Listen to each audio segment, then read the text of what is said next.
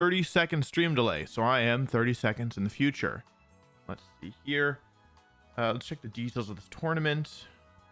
Registrations. There's 97 registrations. We're gonna be just under. It looks like we'll be at 6 rounds, right? Oh wait, maybe over 64. Maybe we'll be at 7 rounds. I forgot the numbers. Anyway, hello everybody. Let me go to Twitter. Tell everybody that I'm live now. Wait, I have to go live. Oh, maybe there'll be like 40-second delay.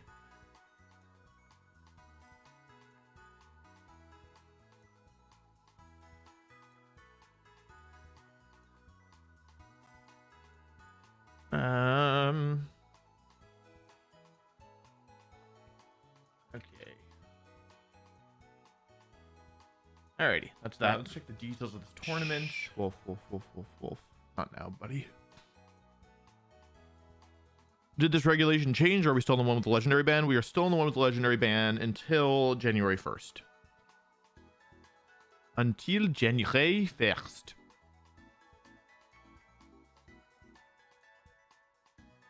How's everybody doing today? Yeah, I was ready, so I figured I may as well just start early so we can talk, because this tournament also starts an hour earlier than normal. I did do the thing where I was so afraid I was going to oversleep that I woke up at like 7. I wanted to wake up at 9:30 because all I had to do to get ready was, you know, normal morning stuff, brush my teeth, eat breakfast, etc. However, I was nervous that I was going to oversleep and then not be able to play. So like my body woke me up at 7:30 and then I was like, oh, I gotta get up. And then I was shooting the time, and it was 7:30 and I was like, okay, back to bed. But then I like woke up at 8 and I was like, oh, I overslept. I checked my phone, it was like 8. So I was like, okay, I'm gonna set like 4 alarms so that when this happens again, I know that I didn't oversleep. So then I woke up at 8:30 and I was like, oh, I gotta get up. I overslept. And then I checked my phone, it was like, yeah, 8:30. So I was like, okay, fine. Like next time I'll wake up at 9:30 for sure. So then I woke up at 9 and I was like, oh, I overslept, I gotta get up. And then I was like, you know what, at this point I'm just gonna get up anyway. So now I'm ready early. I'm here for Blaziken. Ooh, I wonder which starter Pokemon are on the team. I wonder which one. Oh, I should heal. Whatever comes up. I've already built the team. Oh yeah, the tournament starts in 3 minutes. Team's built. How many badges do you have cumulatively? I don't know. When's the first game starting? It should start in 3 minutes. 11 p.m. in the Philippines. I can't sleep. I hope you're able to fall asleep. Not being able to sleep sucks.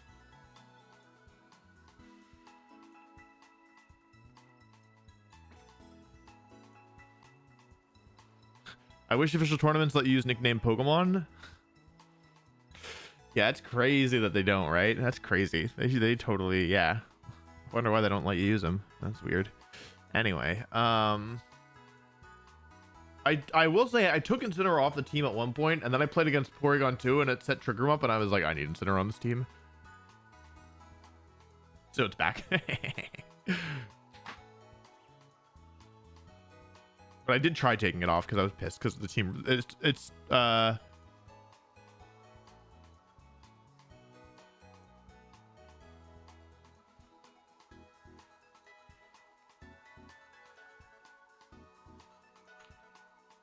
was I saying?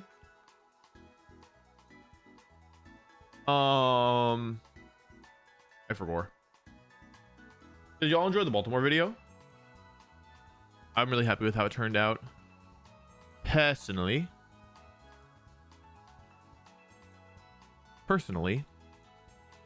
I prefer the air.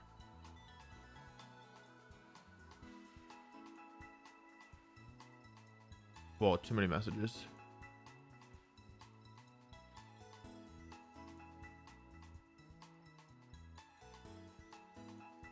Greninja? No, I don't like Greninja. Six is about to go crazy. How's it going, John? Let's see. Tournament should be starting in 1 minute, so we will see. We will see.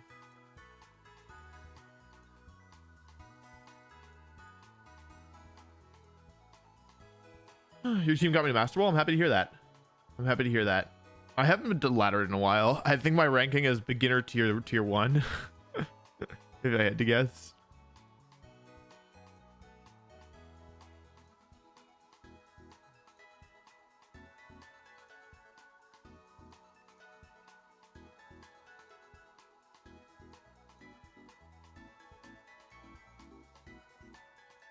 Glad you all like the Baltimore video. We're going to start now, actually. Any second.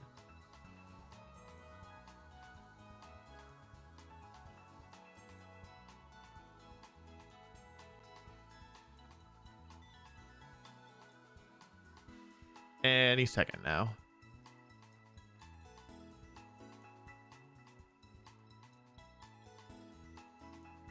This team only has one water type starter.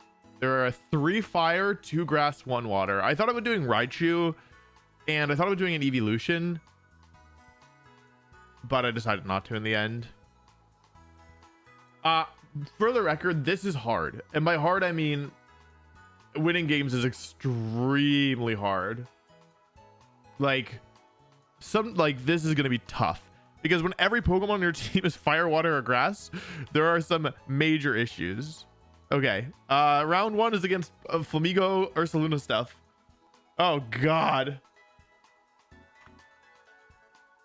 Oh god. Okay, hang on, I gotta check my download stuff because I was like, Porygon 2 is less popular, I won't have to play against it. Is my Incineroar, it's only 9 points higher? Okay, so I can deny the download boost. Oh god, what have I done? I am a pink pony girl. And I fear that I dance at the club, mama. Alright, chat. Here's how I can still win this. Sub Ursaluna, no Earthquake. I think that's probably better for me. No Protect-Amoonguss. Hold on. Pause champion. Oh, clear Smog-Amoonguss. Oh, Gavolt. Okay, my opponent is here, so I don't get the free win. Okay. Okay, let me check my Blaziken stats. Okay, Blaziken's fine, Primarin's fine, Superior's fine, Rillaboom's not. Wait, 10-point differential? 9-point differential. I messed that up. And so I can't lead Rillaboom or Skeletors then.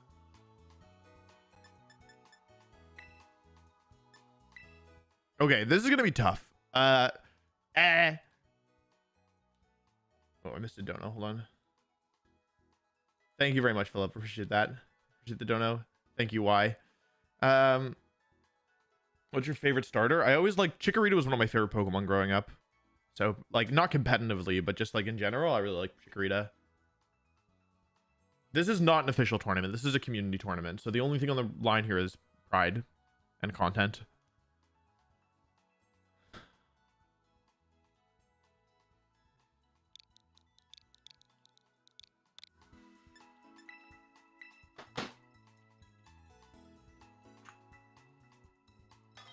They're fighting Porygon 2. Okay, this is gonna be tough.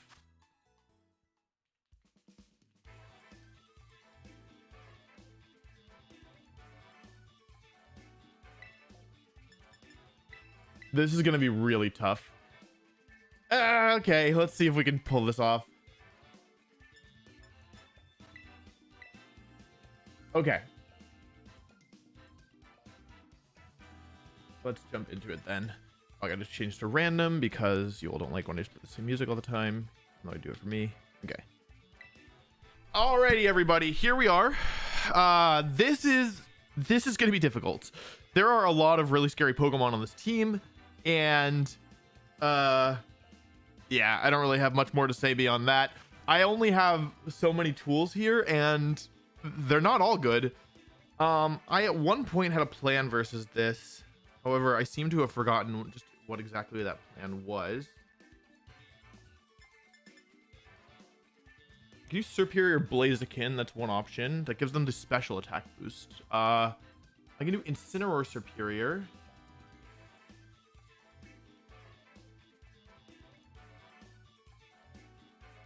I think I want to try Incineroar Superior here. The Flamingo's last move is... but that's so bad against certain things. Okay, which Pokemon am I not bringing here? Honestly, there's nothing that I definitely shouldn't bring. Skeledirge. I feel like maybe this is not a match for Skeledirge because it's not very good against a lot of the... Like, it needs to set up. It's really good versus Porygon 2, though. Okay, I need to figure something out. I think I'm going to try 1, 2. I think I do want Primarina here because it's really good out of Trick Room. So if I can stall out the Trick Room, then it becomes very powerful. So then the question is, what do I want my last Pokemon to be? It could be Rillaboom, which gives me another Spore immunity. I'm running out of time.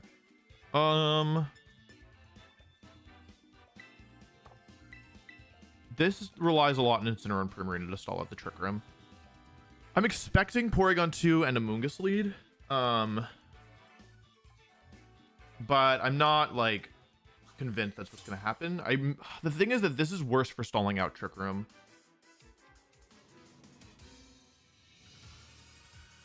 Well, then go Flamigo actually. Okay. Flamigo's Terra is Ghost. So interesting lead. Okay, so here's what's going on. I could Fake Out, but that risks Terra Ghost. But if they Terra Ghost, then they're really weak to Blaziken. So I could Fake Out here. I could also go for the Pledges if I wanted and try and just smack the Goldengo now.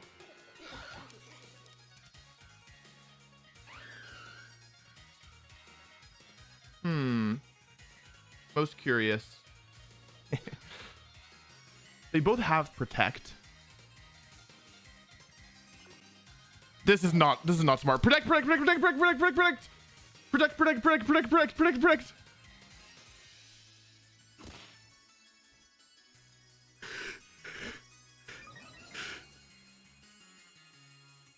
Oh, it's fine. It's not fine. It's not fine. Okay, well that wasn't my best idea, was it? Nasty plot? Okay, it's fine. I got the boost. It's fine.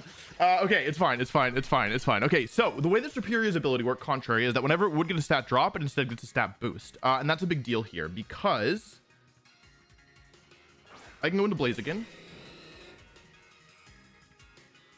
The problem is I needed to hit Flamigo with a move there. That's a really cheeky move that I'm not PP mapped. Oh boy. Okay, that's actually a problem because I do spam Leaf Storm. I gotta fix that after this match. Okay, let's bait out stuff. This could be bad. I think I need to slow down because I think that playing like this is not smart. Okay, they didn't. I was worried about them switching in Incineroar, honestly. They didn't Terra either, which is kind of crazy. Okay, their Goldengo's max speed. That's good to know.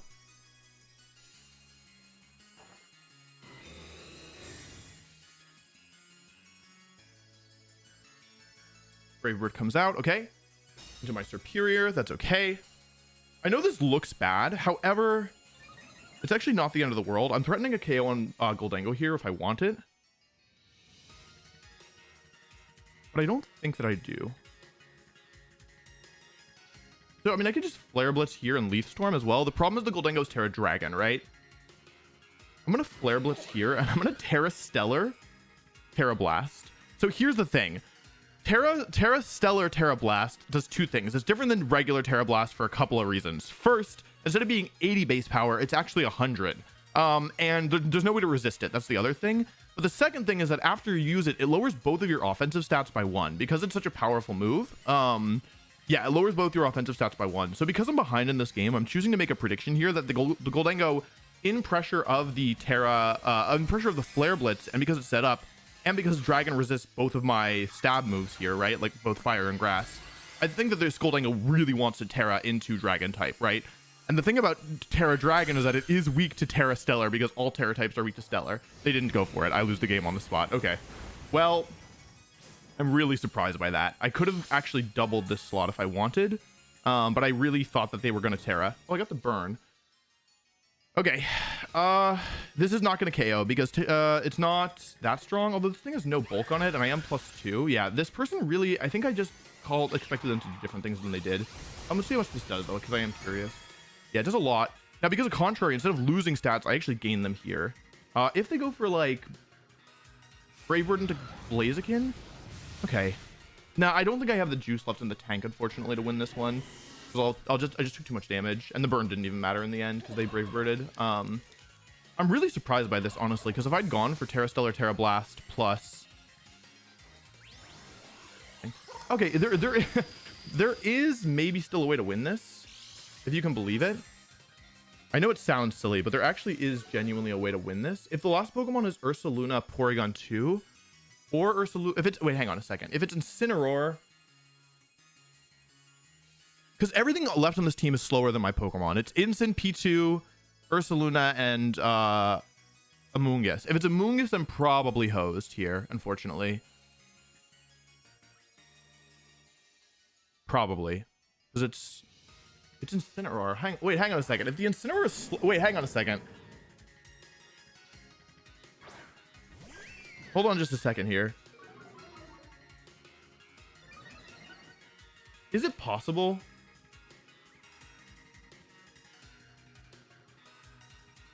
The Incineroar is Terra Grass, right? I think I have to get this turn correct. Otherwise, I think it's over. I'm going to go for Hyper Voice and... Oh, wait, hang on. If I protect both, then next turn we end up in a spot where... I'm gonna go for Hyper Voice here. This is not a safe move, and it's not guaranteed to work. I need to get a call right. Otherwise, they switched. Oh, really smart move. Oh, it's a Amoonguss. Huh. That was a really good move. I needed to attack with Serperior this turn. I didn't think about that. Although, wait. If they protect... No, they went for Make It Rain. Okay. Yeah, they should win this now, unless... There's a lot of damage. Okay, it's okay. It's okay. It's okay. Because, okay. I can't believe they didn't Terra, honestly. Serperior could have run away with this game. They didn't Terra in front of the Fake Out, and they didn't Terra in front of the Flare Blitz. I'm really, really surprised by all this. Is there any way that I can still win this? Probably not, is my fear. Because I just don't have the health left anymore. My Serperior has like 5 attack boosts. Never mind. It has 3. Oh, right, because I didn't get the Leaf Storm on it. Okay. I mean, I go for the double protect, and if I get it, then Serperior survives for a turn. Maybe they won't Terra again. Yeah, they Terra'd now. Okay. Yeah, it's okay. I lost game 1, but this is 2 out of 3. And I played really aggressively. So, and I still, like, he made it kind of close. Yeah, okay, that's okay. I wasn't, even if I got the double, I wasn't going to win here. That's okay. Okay, that's all right.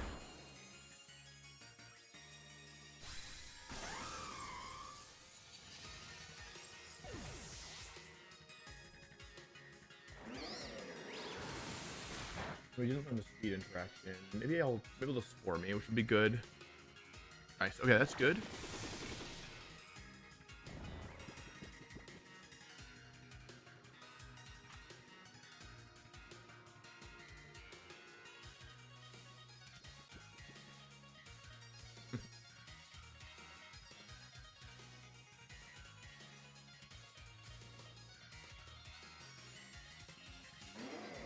Okay. So we learned a lot here. We learned a ton. Even though I lost this game, I do think that I have a chance to win this, but I now need to win 2 in a row if I'm going to pull this off. There's no sound? Oh, is it too quiet? Can you all hear the sound, or is it just too quiet? Let me turn it up a little.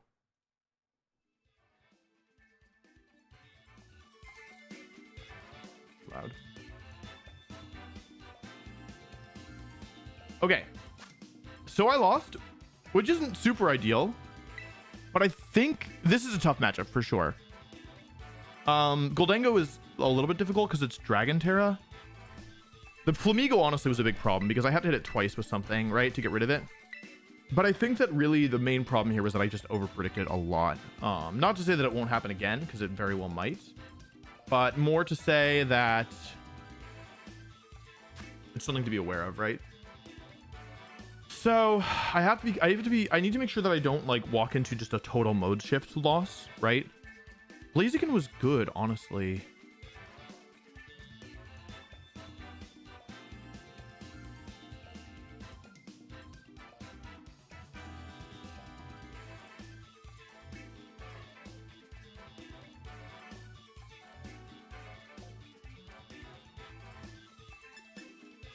Against Goldengo Flamigo lead. I'm pretty sure they're going to switch it up. I think these type of players tend to switch up their leads.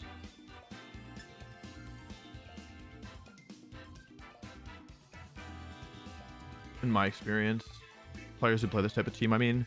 So I expect P2 Instant or P2 Amoongus here. I'm going to do the same 4 again. I know it sounds crazy, but I'm going to do the same 4 again because I think they're going to switch it up.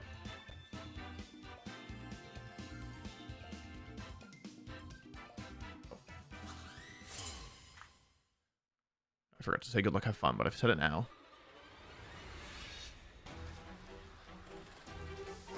Yeah, they just switched it up. Let me go instant. That's a clever lead because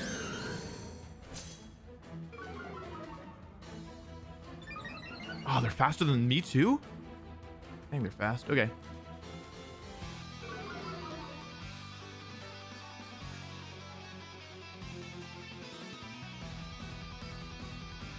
This is tricky because I do have Ghost Terra, but they do too. I kind of want to, like, the thing is that because they're faster, they're in the driver's seat here, which is a big problem. I could switch into Primarina here if I wanted. However, that doesn't help me that much. I wonder if the problem is if I take the fake out, I lose my sash, which is a big deal. This is actually a really good lead against what I brought.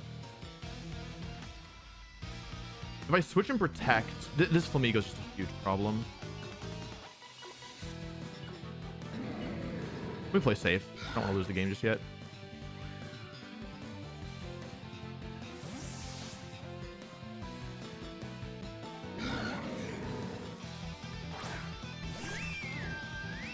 Okay, so they're going for Ghost Terra here, most likely, to cover for the fake out, which is a good play from them. Yeah, so it's not the worst turn in the world, basically. It could have gone worse.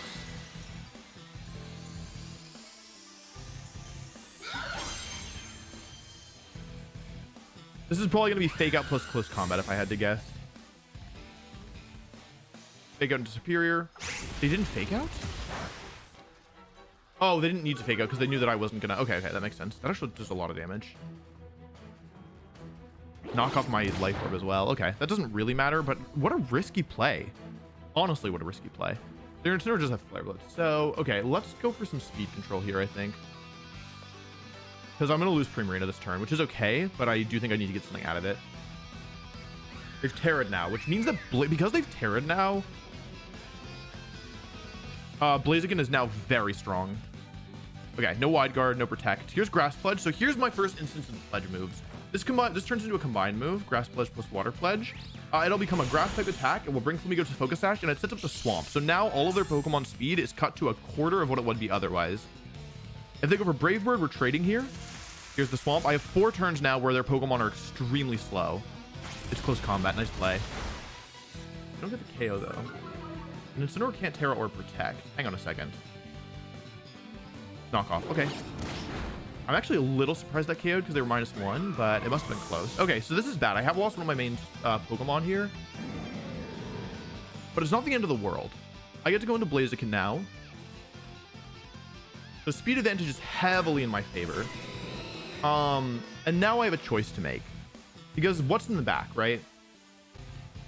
The thing is, this Flamigo does have Wide Guard. So I might have to worry about Wide Guard here.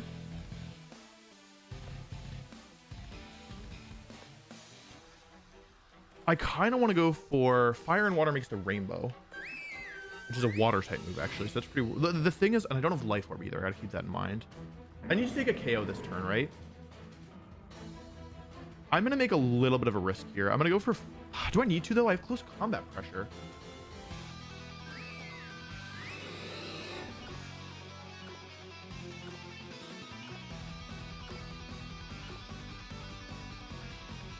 Okay, I'm expecting Goldengo or Moongus to switch in here. Okay. I need to make sure I make these turns count is the thing. No Wide Guard. Okay, excellent. So here's Flare Blitz. This should KO. Okay, that's the end of Amoongus. Take some recoil here, but they're not Rocky Helmets, so I'll still have enough health left. Here's Hyper Voice. Okay, I'm now up 3-2. I'm able to make this kind of play, by the way, because of the Swamp. Because the Swamp has cut their speed so significantly, it's completely possible for me to do stuff like this. I still have my Terra available, which is important because I have... Okay, it is Goldengo in. So let's think this through. My last Pokemon is Incin. So I'm in pretty good shape, honestly. I don't have any drops yet, and I have clear amulet Blaziken. I also have a speed boost already. So thanks to the clear amulet and the speed boost, I'm in decent shape here. The problem is that this turn is a guessing game, right? Because if I were to go for, I have Fully Speed Instant in the back though. Like I could go for Ghost Terra Flare Blitz into Goldango, but I risk losing it, right? How many turns of Swamp are left? Still 2, right? Alternatively, what I could do here is go for Ghost Terra Close Combat to KO the Incin. You know what I'm going to do here? I'm going to Hyper Voice and Ghost Terra Close Combat to get the KO on the Incin, because if they go for Shadow Ball or Make It Rain here, they should lose the 1 versus 1 against my Incineroar in the end. So even though it's a little risky, this is the advantage of Blaziken, by the way. I actually added it on this like specifically because of teams like this, because it's really strong offensively. Here's the fake out. It's a great play by them, honestly. I could have KO'd the Goldango here.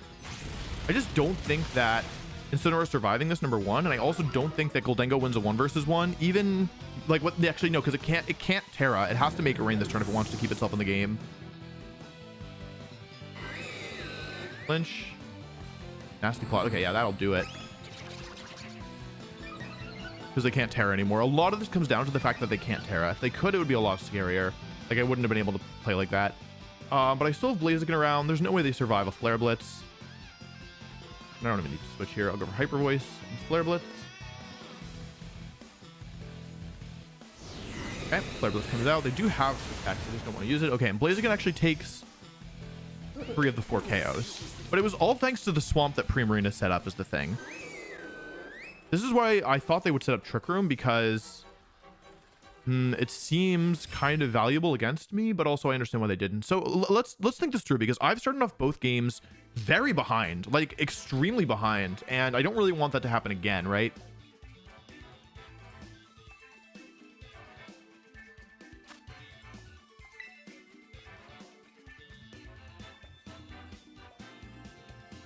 So what are my options? I can lead with Blaziken. The problem with leading with Blaziken is that if they lead with Porygon 2, I'm in some danger, right? But I can maybe get through it still.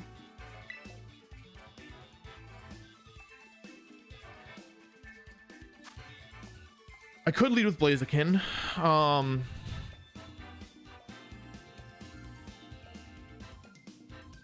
So they're going to do one of 2 things. They're either going to go back to their game 1 lead, I think, of Goldango Flamigo, or they're going to go with a Porygon 2 lead.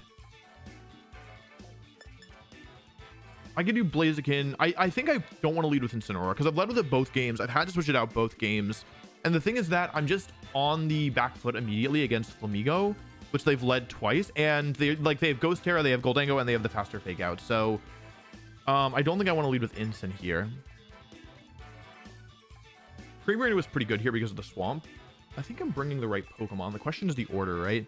So my options are either Primarina, Serperior. I think I always lead Serperior here, right? And then it's either Primarina or Blaziken.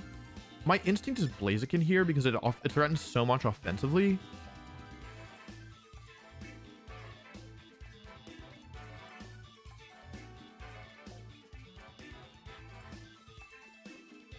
Maybe it can buy time. The problem with this is that it gives Porygon 2 the special attack boost. Alternatively, Primarina is not bad here either, though I'm going to do Blaziken up front this time. I think it's a little bit risky. I just hope that they don't lead with Porygon 2, basically, is where I'm at. The thing is, against what I've been leading, I don't think Porygon 2 is super good, but also they could switch it up because they're their last thing. Like because I beat them with the swamp, it makes sense to me that they would bring Porygon 2. Amoonguss also hasn't done a ton, so they could leave it behind. But also, the thing is that their Pokemon are fast. Okay. So I like my lead against this, I think.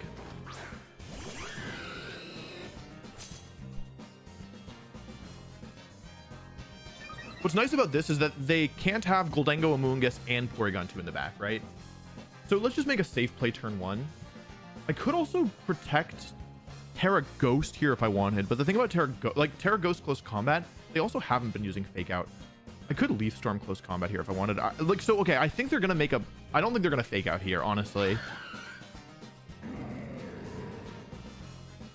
I'm gonna protect both. I think there's no need to make an aggressive play here.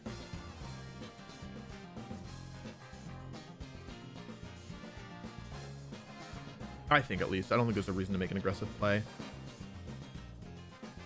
Switching into Amoonguss doesn't help them. Switching into Goldango doesn't really help them. I feel like I've been punished this game for making really aggressive plays. Okay, there's no need to do it, right? Because now I have Speed Boost active, which is a huge deal.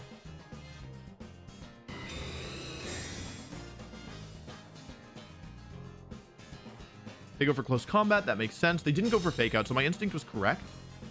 They're not going to parting shot themselves. It doesn't make any sense. They do parting shot into, presumably, I'm clear amulet, so that was really risky, honestly. If I just attacked into Flamigo, they would have probably lost the game on the spot, but I don't need to make risky plays here. Last time I really punished them by hitting the Amoonguss switch in. This game, what I'm going to do is I'm going to try and cover for multiple options. I'm going to use my Terra early, which isn't amazing. I'm going to go for Terra Stellar, Terra Blast, and Close Combat. What this does is it covers for Incineroar Terra terrestrializing. It gives me a boost even if they switch. Alternatively, I could double the Flamigo. The thing is that the Flamigo can't protect itself. They also can't parting shot me. Hang on, maybe I should just go after the Flamigo here.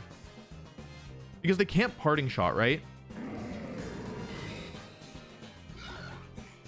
They could Flare Blitz. I'm going to double the Flamigo. Okay. So the thing is, Leaf Storm's only 90% accurate, so we are not out of the woods yet. The thing is, though, that if Incineroar wants to parting shot, it has to give me a boost. Okay, I hit. That's a big deal. Here's Leaf Storm. So Flamigo's been a huge thorn on my side this whole match. Getting rid of it while getting a special attack boost is big. Also, denying parting shot or like keeping Incineroar locked on the field here now that I have +2 Superior is a big deal. They parting shot into Blaziken. That's the clear amulet. It's not going to work. They're stuck on the field. Blaziken gets another boost, and now things are looking kind of scary because now I have +2 Superior and Blaziken's still alive. Here's Porygon 2. Okay. So I have a pin here. They're going to get the special attack boost. However, Porygon 2 cannot protect. And the reason that's important is because, like I said, Terra Stellar, Terra Blast is always super effective against terrestrialized Pokemon, no matter the type. And I'm already +2. So what I can do here is go for Terra Stellar, Terra Blast at +2 and Close Combat. I do not know if this will KO. Superior's base special attack is pretty low. However, this is a pin because if they don't Terra, they have to take super effective Close Combat. And if they do Terra, then they have to take super effective Terra Blast. So we'll have to see. I really do not know if this is going to KO. I'm not doing YouTuber stuff. Like, it's a 100 base power Terra Stellar boosted move, but I don't think it gets the stab boost. I actually don't know how Terra Stellar, Terra Blast works. I've never used it before. Here's the Terra. It is Terra Fighting. I used the best move that I had, honestly. I genuinely believe that. I did the best that I could here. Terra Fighting. Is it going to be enough? The alternative here was to just KO the Incineroar. That's maybe what I could have. Like, I could have gone for Close Combat and Leaf Storm here if I wanted, but I really wanted to get rid of this Porygon 2. We need this to do like 30%, 40%. Oh, God. It might not KO. This is 2 times effective, and I'm +2, and I'm boosted by Terra Stellar. Please KO. Porygon 2 is so tanky. Superior is not very powerful. Is it enough? Oh, that's so big. That is so big. That's the benefit of Terra Stellar. It hits all terrestrialized Pokemon for super effective damage. Porygon 2 goes down, and add insult to injury, Superior gets another special attack boost. It's now +3. If Incineroar wants to switch out here, doesn't. Here's Flare Blitz. Brings us down to 1 HP on Superior. Do I get burned? If I don't get burned, we're in really good shape. I just had to say something. I couldn't keep my big mouth shut, could I? It's okay. We're probably still all right here because I have Incineroar in the back and because they've already terrestrialized now. Because they've already terrestrialized, they can't save their Incineroar from close combat. And because I have Incineroar, I have Fake Out pressure. So, if their last Pokemon's Amoonguss, I get to go for Fake Out close combat, then my fire types win. If it's Ursaluna, I get to go for Fake Out close combat, and then close combat wins. Incineroar comes out. See what they go into. They go into Ursaluna. Okay, cool adjustment from them. However, because they've already terrestrialized, Blaziken is just out of control. If they could still terrestrialize, this would be a lot scarier, but because they can't, I can just go for a very safe Fake Out into Ursaluna, close combat into the Incineroar. It's also not PP maxed. I need to fix that.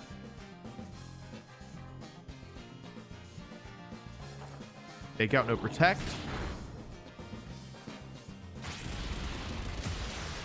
Incineroar goes down. There was no way around that. They don't have protect.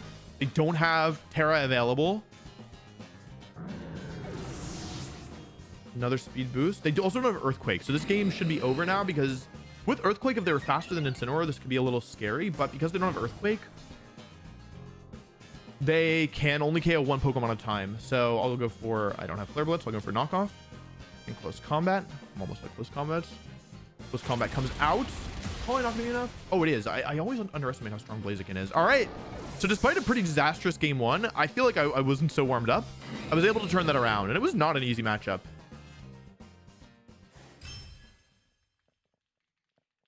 Okay, loss game one, win game two, win game three. All right, let's fix the PP on my Pokemon.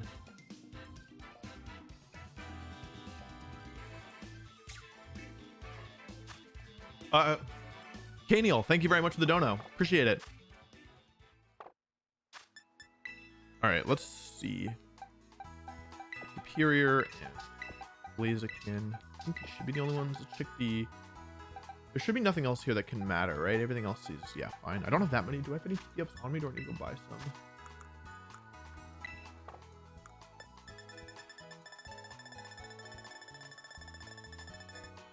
I only have 3 PP ups. Okay, let's go buy more. Is it? It's Delibird supply, right? No, it's not. It's Chansey? Chansey supply. I'm pretty sure. Blaziken was the 6th Pokemon on this team. I added it, not really knowing how much I was going to bring it, so I feel pretty good. I feel pretty good about having it on the team now that I saw that match, because I think that if I had another Pokemon, that would have been really, really difficult. Also, Clear Amulet was good. Like, I wasn't sure about Clear Amulet, because I think Blaziken kind of wants Focus Sash. Excuse me, but in that match, Clear Amulet was really good. Not that much money is the problem. Oh, I sold all my stuff, so I have more now. Not that much.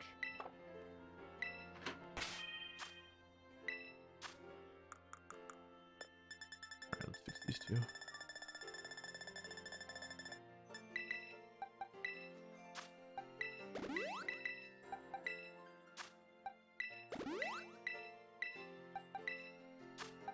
How do you farm money? The way I'm supposed to do it is I have a lot of resources. Like I have a lot of in-game ingredients. What's the official term for it? Like because I EV train manually is the thing. It's everybody thinks I'm crazy because I do it the old-fashioned way. Like I make a sandwich and then I go to the route by Iono's gym and then I like KO Tauros and I KO Tauros there. I KO Cyclizar there. That's attack and speed. I KO Meryl there for HP. Defense I do in the desert with Stonejourner. Special attack, I do Girafarig on the Lighthouse route, and then special defense, I do Gothorita by the woman who makes you play. I think it's by Alphanata, the one who makes you play the stupid Medicham game. Anyway, I do it the old-fashioned way, so I have a lot of resources, so I can put them in the item printer and get items that way. And I can sell those, but it takes forever. Because you can only do like one. Sometimes you get double odds, but you can only do one at a time.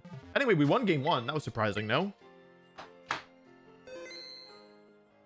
After set one,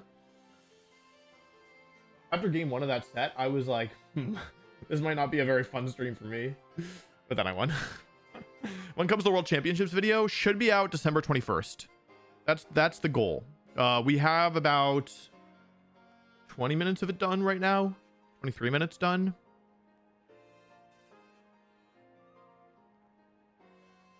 This banana's too far gone. It's not good.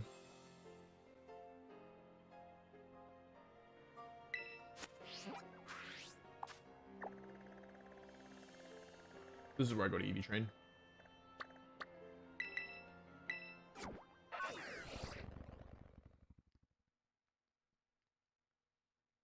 How do you have that much time for manual EV train, bro? It doesn't take very long.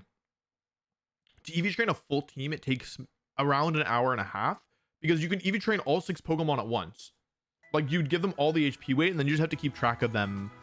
You just have to keep track of them. As long as you don't lose track of where you're at, it's not that hard.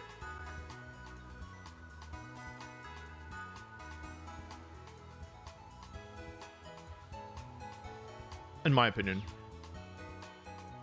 Why is the camera so pale? So I have gamer lights. I will show them to you now.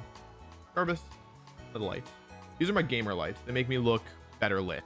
But I mostly use them because otherwise the green screen gets weird. But because of the natural lighting in my room today, I don't need to use them. And these are like spotlights shining on my face. So I prefer not to have them on if I don't have to. So as long as you don't mind me looking a little less shiny. Yeah. Abdullah, thank you very much for the gift sub. I canceled the NIST video. I felt too far behind. Sorry.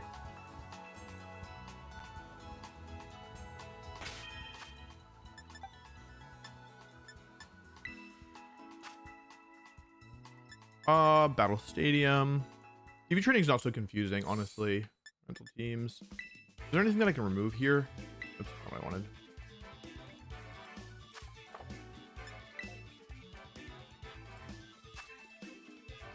I need this one. This is Baltimore. This is Worlds. This is Louisville. I guess I can take this one down. The problem is the video's only been up for a week. Okay. I'm not gonna take it down. I'll show you the team in the box.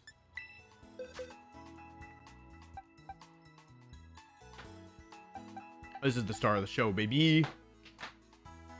Serporier. Wait, its special attack is 127? Oh, I'm shocked it KO'd Porygon too. I am that's max special attack and his base set. I didn't realize it was that low.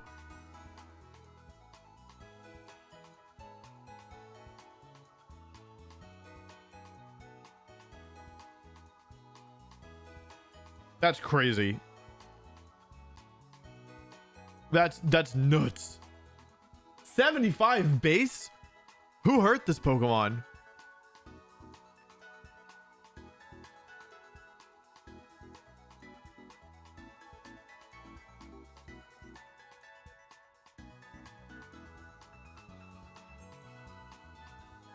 I'll post the full export on Patreon after the tournament is over. Who do you main in Smash Bros? In Melee, I play Gengar. I don't really play Ultimate enough to have a main. Why Stellar Terra? Stellar Terra, Terra Blast always hits Terra Pokemon for super effective damage. It's stronger than regular Terra Blast. And it lowers your attack and special attack by 1, which then combos with Contrary. And so instead of lowering it, it actually raises it. So it's like slightly worse Leaf Storm in terms of getting boosts, but it hits everything for neutral.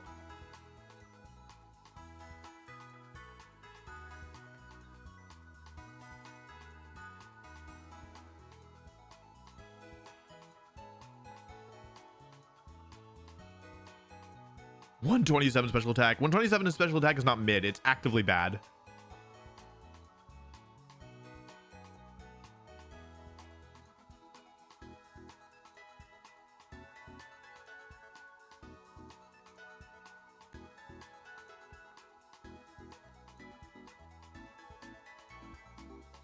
I brought Tinkerton into a tournament. I think it was viable in past formats. In the current format, maybe. It was pretty good when Fluttermane was like the most popular Pokemon and Urshifu wasn't around and Incineroar wasn't around. I don't know about now. I mean, you could probably still use it. It has like the best typing in the game, right? So it could be used.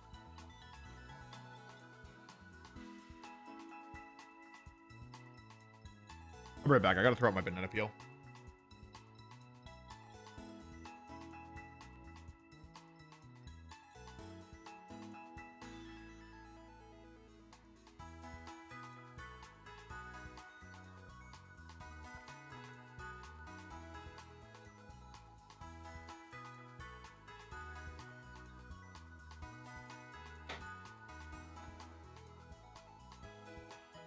Okay, I'm back.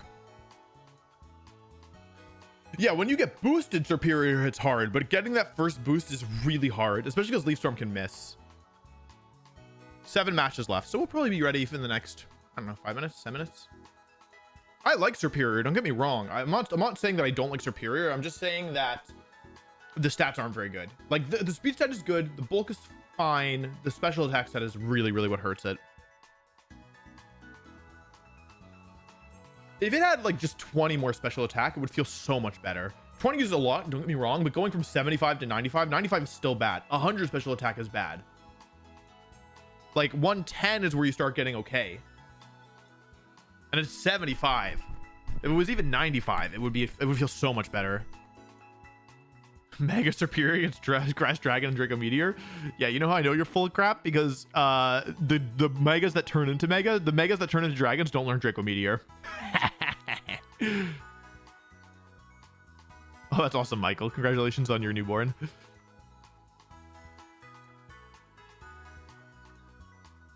The team using Kazooie Electrode is from the Auction Invitational, which we are behind on because I was behind on the Worlds video, so we haven't been able to start that one yet. But hopefully we'll start it soon, making the video on it. What other starters did you consider? I had him Poleon over Blaziken for a while. I considered Raichu, but figured people would kind of give me crap for it, so I decided not to use it. I could have thought about Prinplup if I wanted over Blaziken as well. Skeletor's just supposed to be Skeletor's and Superior are supposed to be the stars of the show here, but yeah, it's kind of hard. What else did I consider? I could have considered Meganium, but I didn't.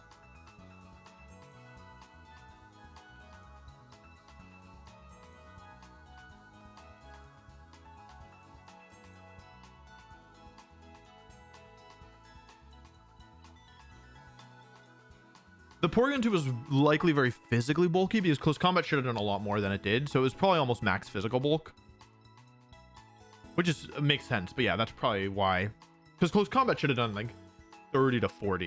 You know what I mean? What's Blaziken's attack stat? It's stronger than it's Adamant, right? Or is it Jolly? It should have done more. It should have done a lot more than it did. So they must have been nearly max defense, I think, and bold.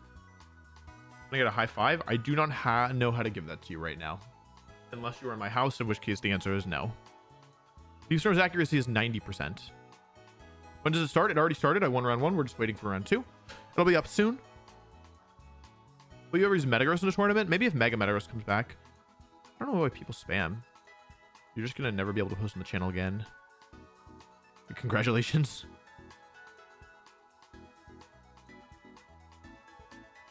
No NAIC video, sorry. Yeah, the thing is, at this point, it was so long ago that, yeah, like, I made the choice to cut it because I was just too far behind. And because it's really similar to the Worlds team, I figured that, like, I wanted to do something similar to the EUIC Orlando combo, where, like, it's part 1, part 2. But, like, I fell too far behind. The thing is that, like, I think most people don't understand how much work goes into these tournament videos. Like, however much you think it is, it's likely a lot more. And like, not just on my end, but across the board. Like, these are the videos that I care the most about, and so I'm not willing to kind of just pump them out, even though, like, I could just come home from Worlds, like, kind of ramble at the camera for an hour or two and turn that into a video. That would be something that I totally could do, but the quality is really important to me. Like, these videos really mean a lot to me.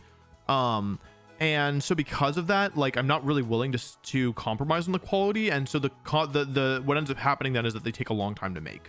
Like, the Worlds video will come out in December. Worlds was in August. And that's, like, in part because, I would say it's largely in part because we're not willing to rush. We're not willing to, we're not willing to kind of make, what's the word I want? Concessions there, because the videos are so important. Like, important maybe isn't, they're important to us, to the people who work on the channel, myself included. So yeah, basically that's the situation, is that, like, of course we could knock out the Worlds video faster, but, like, I want to make it feel really special. I want the quality of the script to be really good. Like, I want to make sure that, like, the editors have, well, as much time as they can, like, to really make sure that they put their flair in. We're talking to somebody to potentially commission custom music, like a composer to commission custom music for the video.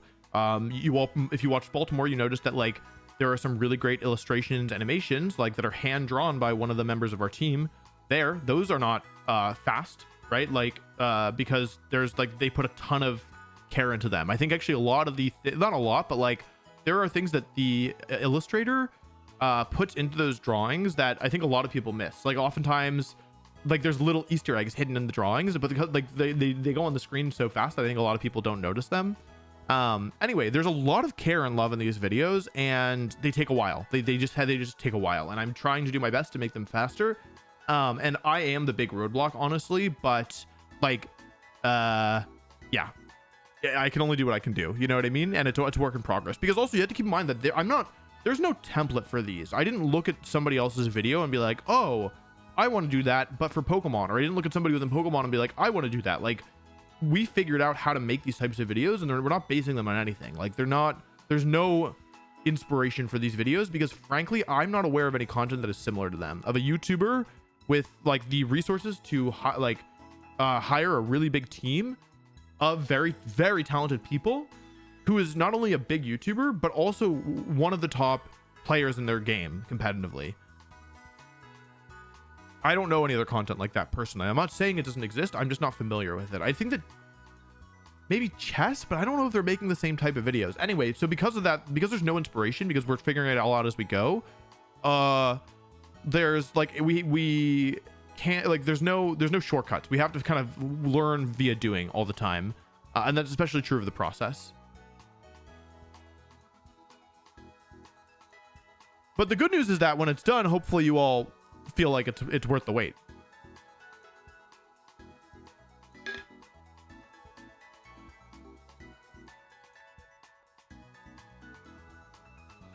The World's video is scheduled for whatever that Saturday is, December 21st, I think. I appreciate No Tango Dinero. Thank you very much.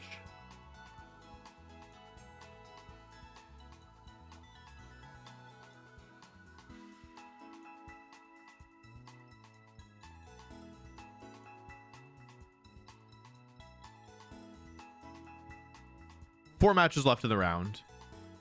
Pelipper Polytoad next tournament? No.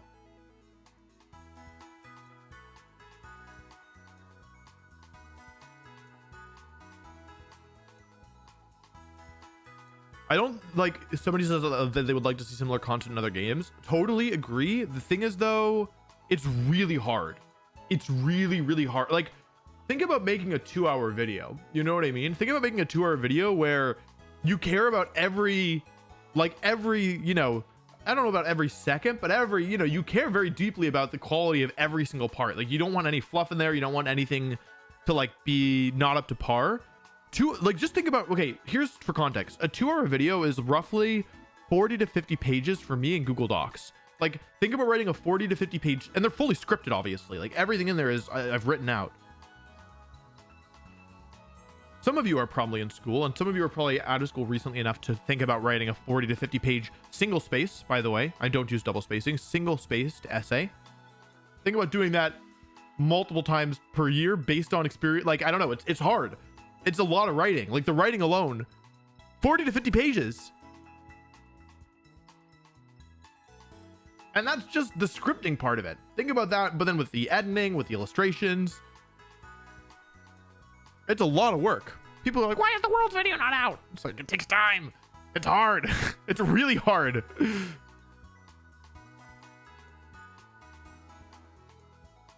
And then think about my poor editor who has to edit 40 to 50 pages of script.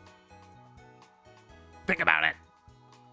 There's no way to record battles in tournament. There's none. Not a single one, unless you're on stream.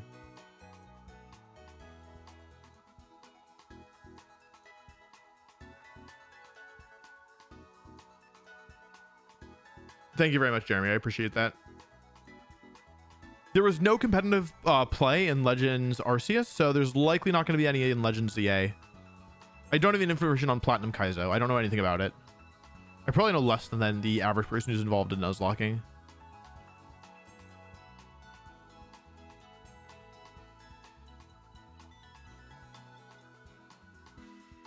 I mean, I could break the videos into smaller videos, but then that would be a worse product, so I'm not going to do that.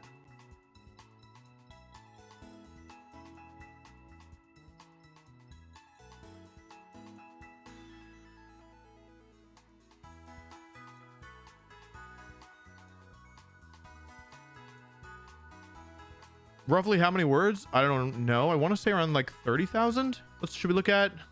Let's look at EUIC. I think that was a longer one. Google Drive. Do we see? Let's see. You're up. All right. The EUIC video, for example, which was part one of a 2-part video, may I say? May I just add? Was 40 pages long. That's not right. Control Shift C. 24,000 words. 132,000 characters. Yeah, that's how long the EUIC video, which was part one of a 2-part video. Like, I wrote that at the same time as Orlando. That's how long it was. Yeah, it was a lot. How useful is throat spray Skeleturge? I don't have throat spray on this team. I think it's kind of win more because like the difference between +1 and +2 Skeleturge isn't that big, but surviving for an extra like bit is important.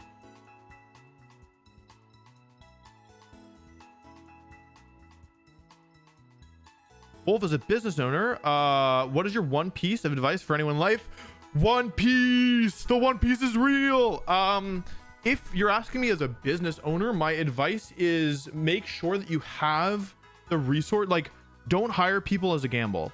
That's something that I feel really strongly about. Like, if you're gonna hire somebody, make sure that you can like don't hire them with the assumption that you're gonna be able to make enough money to cover for it. Like, make sure you have the money in advance. I actually, at one point, when I wanted to bring one of my editors on full time, the first editor, my primary editor, my producer, when I wanted to bring him on full time, I was like scared that, like, you know, hiring a full-time employee is a big commitment. And I wanted to make sure, like, I was, you know, I didn't take it lightly that somebody else's livelihood was going to depend on me. And so what I did was I worked with a company called, I don't need to name them. It's not a problem. But I don't see a reason to name them. Anyway, there are companies that are willing to buy your YouTube backlog. And what that means is that basically they bought all of my inventory, all of it. Like every video that I had on my channel, they paid for 5 years like ownership of. So if you watch a video prior to, when did we do this? I feel like it was the year before Scarlet and Violet, maybe. So like fall of 21, maybe. I don't remember exactly when it was, but somewhere around there. Basically, if you watch a video from before then, I don't earn any money on that because I sold the rights to it. I sold the rights to it to this company. And the reason that I did that was because I wanted to make sure that even if like the channel tanked, I would still have enough of a backlog built up so that I could pay my main editor no matter what happened. Anyway, round 2 is up. Oh god. Oh god. Folks, it's looking kind of tough. Zard. Oh god. What have I done? Scarf Ape, Zard. It's 8th.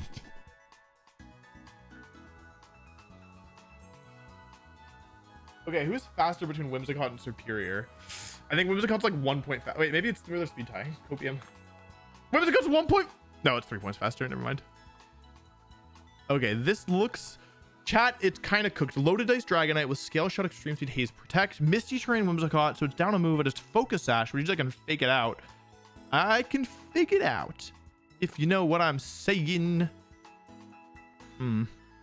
Miracle Seed Rillaboom.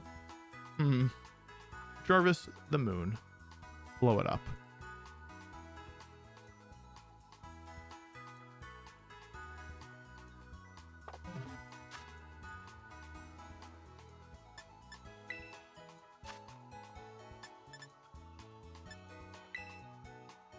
Are you allowed to disclose that? I hope so. I don't even know what you're talking about because there's a 30-second delay. But I hope I am because I did, right?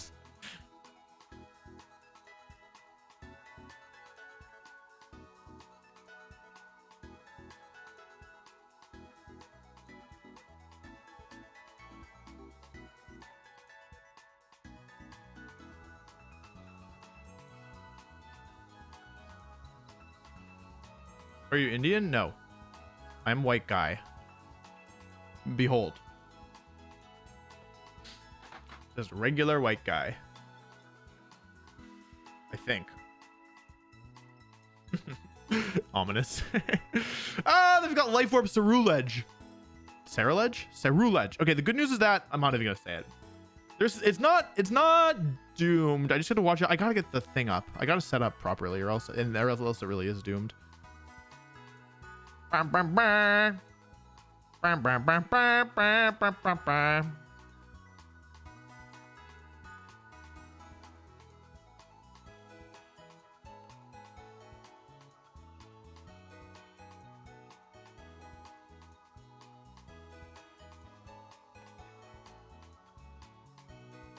They're not checking in. Maybe they're not going to show up. Oh, yeah, we'll get the free win. Oh, it's Terra. Okay, sorry. It's Life Orb Terra fighting Ceruledge. Wait.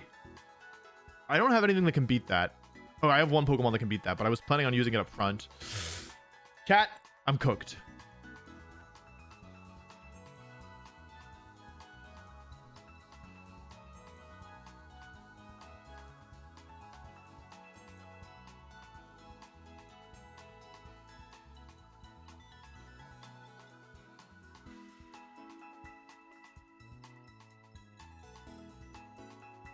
Okay, this is so tough. However, I might win because my opponent might not show. But I want them to show. I don't want... I want a proper... If I'm going to win, I want a proper victory. Otherwise, I want a defeat. Well, I guess I want a proper victory, a proper loss, an improper victory, and improper loss. That's my priority list.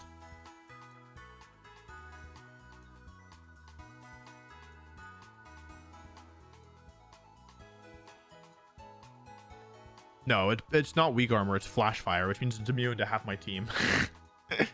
Stupid Pokemon.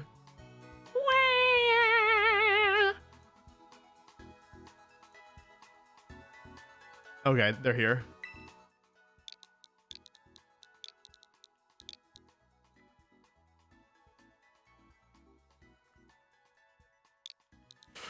Okay, this is gonna be tough.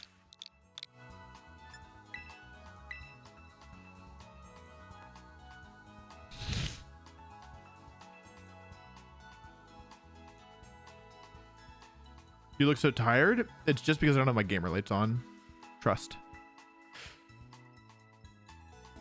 Okay, I need to make sure I really pay a lot of respect to this Cerulege. So Cerulege 100% walls my Blaziken and my Skeleturge. Like 100%, meaning, and it also mostly walls my Rillaboom as well. Oh, that's not good. Oh, did I hit the coding wrong? I did. That's why. Go. Dream Snipers are gonna be moldy. Okay.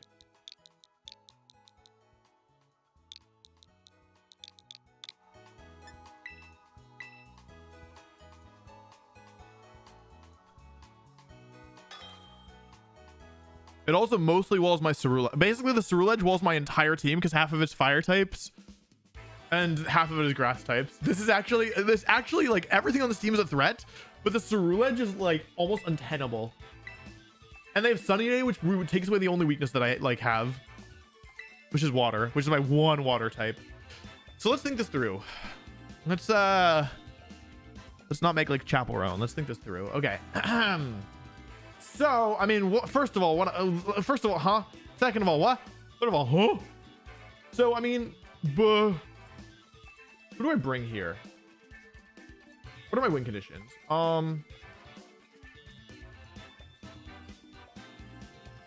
I mean, I know what the most important Pokemon is here, right? I always have to bring something that doesn't beat Cerulege, basically, right? Fire Water makes the Water Pledge.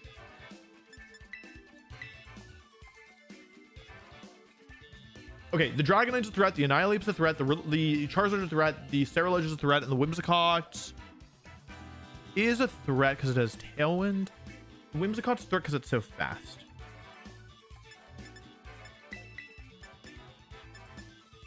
Okay, I think I always bring these three. The question is who's the fourth. Blaziken cannot touch Cerulege, neither can Skeleturge. The thing about Blaziken is it opens up Fire Pledge, Water Pledge, so I think I'm going to do this. The problem is that there's so many problems. There's genuinely so many problems. I just can't touch Cerulege with like literally any of my Pokemon.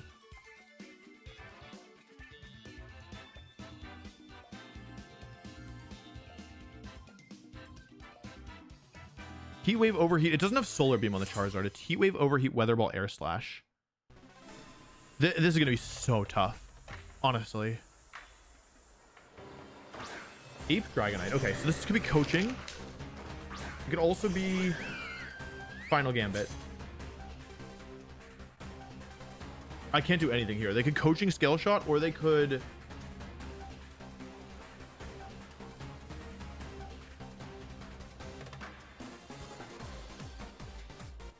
Final Gambit me. I would lose in both cases. Yeah, I mean, there's nothing I can do here, right?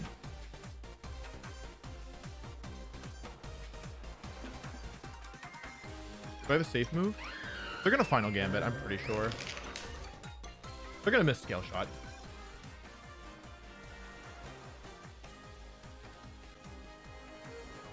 They're gonna miss Scale Shot. Trust me. Trust me. Yeah, Dragonite's a problem if they have... The Annihilape's genuinely a real threat. I guess what I could have done here is actually... I could have gone for Leaf Storm into the Annihilate here if I wanted. And Protect. Because the Dragonite can't very easily damage. I should have checked if Serperior even lives a scale shot at neutral. I'm giving them the attack boost here because I don't think they're going for close combat. Their moves are U-turn, coaching, final gambit. Yeah, I'm just trading instant here for their offensive, actually. Okay, interesting. Final gambit doesn't get the KO. So they have what? Wait, 170. Wait, what's 202 minus? Did I miss? Please hit, please hit, please hit. Okay, that's a big deal. I need to break multi-scale. This doesn't look like super effective, obviously, but I do break the multi-scale, which is important. Please miss. Okay, that's fine. Their -1 will still survive. Okay, I was living at neutral too.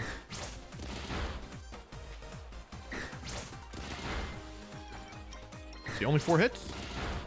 Doesn't matter anymore. Okay, that's fine. I got 5 as well. Okay, so I've basically lost 2 Pokemon here, which is pretty bad. I get +1 speed. The Dragonite also has Protect. There's so many ways this could go badly now.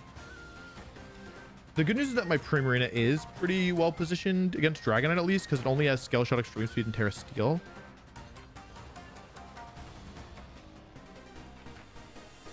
Protect Leaf Storm would have been pretty good there, honestly, because I would have had to... I think I made the wrong turn 1, but it's maybe okay.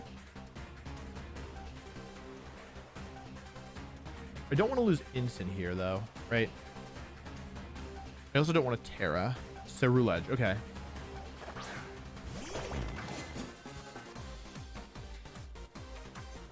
Go for a Leaf Storm here and a switch out into Primarina. A Fire Pledge, Water Pledge available as an option. I need to get rid of this Dragonite. Primarina is the most important Pokemon here. So I don't... Well, they have Poltergeist. Ah, shoot. I didn't think about Poltergeist. Oh, it doesn't have Shadow Sneak, actually. This was a mistake, I think. I think I needed to... the thing is, though, it wasn't really a mistake because I need to get Instant off the field because otherwise Ceruledge is just going to kill me. They don't have Shadow Sneak, though. Bitterblade, Close Combat, Poltergeist. Yeah, the issue is this Ceruledge. I can't touch it. E-Speed, yeah, okay. The crit ends up mattering a lot there, actually, as you can see here. Hopefully it's just Close Combat. Okay, it's okay. It's not amazing, but it's certainly not bad either. Oh my god, that's strong. Okay.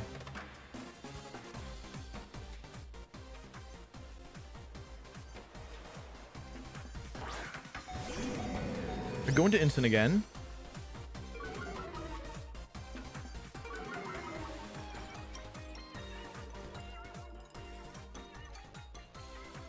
I have an idea that could work.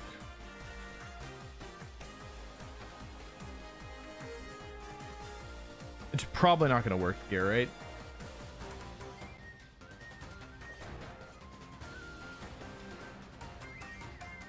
Switch to Blaziken here. Do they have Tailwind? They do not.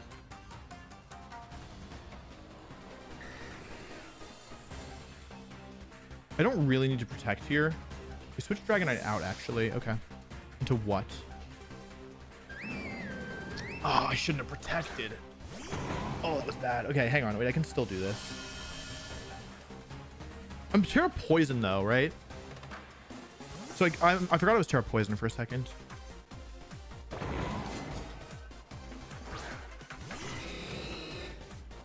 Okay. Okay, so I could have gone for Hyper Voice, but actually maybe this is slightly more optimal. Let's fake out Ceruledge. The Rillaboom doesn't have, Hang on a second. Wait, hang on. Let's think this through. What are my options? I have Terra Poison available on Primarina, which will then mean that I'm having more trouble versus the...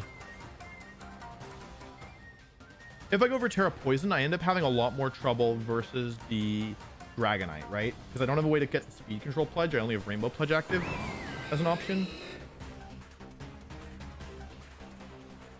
If I go for Flare Blitz... Terra Poison here, it's one option. Hang on.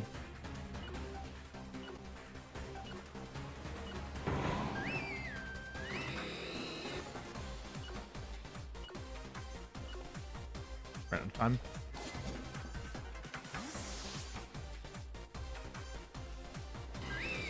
Okay. Oh, I timed out and I didn't Terra. Wait, that's amazing. Wait, they didn't Terra either. Oh, Blaziken, you're the greatest Pokemon of all time.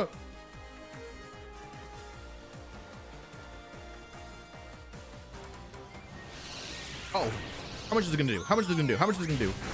Infinite damage. Up. I think I'm actually still losing this, right? Because all my Pokemon are too low.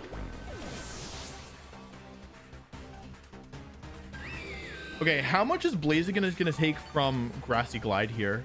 That's like the #1 question that the chat has. Oh, it has extreme speed too.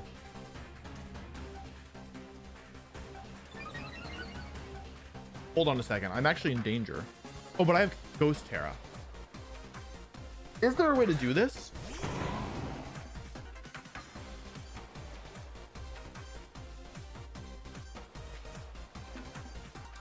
They can't KO both, right? So what I could do is protect both here. How many turns of grass are left? 3? Hang on. If I protect both here, because they're burnt, right? So I just need to get... Wait, they're burnt Dragonite. So all I need to do to win is... Wait, hang on. Protect both here. And they're Miracle Seed Rillaboom. So what I can do is protect to stall a turn. They're burn Dragonite. The burn matters a lot here. This is still really close. I think that if I were more familiar with this team, I could probably find a guaranteed win here. But I'm not more familiar with this team, so I'm not sure I'll be able to. Incineroar is very low HP, right? I hate it. There was no... My speed boost. But I got back again, so it's fine. Okay, so I could have won this turn.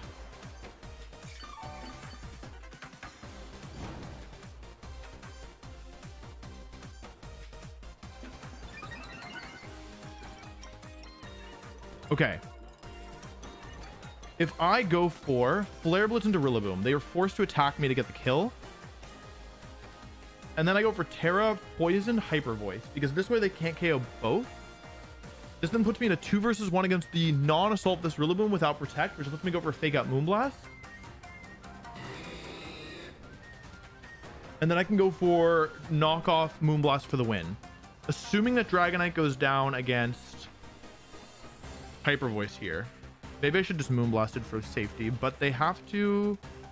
They could Grassy Glide and get the KO that way, which would be really bad. This was not a guaranteed win. I messed it up.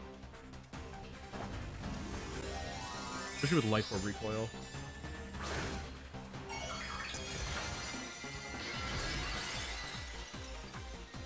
And again, Grassy Terrain's helping me here. Have they Terra'd already? They have. No, they haven't. Oh, it's Terra Fire Rillaboom. They survived. I messed this up so badly, I fear.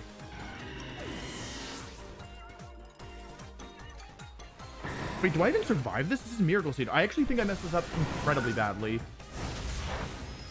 I barely survive. It takes some recoil. Oh god, this is gonna be really close. Have they Terra'd already? Am I forgetting? Cerulege didn't Terra. Oh, I'm down to another... Wait, I go down to another one. To another attack. I actually managed to throw this. That's actually crazy. I had a safe-ish win condition, and I didn't find it.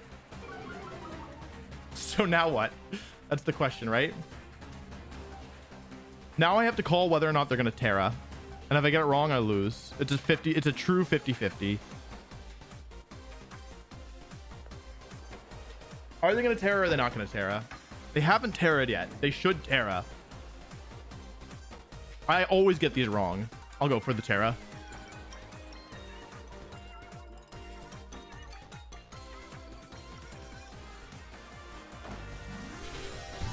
Okay. Oh. A little bit too close to for comfort there.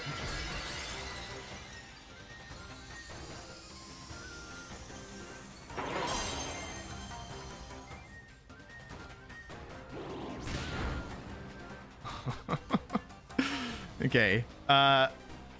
Okay. Well, we won. It was extremely scuffed, but we did win. I think this is going to be tough to win a second game in, based on how this game one went.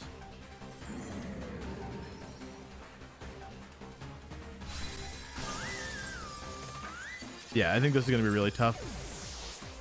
Okay. Well, we got a win on the board, which is good.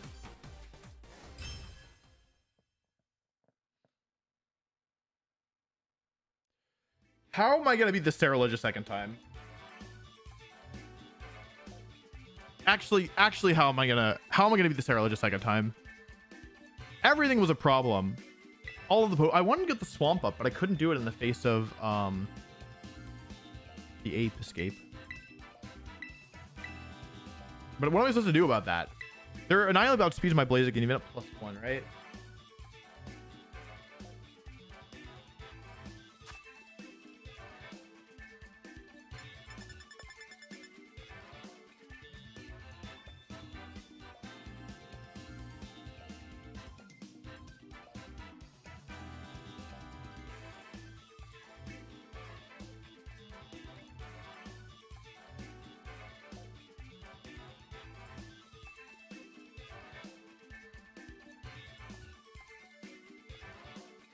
Okay.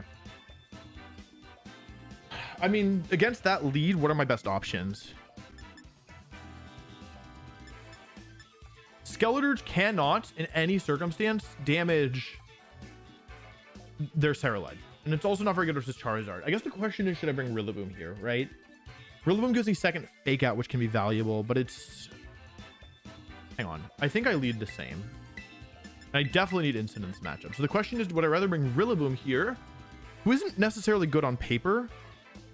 Rillaboom gives me a bit more. It gives me a second chance to get the pledges up if Serperior goes down. It also gives me a second form of Fake Out, which is pretty valuable, but it can't. I mean, Blaziken literally cannot touch Sterilage. I'm gonna go for second form of Fake Out because neither Charizard or Whimsicott has Protect. And Drum Beating can potentially cheese me a... Yeah, I'm gonna bring Rillaboom because it's better at... I guess Blaziken also provides support in that way. I need to get the Swamp up, I think, to have a chance at this.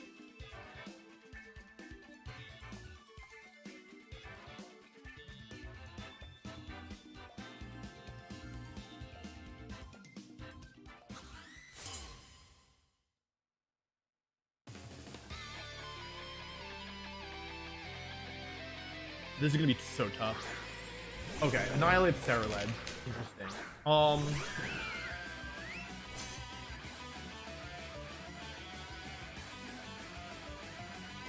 They don't have any priority as a thing. It left Instant with 16 HP, right? So 202 minus 16 is... I think I genuinely survive a hit. Is that wrong? I want to get the pledge up. Oh, because plus 16 is 203. It was 16, right? I'm pretty sure. Go for Leaf Storm and Protect here. It might go for Coaching, which is kind of okay. I actually think I prefer Coaching here over anything else. They also could go for U-turn. Oh, they're probably going for U-turn, actually. I forgot about U-turn. Okay, that might have been this was probably a mistake on my part. No Terra. I mean, they're really open against Primarina. They go for Coaching. Okay, this is actually genuinely okay. They get to +1, which is definitely bad. Oh, wait, it's not okay because they can go for... it's okay. My Superior impression. Yeah, they go for Poltergeist. Okay, interesting. So I have two options here. Number one, I can go for a second Leaf Storm if I want. Number two, I can go for Pledges. The thing is that they actually don't have...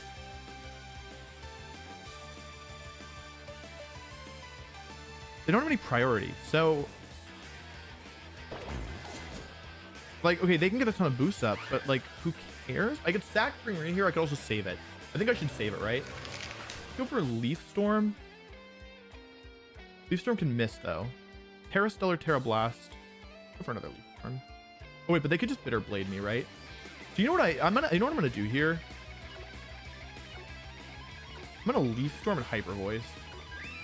I'm gonna force them to kill Primarina here. Okay, it didn't work. I should have gone for Pledges. If I got Pledges up that turn, I was actually so lit.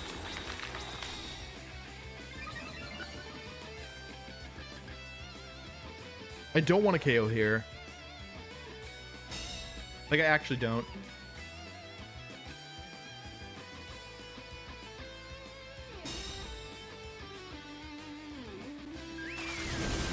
Okay, that's really good. It's really, really good. I don't have Grassy Glide, though. I think let's just swamp him.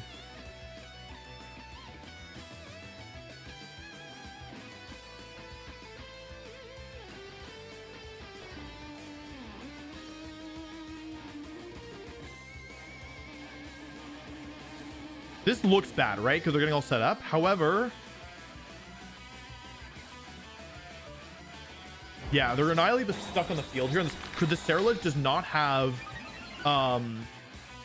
it doesn't have priority. And so what this allows me to do basically is I'm stealing speed control here. Right? I'm using the swamp now to do this. What? How strong is that move? What? Anyway, I have speed control now. Poltergeist can miss. It didn't miss. Bad. Okay, that's the end of Primarina, which is bad. Don't get me wrong, it's definitely bad. However, now they've got Cerulege, okay? I go into Instant here. I drop them by 1 stage. Okay. The problem now is the Dragonite, because I did just give up my best Dragonite answer. But it's not so bad, right? Ghost doesn't resist grass. So what I can do here is go for Leaf Storm here and just leave the Annihilate on the field, right? Leaf Storm and side Parting Shot here to get another boost. And that gives me Fake Out Pressure next turn, which then allows me to KO the Cerulege. So I traded basically... I just want to make sure I'm getting used to the swamp turns, right? The thing is, they might not want to switch, because if I read the switch and they switch into, like, pretty much anything, they can be in real trouble. It's base 150? I mean, I know it's base 150. I thought, okay, actually, I thought it was base 160. Fine. You got me. I thought it was base 160. But still, it's a resisted move, and it's grass type, so you would think it wouldn't do that much damage. The Annihilate switches, okay. Into what? Rillaboom? Yep, here's Rillaboom. That's fine, because now... this is going to be Protect, most likely, which is okay. Because I'm still setting up. They didn't Protect! Grassy Terrain's active! This is +4 sorry. Currently it's +4. However, I Parting Shotted myself, which normally you don't want to do. However, because of Contrary, this is now +5 Superior. And I have Fake Out Pressure active, and importantly, the Swamp is still up. And also importantly, they cannot Protect this turn.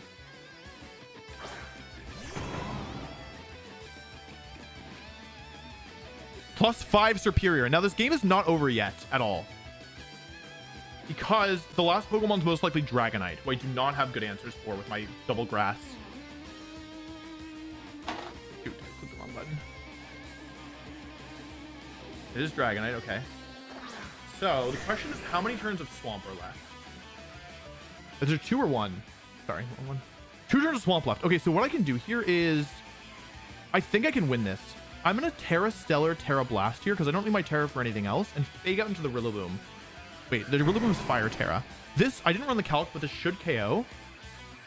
And what this allows me to do, basically, is force the Annihilate in next turn when Swamp is still active. Right, this gets the KO. There's 2, I checked, I did everything right. There's 2 turns of Swamp left. So I get to go for Terra Stellar, Terra Blast. I ignore the Dragonite for a turn, and I Fake Out the Rillaboom. Then they go into Annihilate, but there's still 1 turn of Swamp left. And because there's 1 turn of Swamp left, my Rillaboom outspeeds their Annihilate, which then lets me play a 2 versus 1. And I can use Knockoff to remove the loaded dice, which is basically all of Dragonite's damage output. I Fake Out to force them to go down this turn. Here's Terra Blast. Okay, this is +5. Gets the KO. +6 Superior. I couldn't go after Dragonite here because it could Protect, and it also has multi-scale, so I couldn't split the targets. Go for Haze, so that's all of my boost removed. However, it's too little too late here, because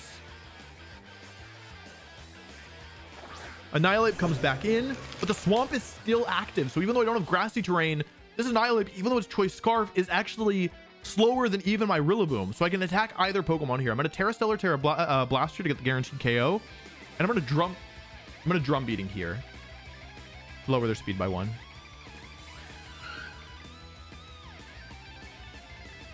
This is the power of Superior. If you allow it to get a couple boosts, it becomes really, really threatening. My opponent was smart to take out the Primarina. It was the main threat last game. However, in doing so, they allowed Superior to get just 1 Leaf Storm boost. But with that boost, because they were so focused on Primarina, we were able to get Swamp Up and then just run away with the game. We get another boost here, get the KO on Annihilate. Here's Drum Beating. I'm doing this for 2 reasons. One, it lowers the speed, so that Incineroar should outspeed even after if they get the KO this turn. It also will cancel out any boost from Scale Shot, which is good. Here's 1, 2. I guess we'll find out if I survive for 5. I should survive. Yeah, it did 30, under 30. Yeah. Okay, I survived 5 hits. That's great. Even without yeah, whatever. Still +1 Superior. They're -1 defense now and they're neutral speed. So I'm just going to keep hitting this thing with Drum Beating and Terra Blast.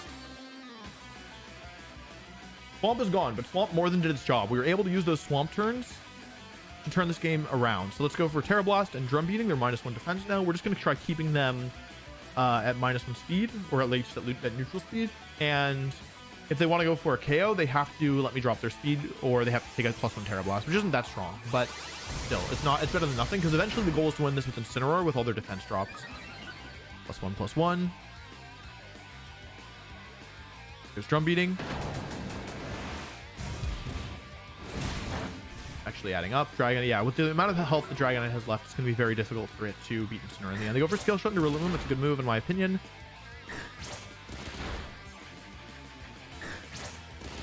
Three, 4 times.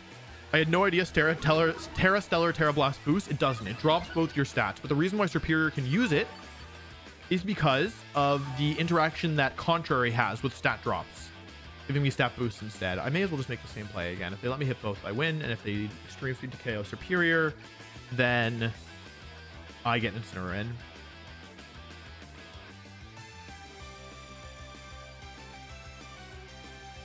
Here's the Terra. Just steal, okay.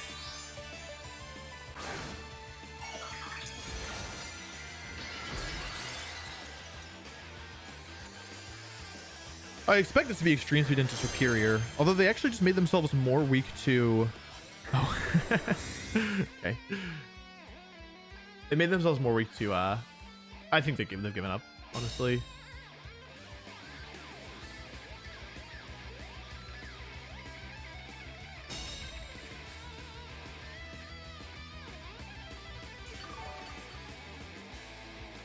They're -2 defense as well, so I could probably just take the KO with Wood Hammer, but I have a funny idea. Grass is gone. I could just win this with Wood Hammer, but I could do a lot of things to win this. But I'm gonna go for Terra Blast and Drum Beating. Did they go for Extreme Speed? Okay. Awesome. Okay. I want to take the KO with a specific move. I hope I don't get the KO here. Oh yeah, I could Drum Beating my Superior. I never thought about that. Don't KO? Okay, come on. I wanted to KO with Fire Pledge and Incineroar, but that's okay. All right, that's the end of Dragonite. And we somehow win against this truly nightmare matchup. Like a Ceruledge that literally 3 of the Pokemon it was completely immune to. With Skeletor, Ceruledge. It was completely immune to 2, and it very, very matched up well into 3, and it outsped Primarina. Yeah, I don't know how we won that. That's crazy. Yeah, but the Swamp is so strong. If you get the Swamp, the Swamp is so strong, and Superior is so strong. If it gets boosted, it's just so hard to let it get set up. Oh, they tear to get the grassy terrain healing. That makes sense. Yeah, Superior really popped off there. Yeah, we're really seeing the interactions of Stellar Superior here with Contrary.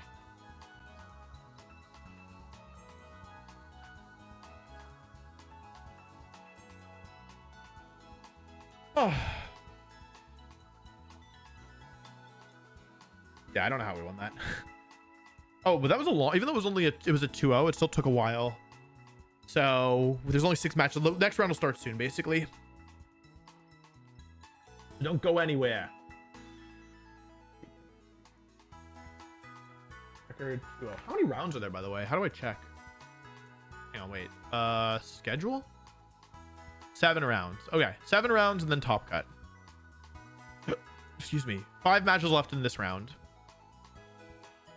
So Swamp is really interesting because normally in the current competitive Pokemon like system, basically, most moves that interact with speed do one of 2 things. They either make it half as fast or make you twice as fast, doubling or halving, or they affect the speed stat. -1 speed is basically 2/3 of your original speed value. So like basically +1 speed is 1.5 times as fast. So basically most ways that affect speed, at least in you know 1 drop, and 2 drops is +2 -2. So most moves that affect speed do it with a multiplier of +2 or -2, which is 2 times as fast or half as slow.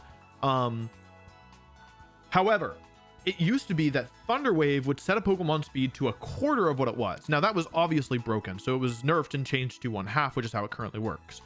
But the pledges were introduced prior to Thunder Wave's nerf, and when Thunder Wave changed, the pledges didn't change. And so that's relevant here because if you use Grass Pledge and then Water Pledge, or Water Pledge and then Grass Pledge, if you use Grass and Water Pledge together, you create something called the Swamp.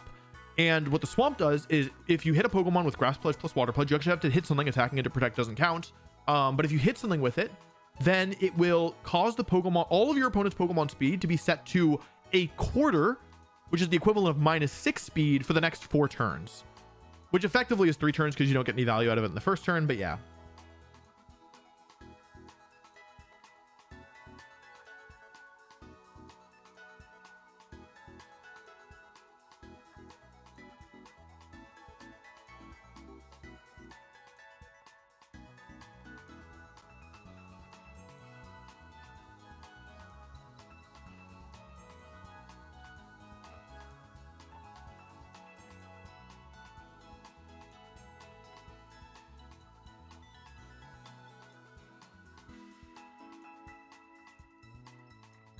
The Fire and Water pledges. Whoa, Vi, thank you so much for the 5 gift subs. Wow, that's really, really generous. Thank you very much. Super, super, super generous. Thanks so much. The Fire and Water pledge on this team is the worst one. It's the one with the most potential, I think. It creates the rainbow. And what the rainbow does is it doubles the odds of all secondary effects. So you can do really mean stuff like this with this, like Rock Slide or like Serene Grace Togekiss, for example, which would have double flinch chance.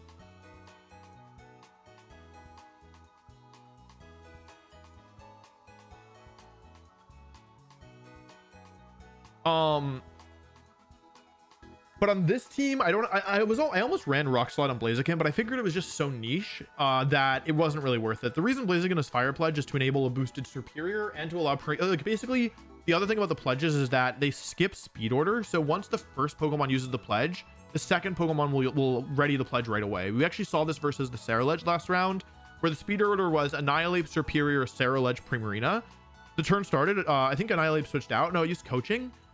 Superior used Grass Pledge, and even though Ceruledge was faster than Primarina, I was able to then use Water Pledge right away onto the Ceruledge for a ton of damage. And I was able to use that to basically skip the turn order, and that's part of the reason why Blaziken's on this team, and part of the reason why it says Fire Pledge is to enable Pokemon that are slower than Blaziken but faster than the other Pokemon like Primarina and Superior. And the third thing is the Burning Field, which does it affect fire types, the Burning Field? I gotta look this up. Bulbapedia. Fire. Because I get confused. Like I used to know how it worked 100%, but it was similar. It's similar to Gmax Wildfire. Fire Pledge and Grass. All non-fire type. Okay, so it's basically a worse version of Gmax Wildfire. Because it does 1/8 of their HP. When in the how do they make Gmax Wildfire legal? That thing did 1/6. Anyway, it's good to like break focus hashes basically. But my fire attackers, it basically can only be used as like a superior attack here since the other Pokemon are all physical. And you need it has to be like, in order for it to be really scary, it has to be Blaziken and Superior, because the slower Pokemon always uses the combined move basically.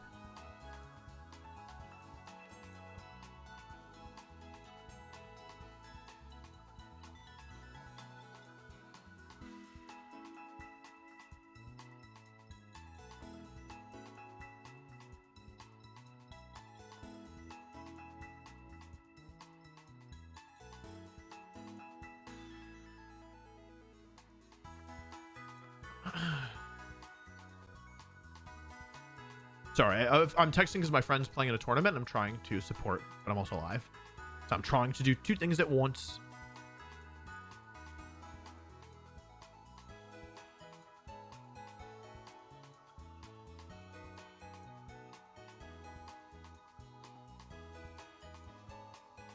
Whoa, huge donut from Just a Corgi. Thank you so much.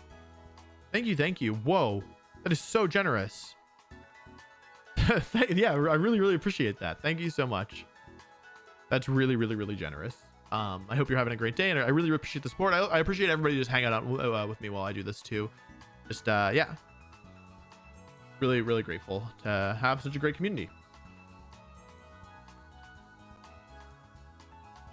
What's the next tournament you're going to? Undecided. I've booked Toronto, but I booked it with cancelable flights, so we'll see how I'm feeling. I had a really hectic fall. Like just it was a lot. I was out of town 11 out of 12 consecutive weekends, and the weekend that I was in town, that was the weekend where there was a global challenge. I was also hosting the auction invitational, and I was hosting a Halloween party with my partner, and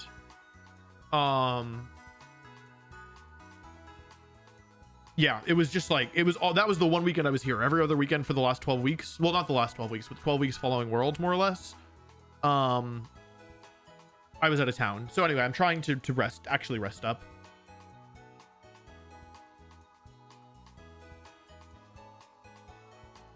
Four matches left in the round.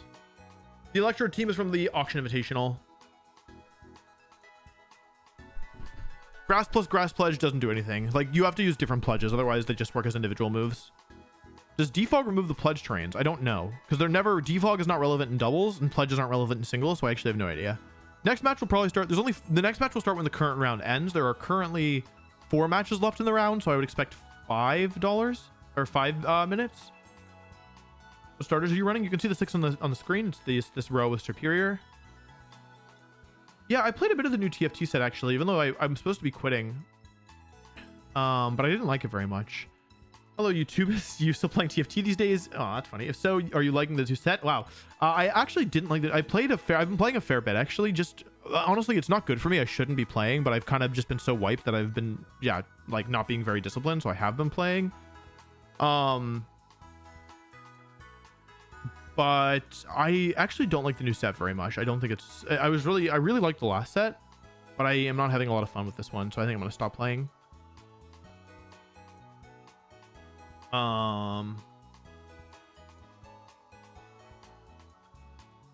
Yeah, 4 matches left still. Defog does not remove pledges.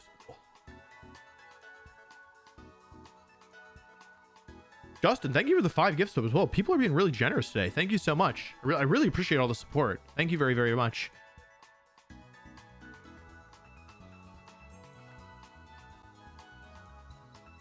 $5 to start the next round right now. Dog, I can't. It's not. I'm not the host of this tournament. I have to wait till the round finishes. There's only 3 matches left, so it should hopefully be soon.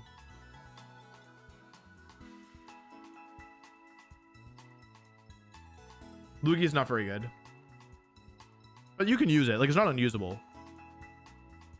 I haven't played TCG Pocket. I'm not really interested in it, I think. I'm not very interested in League of Legends either. Sorry. Thank you, Justin. Really appreciate it.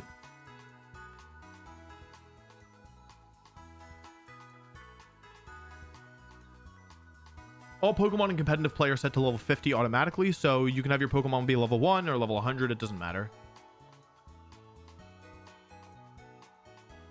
I haven't watched Arcane, but it's on my list. I am intending to. I'm not sure there's going to be an Orlando Regionals this year. I don't think all the events are announced, but I don't think it's currently announced.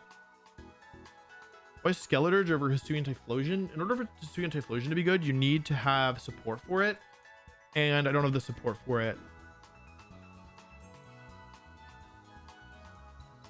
I am using all starters on purpose. It is, the other players will not have all starters. You can pause a live stream. You can do it on YouTube. You can. It's one of the things I like about watching. Well, I don't really watch many streams, but I was watching the Sacramento Regionals, and I was watching on YouTube, so I could pause if I wanted, and then like it's easier to go back.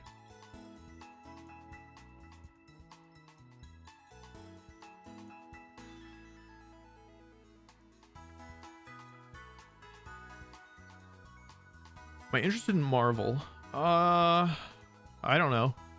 I really liked, I was watching during the like Infinity War. I watched all the movies up through Endgame, and like at the end of the pandemic, like I watched like some of the shows, a lot of the shows. I was at one point into it, but I haven't watched in a long time. I think the last one I saw was the Spider-Man movie, the most recent one, and I haven't watched a lot. I hadn't watched a couple, like a bit before then. I haven't watched since.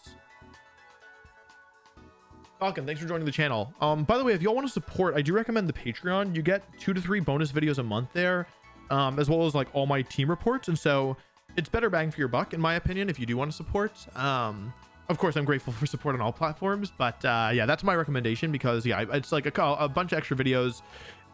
It has a more focus on competitive play, but there is still, obviously, it's still entertaining, of course, but it's like more a focus on like education and teaching, and like talking about high level content, like content that you can't really get elsewhere. Oh my gosh, Vi, $100 Canadian dollars, thank you so much. I've loved Pokemon for 25 years now, but your videos actually made me into the battling side of it for the first time. Thanks for the great content. Thank you so much. I really appreciate that. Those are very kind words. And yeah, like Pokemon, especially competitive Pokemon, has had such a huge impact on my life that it's really meaningful to me to be able to share that with other people.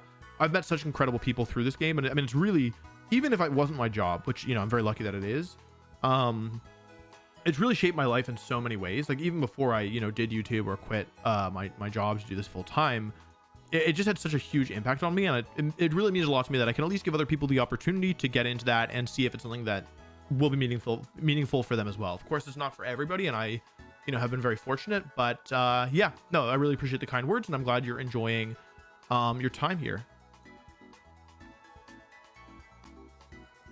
Hey Wolf, is there a way to send you viewers teams and you maybe grade them or give your opinion on them?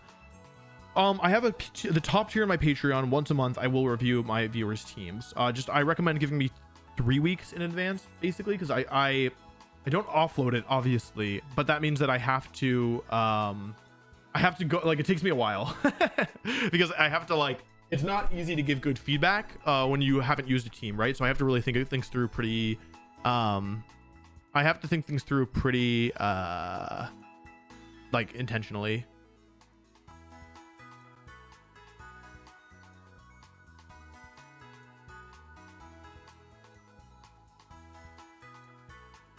Three matches left still. What was my job before YouTube? I worked as a consultant for a little over about a year and a half at a big consulting company for the government. I didn't like it very much, and I wasn't a very good employee.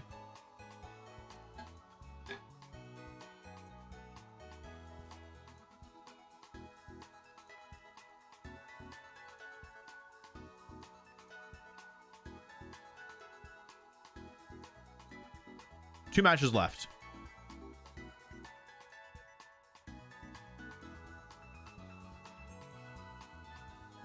Are you looking forward to VGC going back to Rig G next year? Or wish it was something different? My opinion is that like I don't really think about what I want the format to be, because wishing it was something else it's useless, right? It doesn't do anything. It's going to be what it's going to be. Like for me, VGC is a game about accepting things as they are, not wanting them to be a different way. That's just Pokemon in general. In my opinion, at least. So like it's just part of my mentality that yeah, that like wishing it was different isn't actually gonna do anything. That's just my opinion, though. Like obviously other people feel differently. I'm not saying that this is like the right way of doing things. It's just my way of doing things. You know what I'm saying?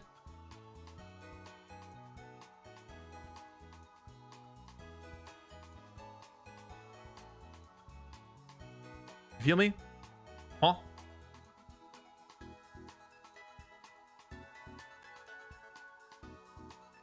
Let's see how many matches are left. 2 matches left. Getting close. If I go lurk? Oh, you'll see next weekend. Thoughts on Big Pikachu banning Incineroar again? It doesn't seem to be happening. Daily hair routine. I showered last night and then I comb my hair back, and I comb it straight back like this. And then I let it dry sometimes, and then I go to bed. Sometimes I don't let it dry. Heidi, so first off, I love your content. I've been wanting to try tournaments. How would you recommend starting and finding online tournaments? So the website that I use, if you look up hang on, what's the one that I'm using? It's Play Limitless sorry, it's play.limitlesstcg.com. If you look up Limitless Pokemon, it might come up. There's kind of two versions. There's like the archive version, and then there's like the tournament version. They have a pretty easy to use filter. It's like you put in your game, TCG or VGC, your rules, like if you want to play online, etc. That's how I find tournaments. Limitless is really, really great for online tournaments. There is also something different for locals, but you didn't ask about that. What is this bang for your buck package for Patreon? I pay the $10 pack, but always wondered if the more expensive ones are worth it.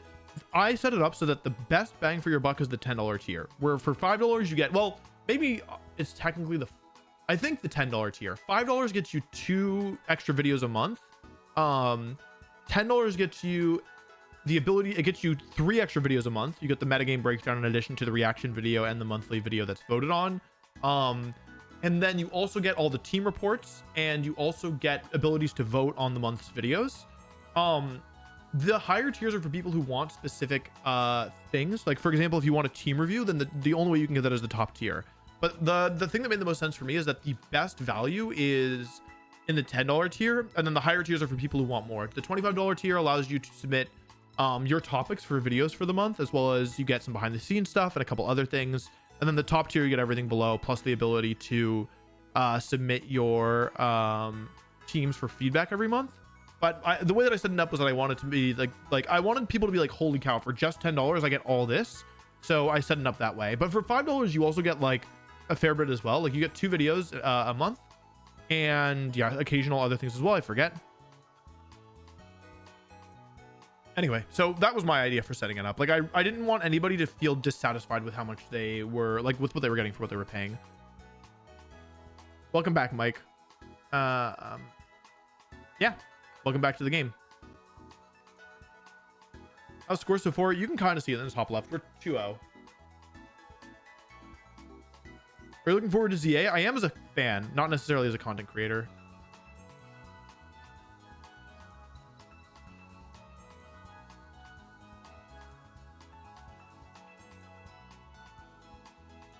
If you could add a restricted mod to your Toad Score Weezing team, who would you add? Caloric Shadow. Assuming nobody else can use restricteds, that is. But probably Caloric Shadow regardless. Thoughts on Incineroar winning more regionals than you? It's not fair. Not a fair comparison. I don't know if Incineroar's rate of winning regionals is better than... yeah, it definitely is. Never mind. Thanks very much, Nat. I really appreciate the kind words. 1 match left. So if you have tabbed out, get ready, go refill your water, go use the bathroom, because next round is going to be starting soon, baby.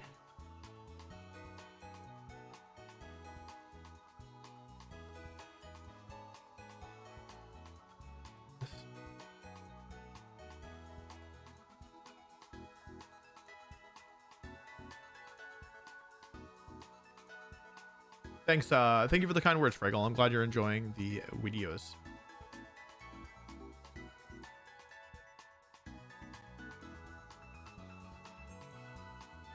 Am I Sigma? I don't know. Am I Sigma? Does it matter? I haven't played Pokemon Go since 2016.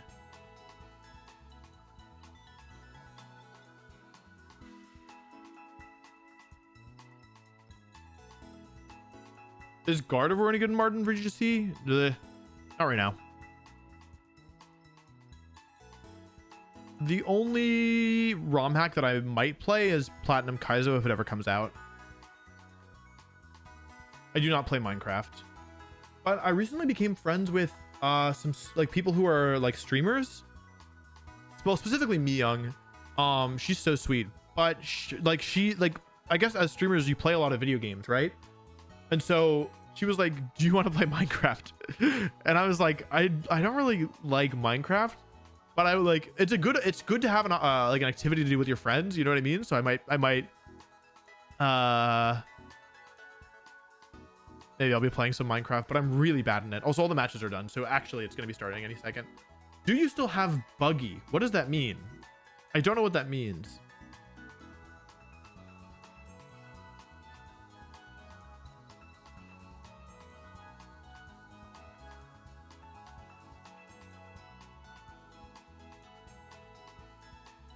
Am I going to Toronto? TBDB. I have a flight booked, but it's cancelable.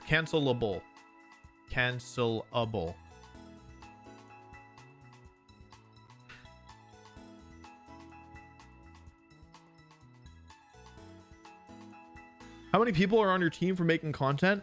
Oh, like 20 ish, and it grows pretty regularly. Where do you buy your wigs? I'm going bald. Look at me. I'm balding. Well, I'm not balding. I'm going bald. Just taking a while. Thank you very much, Andy. I appreciate the kind words in the dono.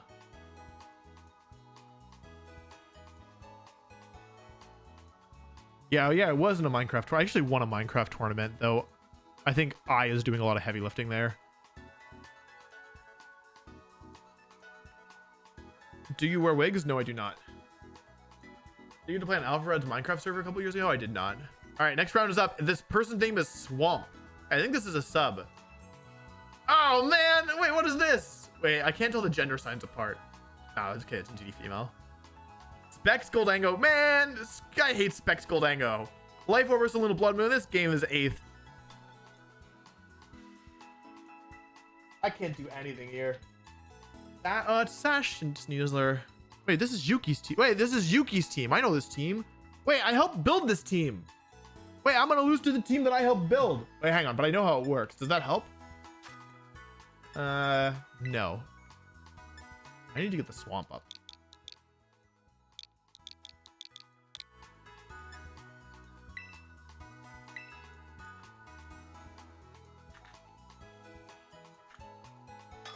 Okay, chat. Here's how I can still win this. It's Covert Cloak, Talonflame, Terra Grass, Bravebird, Talonflame, Elwind, Will-O-Wisp, right? Yeah, I literally helped build this team with taunts. Okay. Okay. All right, chat. This is really tough. I do have a way to do it. Problem is the stupid Mon. There's actually a lot of problems here.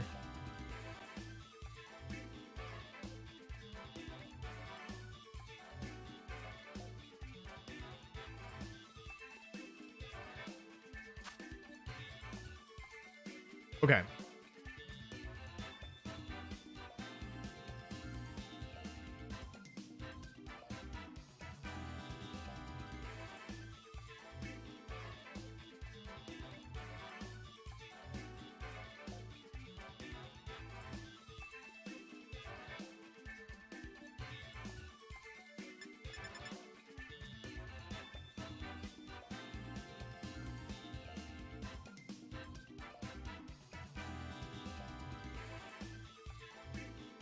Okay.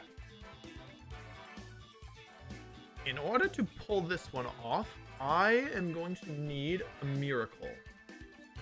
Right? Well, probably, right?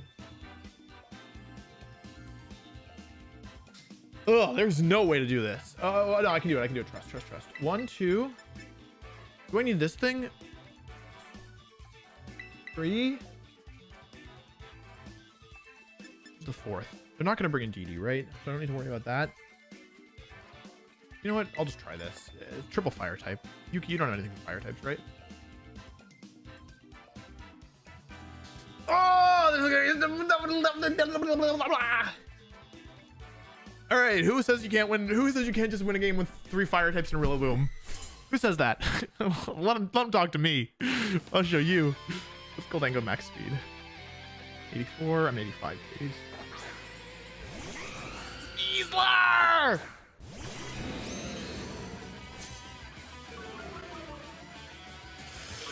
Oh, Sneasler, my friend!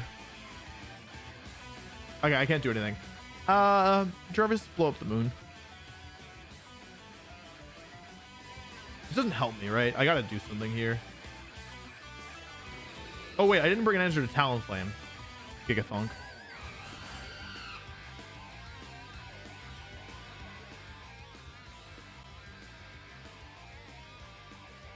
The Sneasler switched out!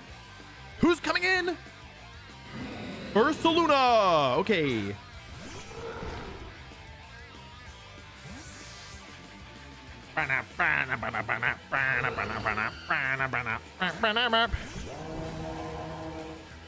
Tailwind, okay, that's okay, that's alright, that's okay, it's alright, it's okay, it's alright. Ursaluna! Hello! That did a lot of damage. That thing has no bulk. Give me the burn. Burn doesn't matter. I'll save my luck for later. All right. Behold, my protect move.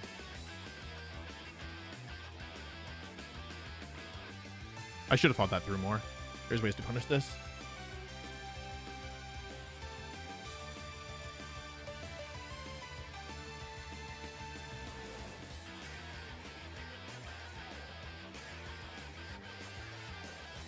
Okay, switchy switchy. Who's coming in here? Goldango? Oh, that's not good. That is not good at all, baby. Okay. I definitely feel like Chapel Roan. Oh, Blood Moon came out. Okay, I know all the Pokemon.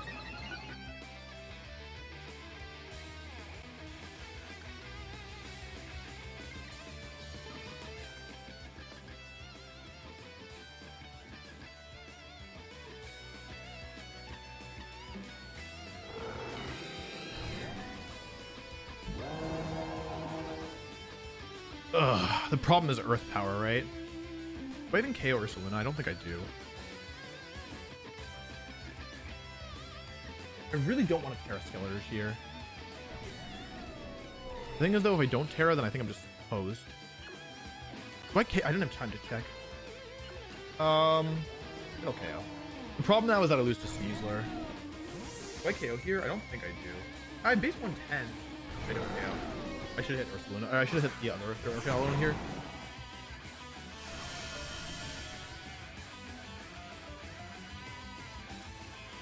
Ah, they really played me here. Talon Flame, okay.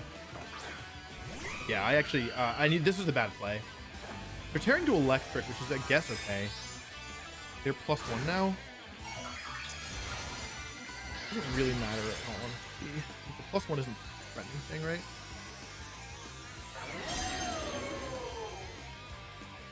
The threatening thing is a stupid talent thing.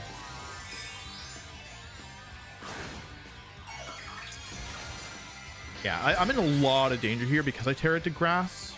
Because I don't have a good answer to Sneasler on this team. It's not impossible, it's just like really difficult. Not isn't a Rillaboom most likely. I mean, either way it's okay, it's just kind of bad in both cases. The item at least. Yeah, Rillaboom. God, that's strong. What on earth?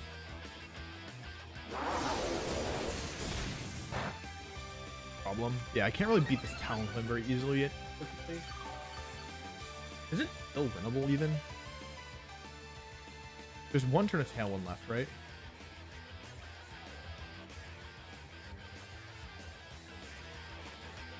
I think I might be able to do it with a read here. I'm calling out our Arcalon on Protect here. I was wrong.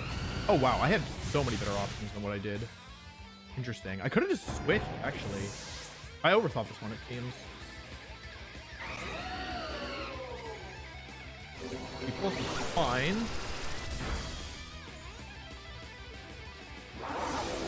The issue is the Sneasler, basically. Well, the issue is the second Tailwind. And the fact that I Terra'd. Yeah, this is looking kind of doomered, honestly. But I was so close is the thing.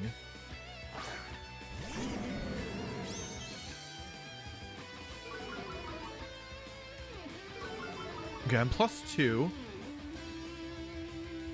I mean, I need to find a way of stalling the Tailwind, right? That's the real thing.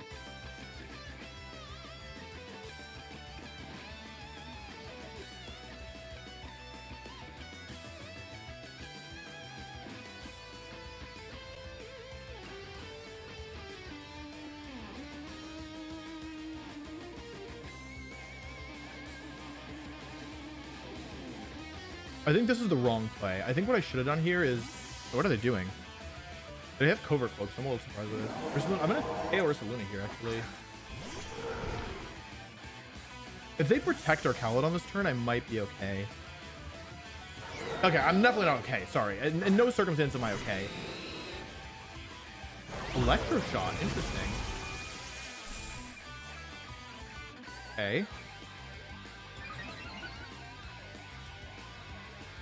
Do you think my Skeletor tanks Sneasler here?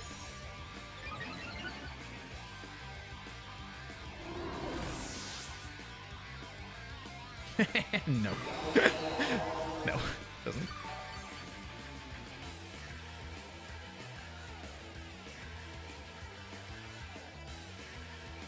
The Sneasler. Okay.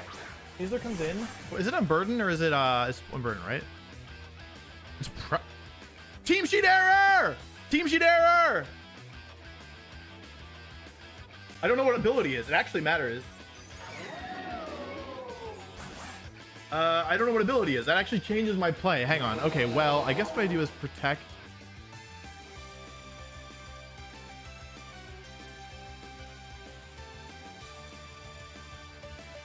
Should I KO the Archaludon with +3 Torch Song, or should I burn the Sneasler? Or should I don't know. It depends on what the ability is, right? Because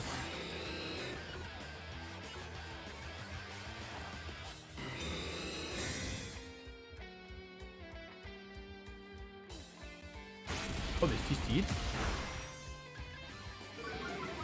Hang on, let me finish this game and then I'll report an issue.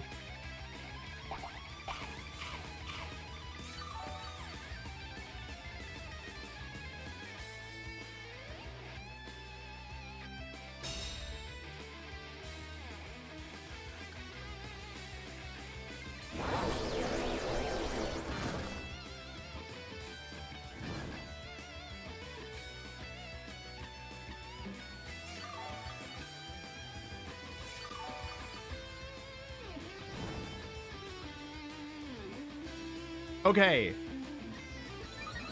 So, I burned the Sneasler.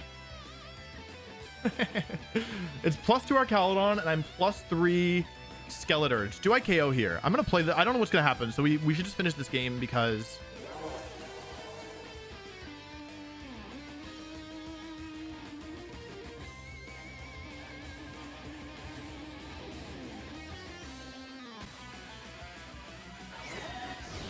Does this KO? Wait, hang on. Wait, I might win this the old-fashioned way. Wait, I actually might win this the old-fashioned way. Because, here's the thing. Skeletor's ability is Unburden. And Unburden ignores all changes to the opponent's stats. Now, the bad news is that that does mean that I actually am affected by... Like, my Intimidate doesn't do anything, right? However... I won! I won this!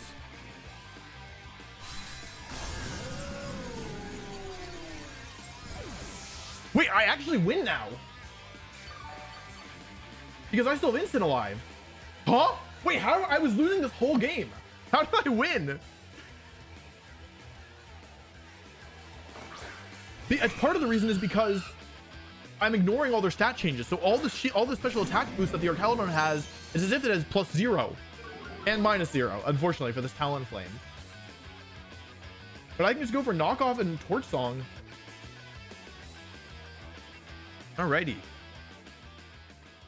Well, I don't know what is going on now. We've called a judge.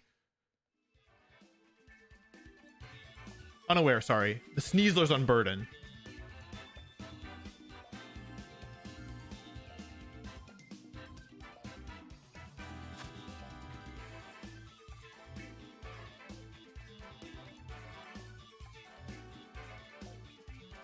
I guess we have to wait for a judge.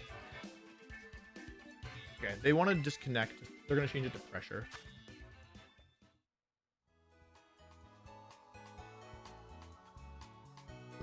This is probably just one person running the tournament is my guess, so it might take a second for a judge to come. So we're just hanging out for a sec. I mean, somebody's...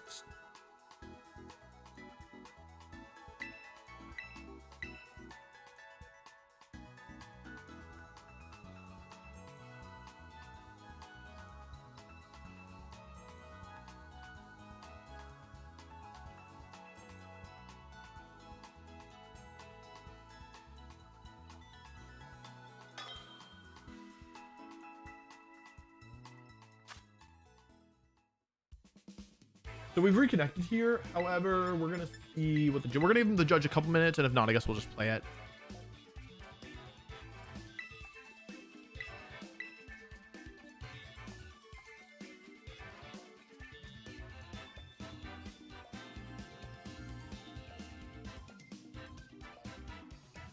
Well, I'm gonna give them another 2.5 minutes, and then if they're not here, we'll just play it out.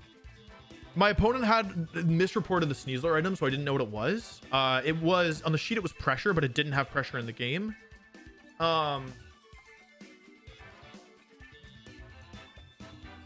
We probably should just wait for the judge. The problem is I also don't wanna, like, I don't mind. But I also, like, it's not my tournament. Yeah. We can just play it, it's better content.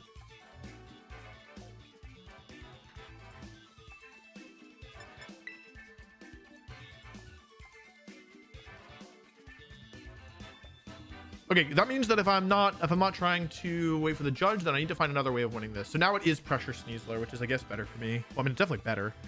So that game they led with Talonflame and Sneasler, and I led with Blaziken and what did I lead with?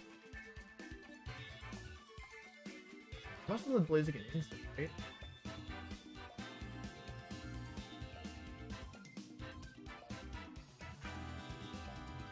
Okay. So the Talonflame's a problem, obviously. I guess one thing that I could do is... I mean, they're not going to bring... I could force the Terra, right? These two? Skeletor is good here. But do I need it? Is it mandatory? I don't think so. Although it did kind of carry me through game 1. Oh, right. The reason I want Skeletor is because it's my only answer to Sneasler. How about Blaziken? Is Blaziken needed here? Blaziken's really good here. I definitely need Blaziken. Am I going to leave Skeletors behind? I'm going to have 0 answers to Sneasler. Could I leave Rillaboom behind? I need Skeletors, right? What about Rillaboom? Do I need Rillaboom? It's so good here. I'm going to leave Blaziken behind? What is Rillaboom doing? It's a switch in. I don't know what to do. I don't know what to do. Jarvis, Blaziken. No defensive switches is what this means. Fine, I'll just Terra Skeletor. And then I won't have a Sneasler answer.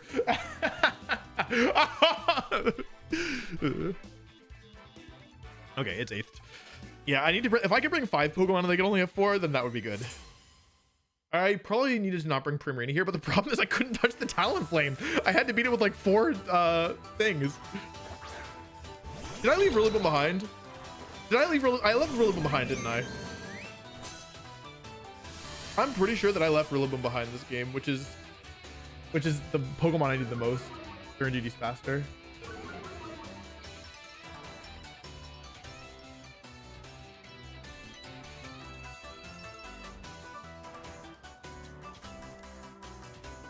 I mean, I just lose on the spot, right?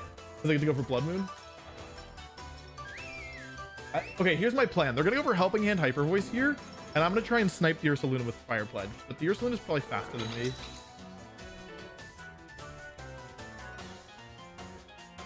They're gonna go for Helping Hand Hyper Voice. I'm gonna survive somehow.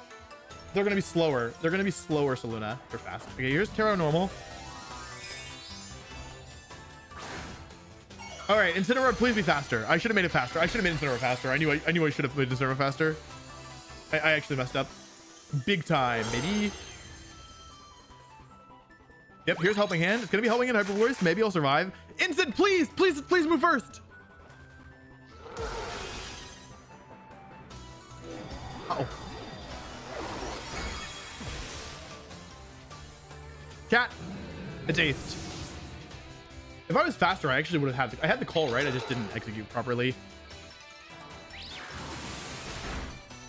Barely not enough. Okay. Can I still win this? Probably not, right?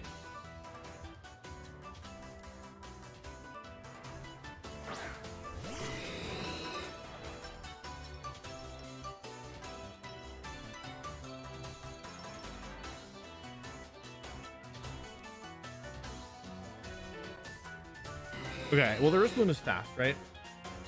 They're in GD Psyshock.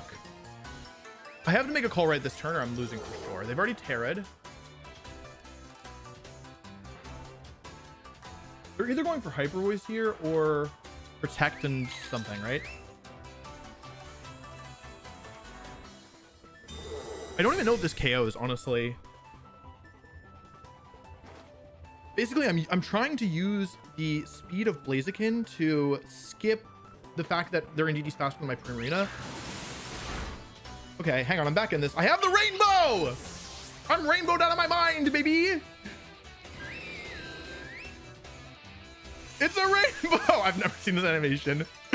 Okay, I called the protect correctly, which is really big. Now, of course, the rainbow doesn't help me even a little bit, if I can be honest with everybody. However, Blaziken now is a speed boost, which is really important because this Talonflame, if it wants to Tailwind up, it's Arc. Okay. Interesting. I mean, I could just KO this if I wanted, right?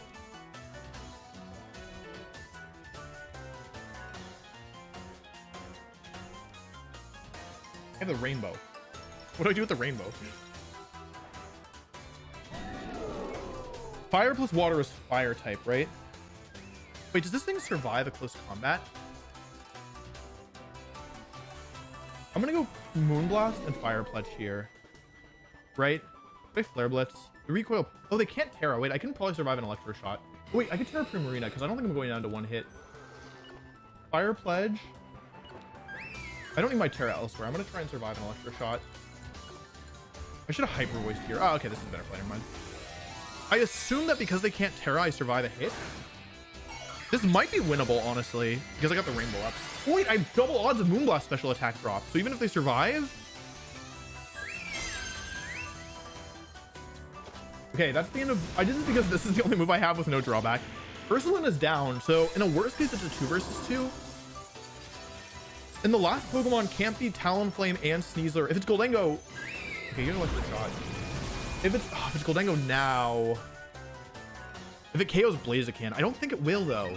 This is non-stab. Blaziken doesn't have good bulk, but it's not the worst bulk of all time. It's into Blaziken, so I tear it for no reason.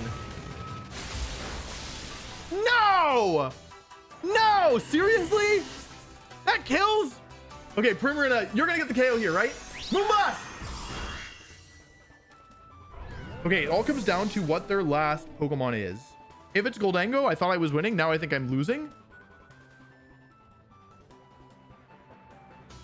If it's Sneasler, I win. If it's Talonflame, I win. It just depends on if it's Goldengo. Surely they didn't bring Goldengo here, right? Like, I brought 3 fire types. Surely they didn't bring Goldengo, right? Sneasler! There's... no way. I was gonna say there's no way for Sneasler to beat these two, but there is a way. Okay, Torch Song! Hyper Voice is my strongest move. Wait, no. Moonblast. Is there neutral? Moonblast. Okay, they're going for sleep. They don't get it. Torch Song comes out. Doesn't do very much. Doesn't need to. Here's Moonblast. Life Orb Primarina picks up the KO. I don't really know how, but we won via the power of the rainbow.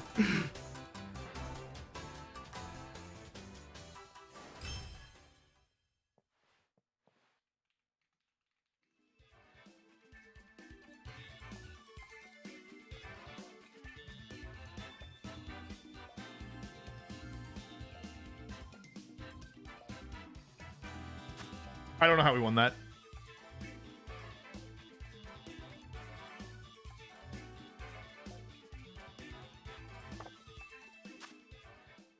That's ridiculous. Okay, Primarina popped off here.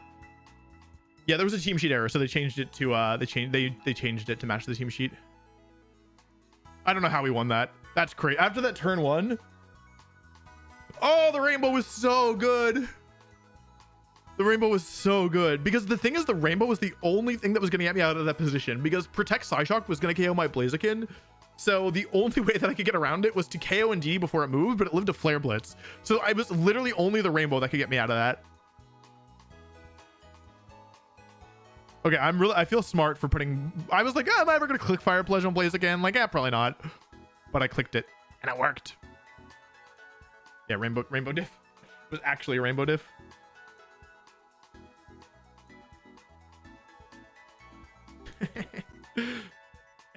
I don't know how we won that.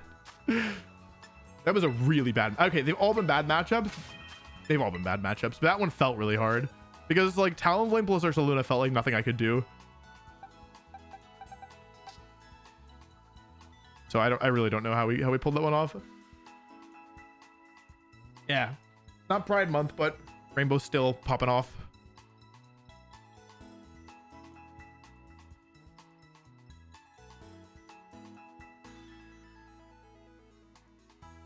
The Rainbow doubles the odds of all secondary moves. So like Moonblast hit a double. Moonblast killed everything, but if it hadn't, it would have had twice the odds of lowering special attack. It hits so hard. It actually hits so hard.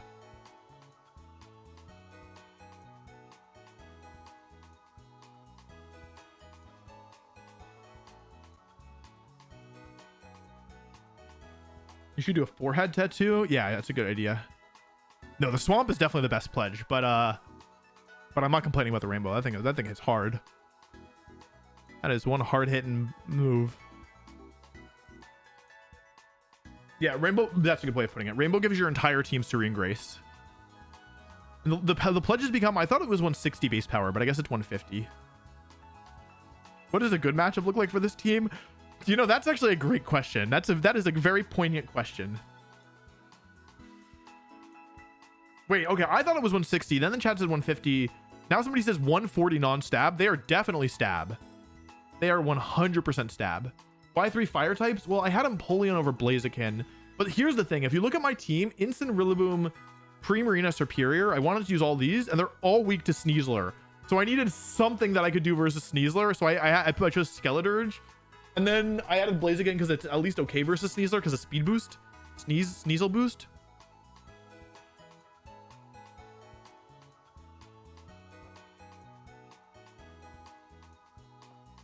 Sneasel boost.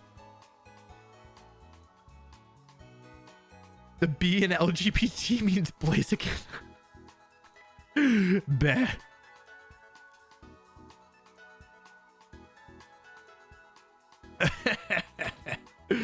Yeah.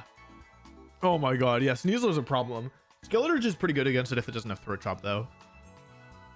It does feel kind of bad to intimidate the opponent and then have them ignore the intimidate altogether.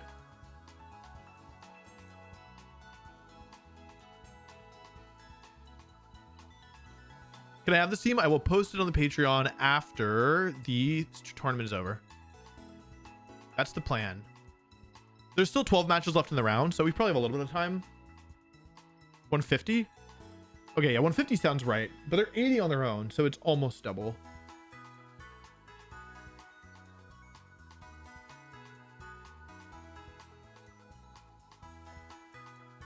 Almost double, baby.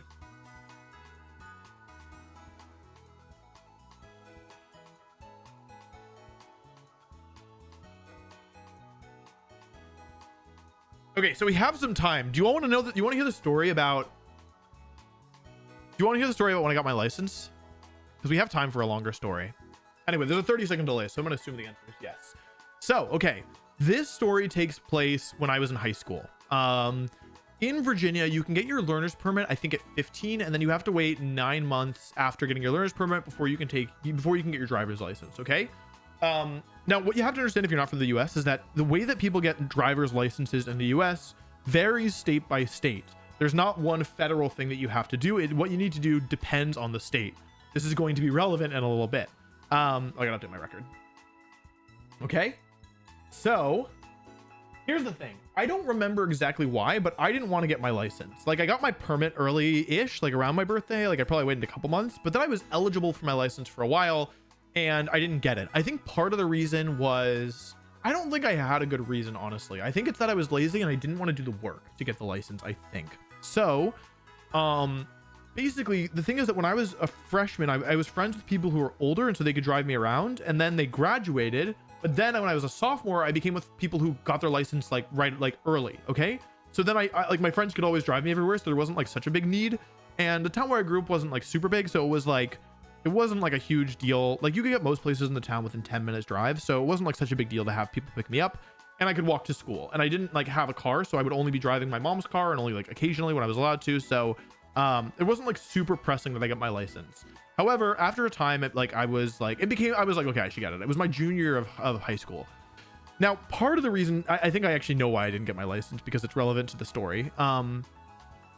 So part of the reason why I didn't get my license is that the way that Virginia works is that you don't get, you don't go to take a test. Okay. Like, I think the way that people think that license tests work in general is you like do some prerequisite and then you go to the DMV, the Department of Motor Vehicles, and then they give you, like, you take a test and they say either, like, it's like SpongeBob, right? You go in the car with an instructor, they say like you pass or you fail and you get your license, right?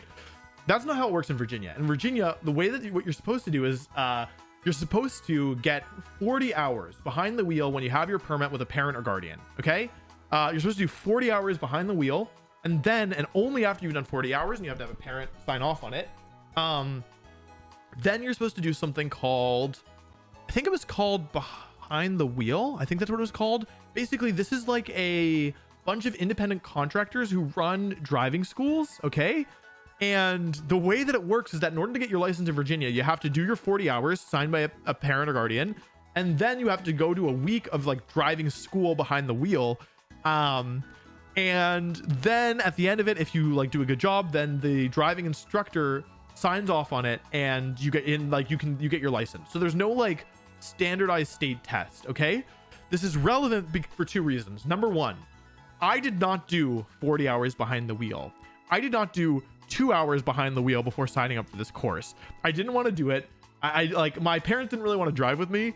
Maybe they wanted to. I don't remember exactly what, like, why, but like either like there was a combination of them not really. I think my mom was freaked out and my dad didn't want to do it. So neither of them like really wanted to drive with me to do the practice, and I also didn't want to do it. And so I went to them and I was like, okay, I need to get my license, but like I don't, like, you're supposed to do the 40 hours over time, right? But I was like, we're not driving 40 hours. And they're like, no, you have to do it. But I was like, no. Okay. And so eventually they were like, fine, we'll sign. I think I bullied my mom into signing, because it was clear that I wasn't going to do the 40 hours. Like, I just wasn't going to do it, which, because she also wasn't going to do the 40 hours at that point. Right. So she was like, fine. So she signed off on me having done 40 hours, which I didn't do. Anyway, so then I was able to sign up for driver's school. And the thing is, because I did it late, like, a bunch of my friends had already done it. Okay. Like, they'd already done driver's school. And there was one guy who was known to be eccentric. Spoiler alert, I really like him. He's like really, really funny. But the first thing he did when I got in the car with him, I'm not going to say his real name. Let's call him Bob. Okay. So Bob, my instructor, I think it doesn't matter. Anyway, basically, when I got in the car with him for the first time, I was like, hey, nice to meet you. He's like, hey. And he was like, I want to play you a radio clip. And I was like, okay. And he takes out a cassette and he puts it into the thing. Okay. Into the cassette player. Because that's the cars had that when I was in high school. Not all cars, but some of them did. Okay. And it's a recording. It's a recording of a radio show. And they're like, hey, we're here with, Jim, and we're the host of this radio show. We have a call from Bob. Bob is a driving instructor. Or like, Bob, how are you doing? And Bob's like, hello. And the guys are like, oh, Bob, what do you do? And he's like, I'm a driving instructor. And the guys are like,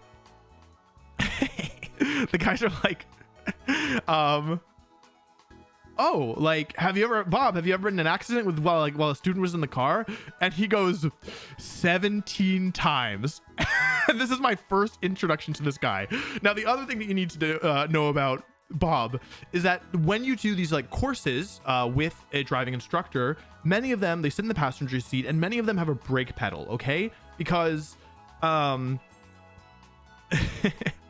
because, like, you're in a car, a new experienced driver, they might panic and hit the gas. This way they have a brake pedal that they can use to stop the car. Okay. Now Bob had a brake pedal. Okay.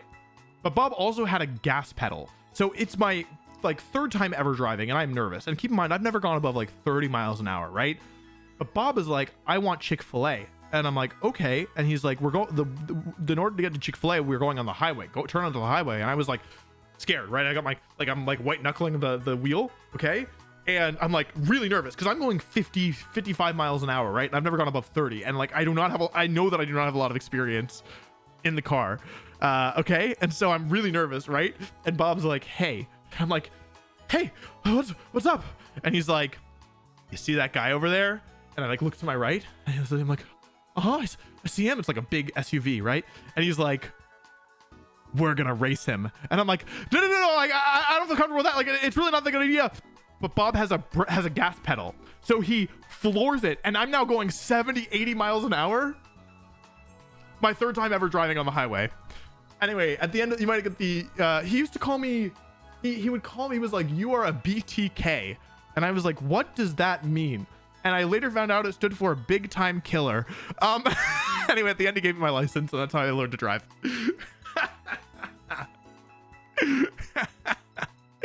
Anyway, I was a pretty bad driver for a while for obvious reasons. But eventually, because I knew the thing is that I knew that I was a bad driver.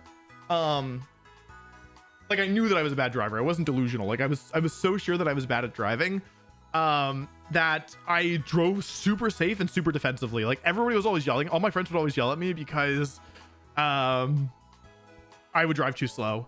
So now the thing is I'm a good driver because I have tons more experience. But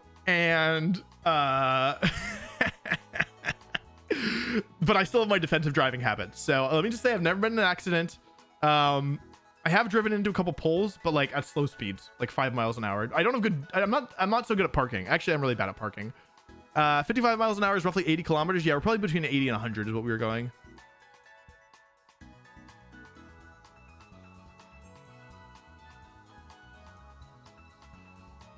Anyway, that's the story of how I learned to drive. Hope you enjoyed. Like and subscribe. I really liked him. I really liked him. He was a nice guy. Driving school, like, okay, I don't know what you're supposed to do, but what we did is we just drove around with him on his errands. Like we went to get things like printed at like the printing store.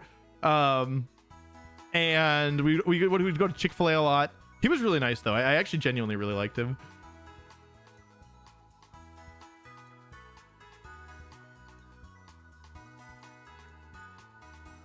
He didn't give everybody their license. There was a girl who was in driving class with me, or maybe she was right after me, who was like apparently really bad, and he didn't give her license at the end.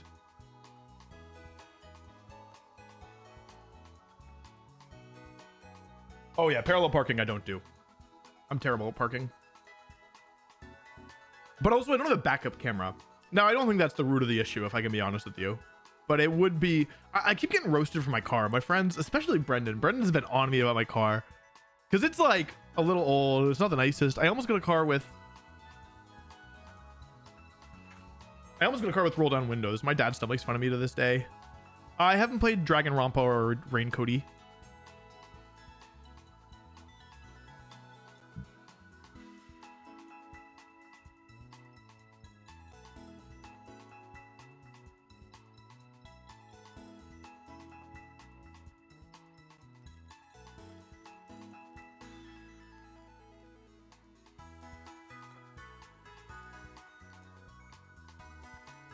Let's see here. And we have 6 matches left in the round, so we have some time.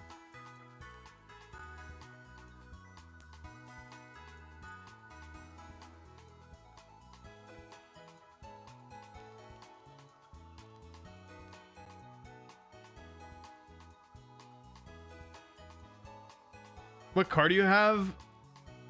I'm not telling you. I'm sure that you're asking innocently, but I'm not telling you. Anyway, Brennan keeps roasting me for it. It's a little beat up. It's not that beat up. The thing is that it doesn't break down, and that's the thing that I care about the most in the car. But it's definitely like not. Nobody looking at my car would think that this is. Nobody looking at my car is jealous. Like genuinely, I don't play D&D. I don't have an issue with it. It's just like you have to find a group and you have to run the right people or whatever.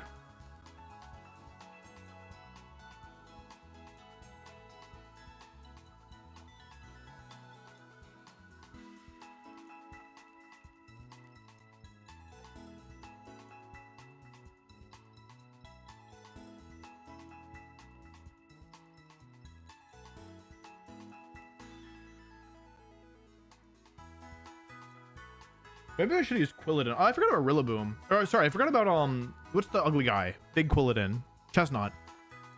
Maybe I should have used Chestnut on this. I could have done like Belly Drum Grassy Glide. Maybe I should have thought about that.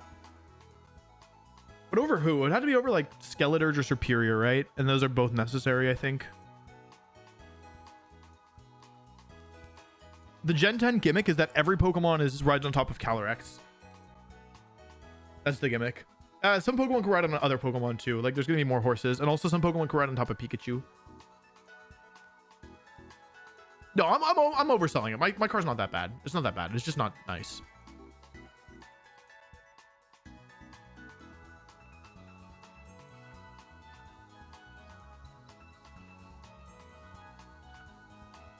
Wolf drives a 2022 Revavroom.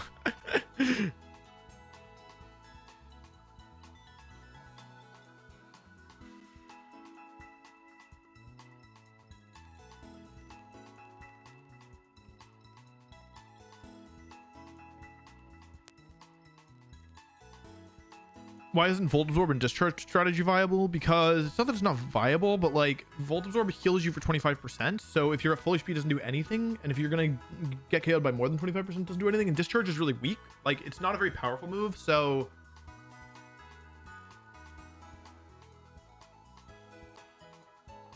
I don't know.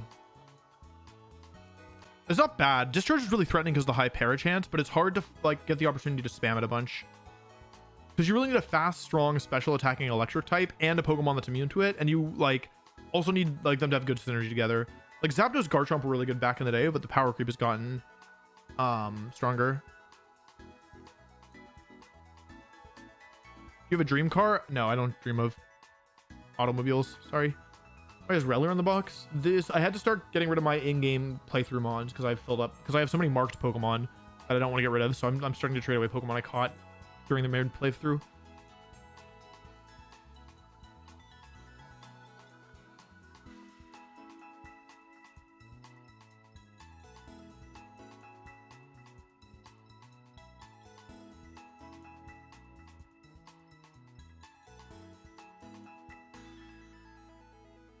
Three matches left. The judge saw the ruling after the match was already finished, so nothing happened.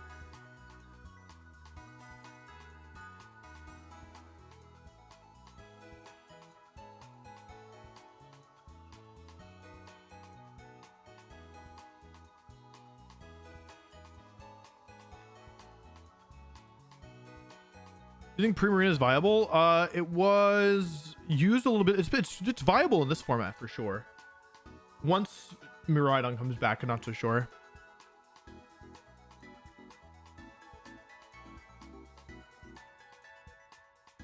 Kilowattrel Garchomp is okay, but Kilowattrel doesn't have like incredible stats. It's not bad. Like that's probably your best bet in the current format if you want to use Disquake.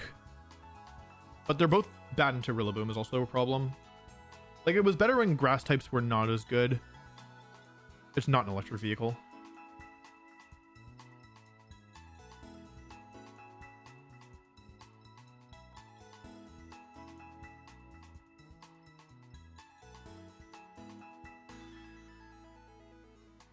I didn't bother with the Meloetta because it's not ever going to be VGC legal most likely, so I didn't care about it. I don't care about mythicals.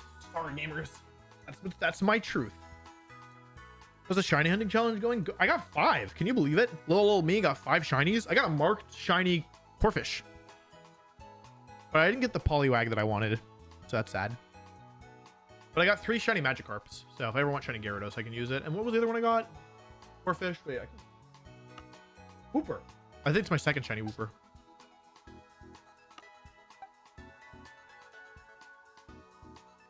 Is Hisuian Arcanine viable? That's viable. Viable and good aren't necessarily the same thing. It's not meta, but it's viable.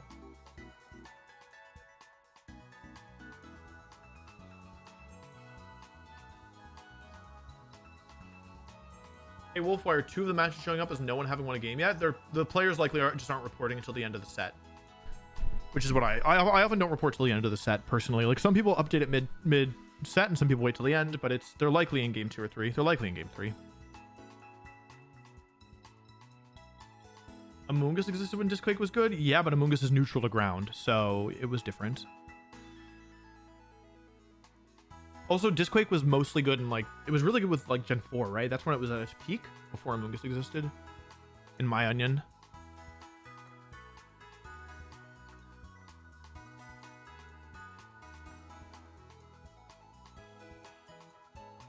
The tournament already end? No, we're not even halfway through. We're not even halfway through Swiss. So there's 7 rounds. We've won 3 in a row. We need to win 5 to make it to top cut, and then at that point it's single elem. So we have, there's lots of Pokemon left to be played today, at least 4 more rounds, and if we win 2 of them, we make it to top cut. I'm not asking any more questions about viability. It's the worst questions to answer, because it's just everybody being like, is this Pokemon viable? I'm sorry for answering them before. I forgot my rule. No more questions about viability. No more questions about viability. No more. I'm not answering any more. Don't forget it. And if you disguise them as what do I think about this Pokemon in this context, I'm still not answering. Because it's not fun and it's not good content. You want me to, maybe at one point I'll make a video. I'll go through all 1 billion Pokemon. Abdullah, thank you for the gift sub. How does the team feel? Precarious. It feels precarious, okay?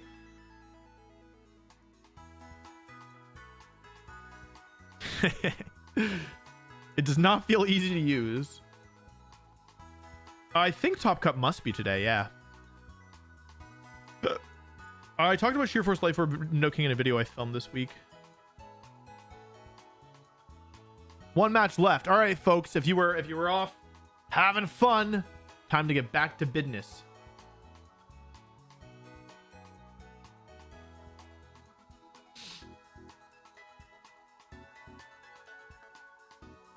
Back to business, baby. Is there a Pokemon I haven't brought yet? No, I brought them all. And they've all done work. Literally all of them have done work. Incineroar's been good. Rillaboom was really good in that game where I killed the Ceruledge. Primarina was great that last set and also in other sets. Skeleturge was good for game 1 that set. Serperior was been good consistently, and Blaziken's actually been really good as well.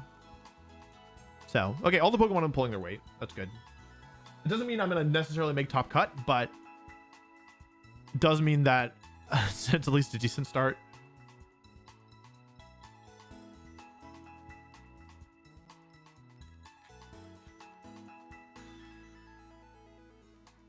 What was your botched food order story from Baltimore? That's a good question. It's not super exciting. Basically, what I wanted was to order was paneer tikka masala, but I was really tired. And so I saw paneer tikka on the menu and I assumed it was the same thing, and it's not. Like, what I ordered was like basically skewers of vegetables and some cheese, but I wanted the like saucy thing. You know what I mean? The thing, the saucy dish. It's like, yeah. So then I was, yeah, not satisfied. And then both Aaron and I had like, how do I say this? How do I say this demurely? We had some issues with our stomachs after that, and maybe unrelated, but yeah, we did eat dinner together. And then the next, like, it was Aaron the next day and it was me the next week. I was like, oh, I don't feel so good.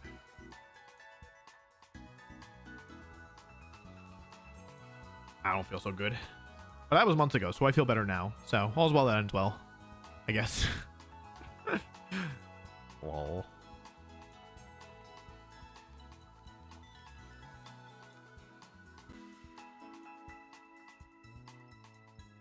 I'm starting to see that this team is held together by duct tape and glue. Correct. Where's my boy Venusaur? Venusaur really shines when you have sun up and there's no sun setting starter. Did you pronounce Tika that badly? Well, my bad. Sorry. Sorry, I don't got the sauce. My bad. Damn.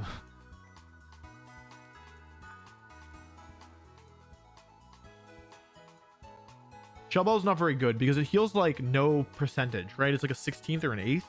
Leftovers or citrus are almost all, like if you're doing enough damage for Shellball to actually be meaningful healing, you're just winning the game. So you're better off with leftovers or citrus, which are more consistent.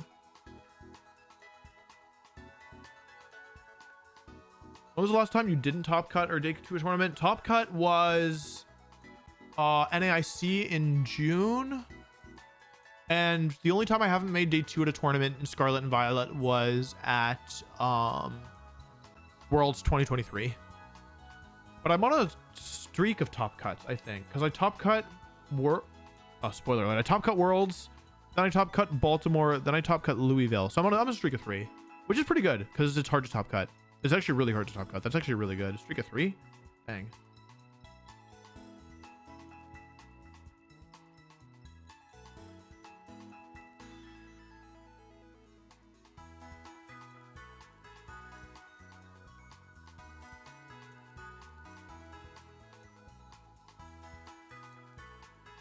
How do you start? You can catch starters in this game.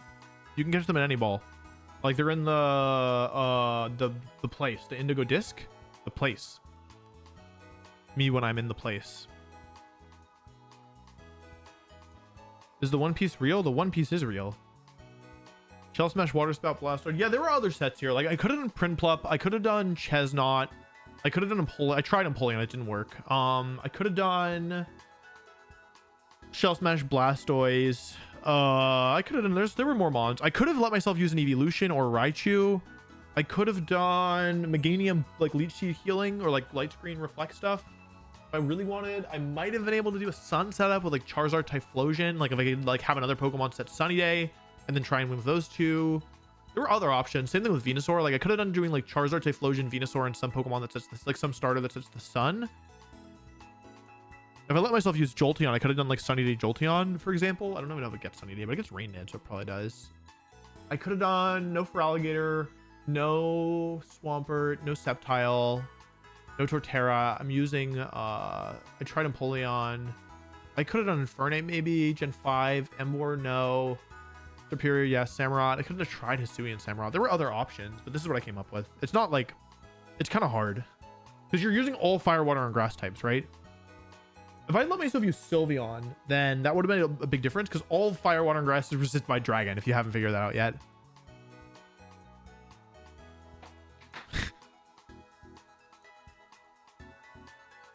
One match left, and then we're starting next round. World's video is coming out in hopefully less than a month. Well, it's too late now. I've already built the team. I'm not using any of those mons. Is Raichu better than Pikachu? They're different. Raichu's better at supporting, Pikachu's better at damaging.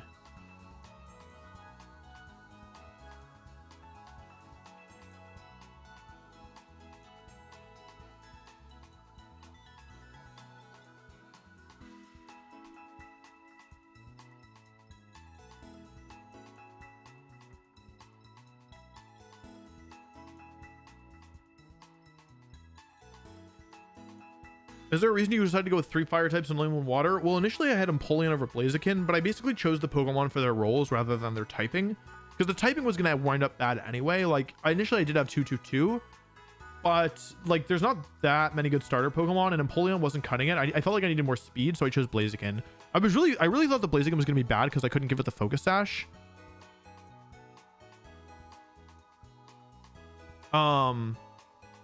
But it's been pretty good, honestly. And the Clear Amulet came up round 1.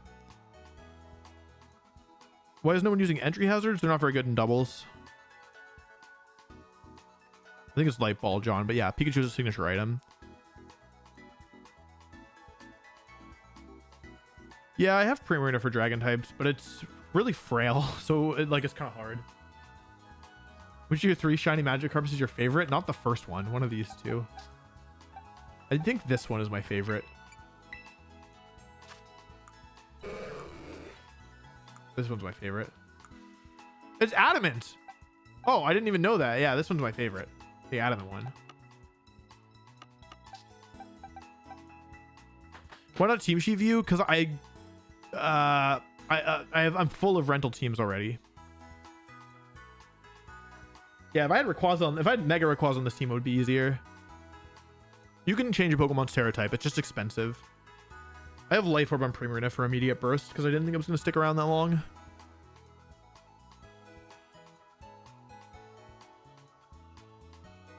Have you worn wigs? No, I have not. Did you all like the Dunsparce joke? I put that one in for my editor, but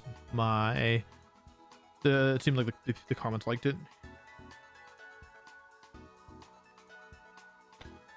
There are 7 rounds in the tournament, and then there's Top Cut in the same day. So we have a while left, basically. Each round will take about an hour, so we're at about 4 hours left minimum, and if I win 2 more games, then it will be at least 4 to 5 hours, I guess.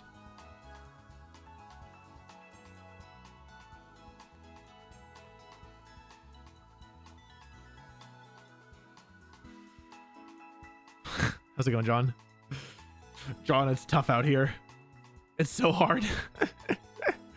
Go Volt.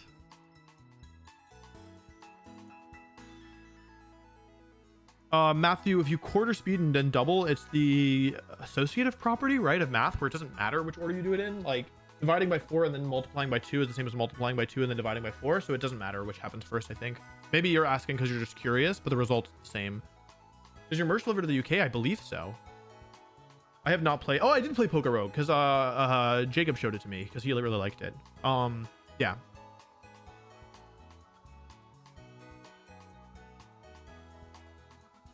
What's your current score? It's in the top left. It's a little hard to see, but we're currently 3-0. You go to the cafe in Larrytown to change the Terra type. When will you wear wigs? I watched all of Sacramento yesterday, but I obviously am streaming today, so I can't watch. I guess I could be co-streaming it.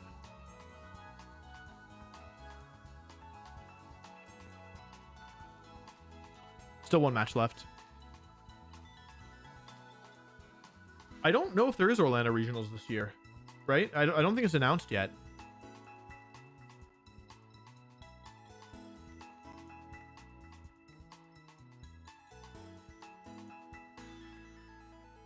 How can I use Spiritomb in doubles? If you really wanted to use it, you'd use like Tricker and Will-O-Wisp Snarl and make it like a really annoying, maybe Pain Split as the last move or Foul Play and just make it like a really annoying supporting Pokemon, probably. Commutative? I don't know. Commutative? Oh, okay. Listen, it's been a while since I've been in school. It's been a while. Anyone remember Bob?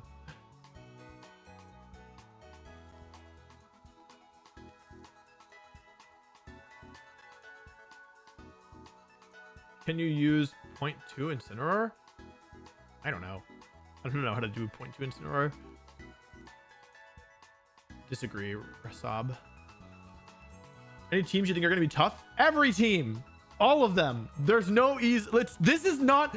Here's the problem with my content is that I make things look easier than they are. Like, this is not like, because I'm able to get wins, people are like, oh, it's not that bad. It's that bad. It really is that bad. It just doesn't look that way, but I don't know how to explain it.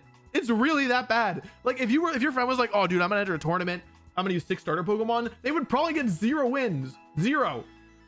How do I have 3? That's crazy. Like this should not be working.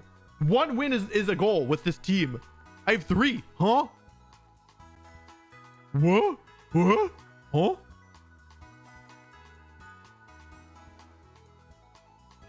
And then you see me win, so you're like, oh, okay, like, it must not be that hard. It is. It's so hard. It's so hard. Basically, okay, here's the thing. If my opponents play optimally, I think I should almost never win, ever.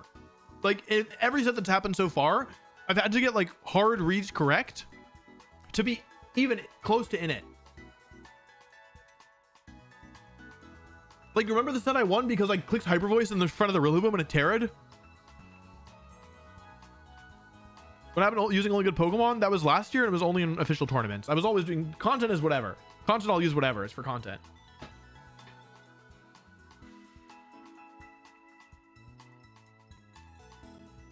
Two minutes left in the round, so it'll be done one way or another soon. Superior is not OP. Listen, you get Superior to +6 with full HP, then it's OP. I agree. But until that point, this thing is not OP because the first Leaf Storm doesn't do anything. And the second Leaf Storm doesn't do anything. You need the third Leaf Storm before it actually starts doing something. Or you need to hit something with like super effective Terra Blast. How strong is Terra Blast, by the way, on Superior? Like, I actually don't know. Is it stronger than Leaf Storm and Terra? No, it's not even. It's weaker than Leaf. This move sucks. Okay, wait. What's like a neutral Pokemon to grass in the format? Porygon 2.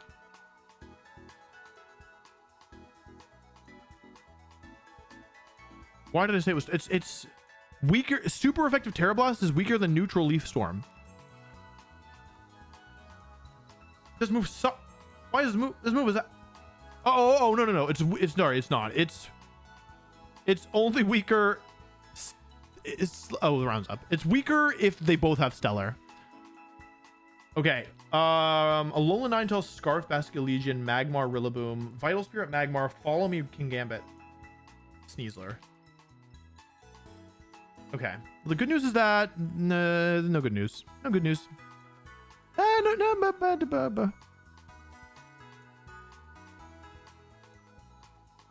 Okay. Well, it's not. I think it's going to be hard, but I don't think it's unwinnable.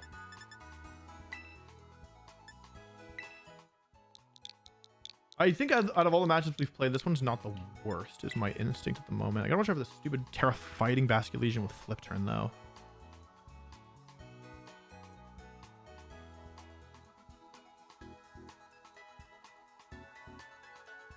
Oh, well, it's not easy.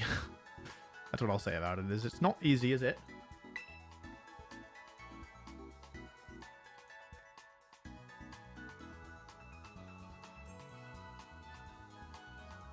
Oh, it's high horsepower on the Gorilla Boom as well.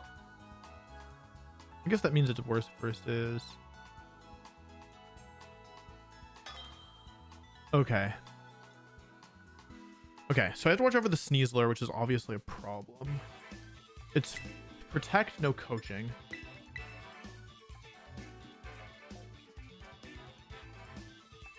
You gotta watch over the Ninetales.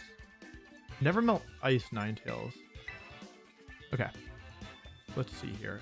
The good news is that they can only bring 4 Pokemon, but the bad news is that the reason that's good news is because they're all really threatening. Protect, Blizzard, Freeze Dry, Encore. So it's obviously offensive Ninetales here. Yup. Freeze Dry is also... Freeze Dry hits 4 of my Pokemon for super effective. So, I mean, Blaziken's pretty nice here. It's not that nice. Okay. Incineroar. How good is Incineroar here? Not that good. Like, okay, it's really good versus Magmar. It's not great versus Kingambit. It's not terrible, though. It's okay versus Basculegion, but it doesn't help versus... Like, it doesn't help Skeledirge there. And it's okay versus Sneasler, but also not great. So... What about Rillaboom? Rillaboom is decent here. I don't think I bring it, though, because Rillaboom is bad versus both Ninetales and Sneasler. I think I lead with these two, and I always bring Skeledirge in the back, right? Because I need something for Sneasler, which means my last Pokemon has to either be Incin or Blaziken, I think. Blaziken is better versus Ninetales. It's good. Blaziken's really good here. I'm gonna do Blaziken. This makes me... What's the Sneasler ability? It's Poison Touch, so I can bring it down to Sash without too much worry. I need to get the Swamp up. I think the only chance I have at this game is Swamp time. Maybe. There are leads that just completely boom me for what it's worth. Adaptability, Choice Scarf, Terra Fighting, Terra Blast, Basculegion. What is that for? I guess Archaludon, right? Okay, Magmar, Basculegion is the lead. That's okay.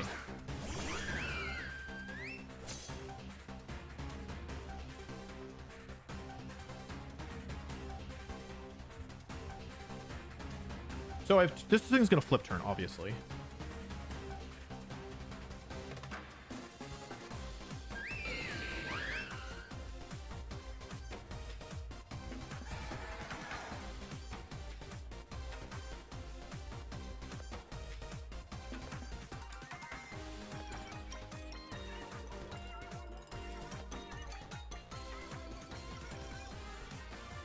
I need to get the pledges up, but do I want to risk losing my Superior here? Not really, right? Oh, Magmar's Heat Wave, Clear Smog, follow me. Okay, I made the right play here. Check the Magmar. They flipped. Okay, great play by me. That's huge damage. Yeah, I had a feeling it was gonna be something like this.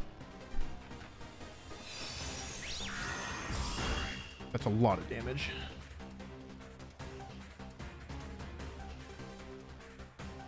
You know what? Do I want to hit Magmar here? This move is not that powerful is the thing. Sorry, this move is powerful, but you know what? I think this might put Magmar in range of... I need to get the pledges up. It's the only way. I gotta get the pledges up. And I don't have another chance because I didn't bring Rillaboom. So I just have to be content with the damage I got in the Basculegion there. Follow me! Oh, whoa! Wait, this is good. Flip turn, maybe. Okay, I lose my Sash, which is bad. But I get the Swamp Up, which is really, really, really good.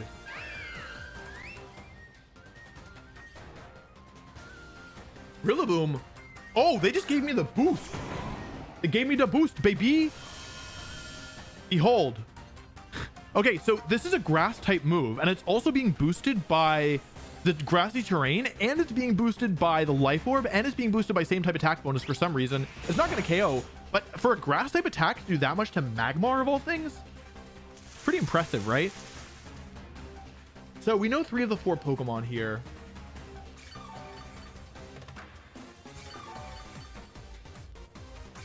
The question is, what do I do, right? Because the Magmar's still healthy.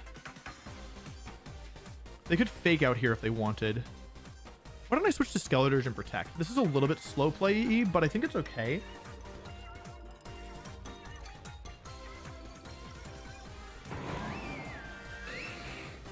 Not in any danger of anything, right? Here. Hang on, I should think this through. The thing is, this is a. I need to KO the Magmar, right? Basically. I only have 3 more turns of pledges left, but I can still do something with that because the Basculegion single target, so I should try to maintain my Pokemon lead. What's the last mon? Sneasler or Alola Ninetales or Kingambit? It's probably not Kingambit, I think, based on how they played this thus far. Heat Wave comes out. Yeah, it's probably Heat Wave and Woodhammer, right? Nice miss. Doesn't really matter. Horsepower into Primarina. They predicted the Terra. Okay. So the last mon could be anything here, really. 2 turns of Swamp left. I think I Will-O-Wisp and Terra Poison Hyper Voice, because this either gets me a burn or a KO, right?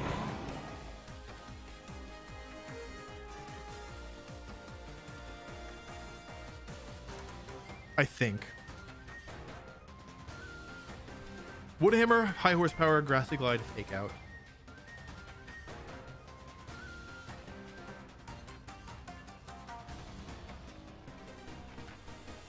I am using my Terra a bit early here, but I don't think I need it on Blaziken here or Skeleturge. Like Skeleturge, you might need help versus Basculegion, but yeah. What we really want to see here is what do we want to see here? Magmar doesn't really have anything to do, so I guess it's going to either protect or follow me. Okay, good play. Yeah, I went for... My speed order's wrong here, unfortunately. Not wrong. I mean, I did what I did on purpose, but I could have gotten a +1 here, but I thought that the opportunity to burn them Rillaboom was more valuable. I get the KO, though, which is really important.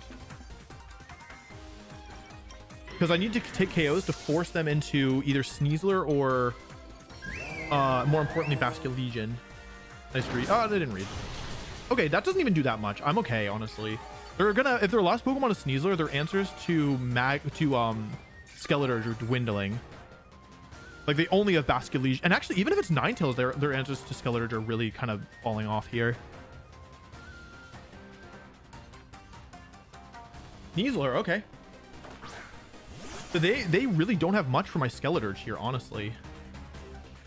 Who should I burn? The Sneasler could protect itself, right? It's the last turn of Swamp, unfortunately. Go Will-O-Wisp Hyper Voice here, I think.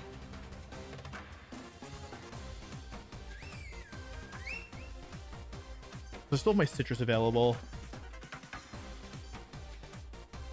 Yeah, good play. They're probably going for Fake Out this turn.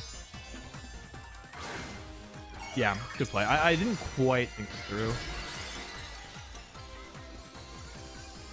Maybe they'll miss High Horsepower Copium. Yeah, this is now a big problem, actually. I didn't think this through properly. Yeah, really good play by them. I actually just messed this up big ways. If I'd burned the Sneasler here, I would have been in a much better shape, because now this High Horsepower Rillaboom is a problem. 132 down to 34, so it did about 100 damage, right? Okay, I can take another one. Not a double up.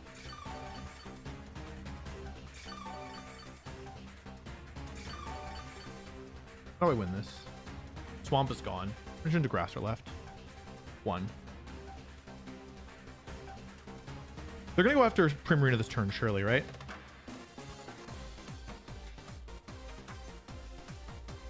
Go for Will-O-Wisp and Hyper Voice here, I think. Because I think what I can do here is try and win with Primarina in the end. Do I even want a Will-O-Wisp here? Like, I want to... What's my win condition? I can also slack off. Does the Basculation have Aqua Jet? It does not. Okay. Maybe Slack Off is better here. No, I need to burn the Sneasler. Okay. Sleep would be bad here. That's okay. They're probably going to double it, right? Yeah, they have I should survive. I was wrong. Okay, if I get parried here, it's actually quite bad. Okay, that's big. It's a really important chip. Because my last Pokemon is Blaziken.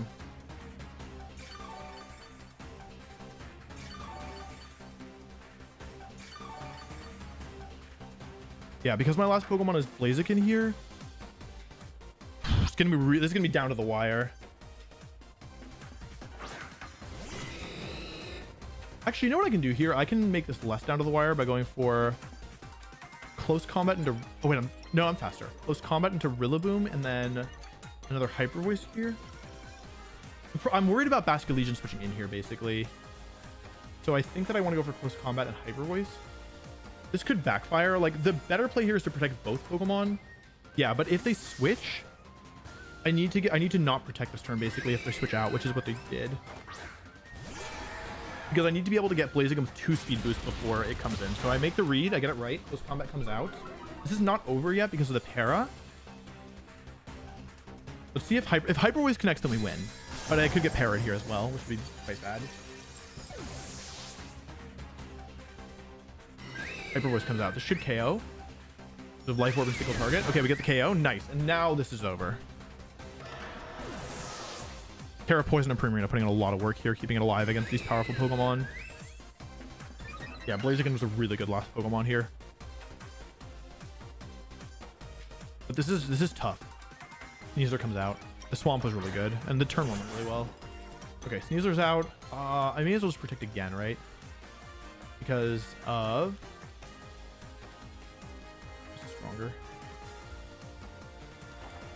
Fake out. Like, I don't think they can do it. Their only options here are... Oh, it's Poison Touch. Yeah, I didn't want to, like, fake out into Poison Touch, into... You know what I mean? This also might make it look like I'm slower than I am. Like, maybe I'm not confident that I outspeed at +1. Actually, now that I say that, do I outspeed at +1? I didn't actually check. Oh, yeah. FO. Okay. We won game 1, but this is a tough matchup. And the early turns went really well for us, and it was still kind of close. Then again, my mid game was kind of bad. So, yeah. Blaziken was really good here, though. I'm glad I brought Blaziken instead of Rillaboom. The Rillaboom could be good. No, I think I want Blaziken here. It's really good against a lot of these mons.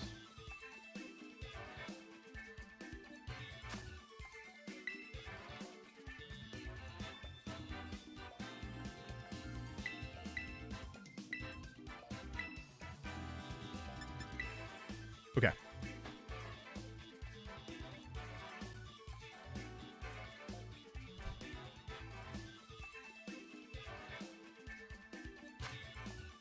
Okay.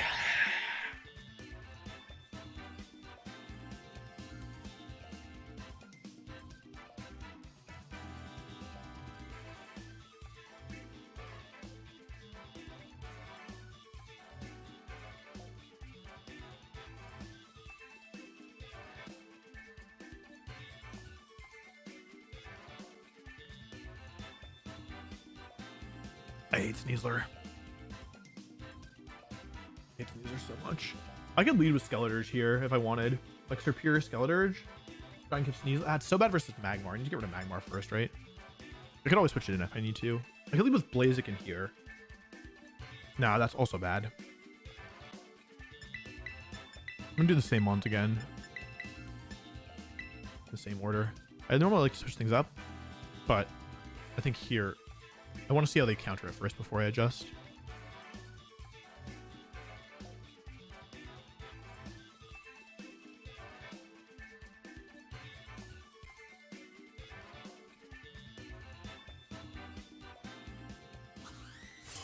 Okay. AV high horsepower Rillaboom is a problem.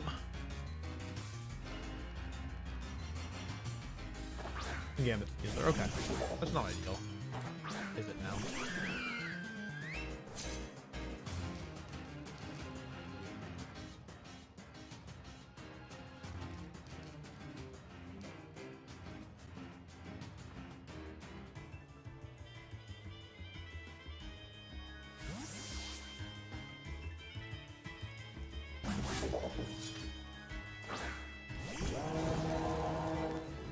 Okay, take out here. This is probably Swords Dance. Hit Leaf Storm, which is really important.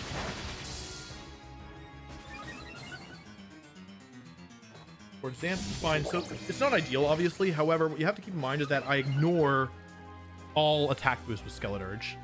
The question is, I now have +2 Superior against Sneasler. If I were to tear to Stellar here, I might be able to get KO, but I also might not. Okay, I'm just going to assume that it doesn't KO then. Leaf Storm again. And Will-O-Wisp. Because if they were to Sucker Punch me for the KO, I think Magmar might come in here, basically, is what I'm thinking. In which case I want another attack boost. Oh! Interesting, into my Skeleturge. 1 HP? They have Poison Touch. The odds of me dying here are pretty high. Okay. I mean, I'm not dead. It's not the end of the world. Let's see if I hit Will-O-Wisp. That's the important thing here. And missing Leaf Storm is actually pretty massive, unfortunately. But this is the more important one, honestly. I guess I don't really need to hit it again, right? Because I can just go into Blaziken after this. Yeah, I can just go into Blaziken after this and finish it off that way. What's Leaf Storm? I should have Terra Blasted because Leaf Storm can miss. So now I'll Terra Blast because now it's just... Honestly, I'll just hit the King Gambit here because I'm planning on going into Blaziken to finish this thing off, right?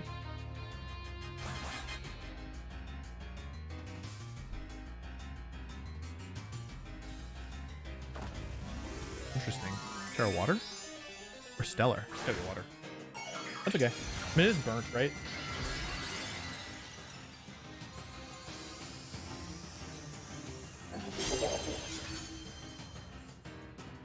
Okay, it's into Superior. This is going to be problem versus the Basket Legion later, I think. However, it's not the end of the world. It's kind of bad. It's kind of... The Basket Legion is going to be a problem now, I fear. Kowtow. Oh, it's faster. Oh, that's a... I didn't realize it was faster. Ow. The heck? I was wondering if I should just Grass Terra preemptively. I'm +1. Yeah, this thing could be a problem. I don't need to Doom yet. It's definitely not awful. It's just not easy.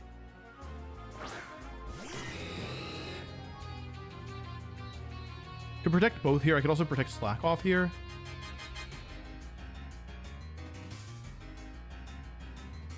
They could switch out Sneasler as the thing. Also protect both? Is that fine? I don't want to let Basket Legion come in for free. I also don't want to take a Dire Claw, though. I'll protect both. I kind of punished them last time for switching out. Okay, cool.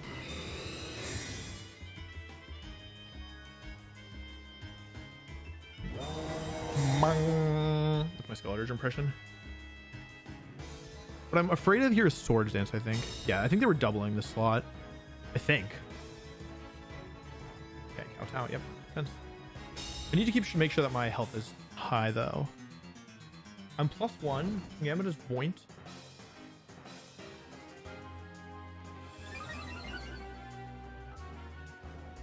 Flare Blitz here and Slack off, I think. I could Terra this turn if I wanted. However, that could make it difficult to deal with. What? Ninetales? I don't necessarily want to Terra yet, I think. Interesting. Into Blaziken. Oh, that did a lot, actually. Was not sure it was gonna do that much. Okay, yeah, that's gonna make my life a bit more difficult, I think. And the King Gambit's also faster than my Arena, most likely, because this thing is clearly very fast. I also might be in range of another attack, so I'm down. Or it's 3-3, but because my Blaziken took so much damage there, I think that actually the advantage is to them, especially because this Basket Legion is kind of looking like a nightmare.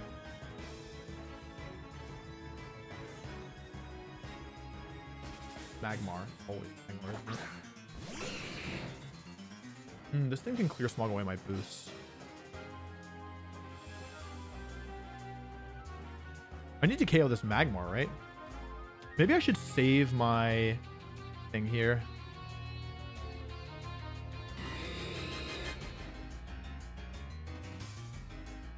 I need to KO this Magmar.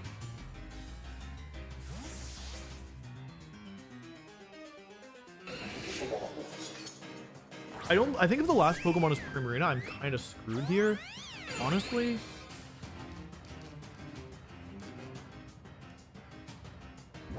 Wait, are we speed time? Didn't they kowtow cleave before I attacked before? I thought they kowtow cleave before I attacked. Jesus, okay.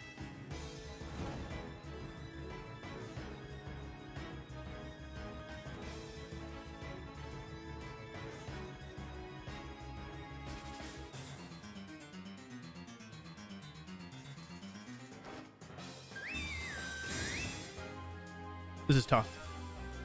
They didn't protect. You go for Sucker Punch into Premier. They're probably going for Clear Smog here, right? Yeah, into Preem. That's fine. I mean, it's not fine, but it could be worse. It depends on if the last Pokemon is Magmar, or is Rillaboom or Bastard Legion. Because if it's Bastard Legion, I'm just in a lot of trouble. Now to 3 boost. They're on 1 life here. Right? So the question here is, how much is Clear Smog going to do to Primarina? Right? Primarina versus Magmar.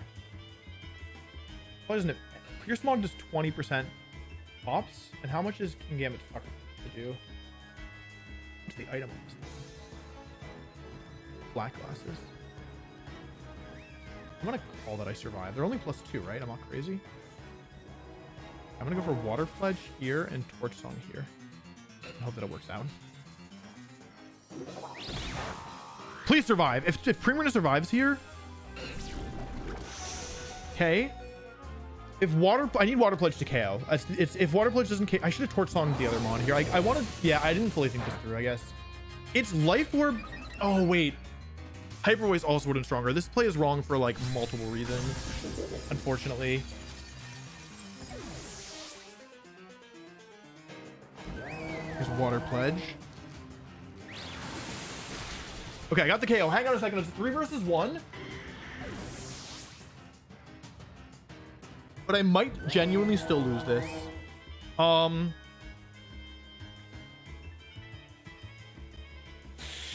That's not good. That is not good for me.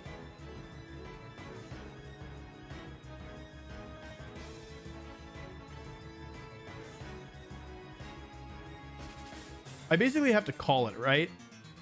Like Moonblast always. The thing is,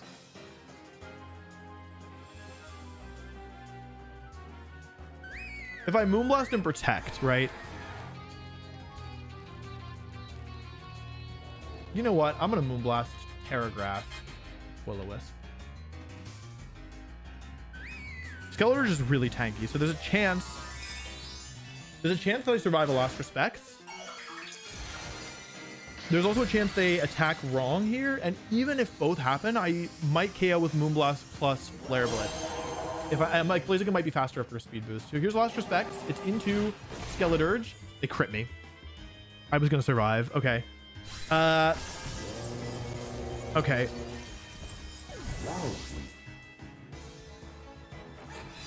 Life Orb's gonna take me out is the problem. Oh boy, special attack drop. Very daring. Okay, it just comes down to who's faster then. So here's the thing. Blaziken can be faster. It depends on if they are plus attack or plus speed. Now, the reason I made this play is because if they are plus speed, then Skeledirge always survives. If they're plus attack, Skeledirge probably survives anyway. And so my thought process was either Skeledirge will survive, in which case I'll win, or they'll be plus attack and I'll get the low roll and die, in which case Blaziken will win. That was my thought process. The problem is because of the critical hit, my perfect plan had one tiny little issue. Now, for this kind of team, it normally makes sense to be plus attack, not plus speed, but I don't know for sure. Come on, Blaziken! Let's go. Plus attack. Alrighty. Okay. Wow. That was a close one. I do not know how we turned this one around, honestly. That was really close. Woo.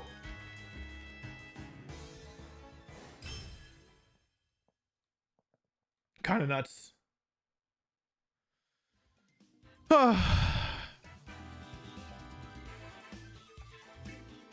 That was really close. Blaziken honestly has been surprise MVP here. I thought Blaziken was going to be the weakest Pokemon on this team, and it really has been pulling its weight. Also, I should have made my Pokemon a little faster, I think, in hindsight. Yeah, I should have made my all my Pokemon a little fast. Like my instant and Primarina specifically. I should have made them a little faster.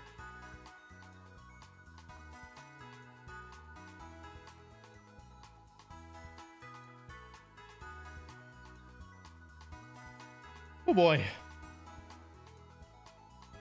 All right, we're 4-0. 4 wins, 0 losses. If we win one of the next 3, we make it to top cut.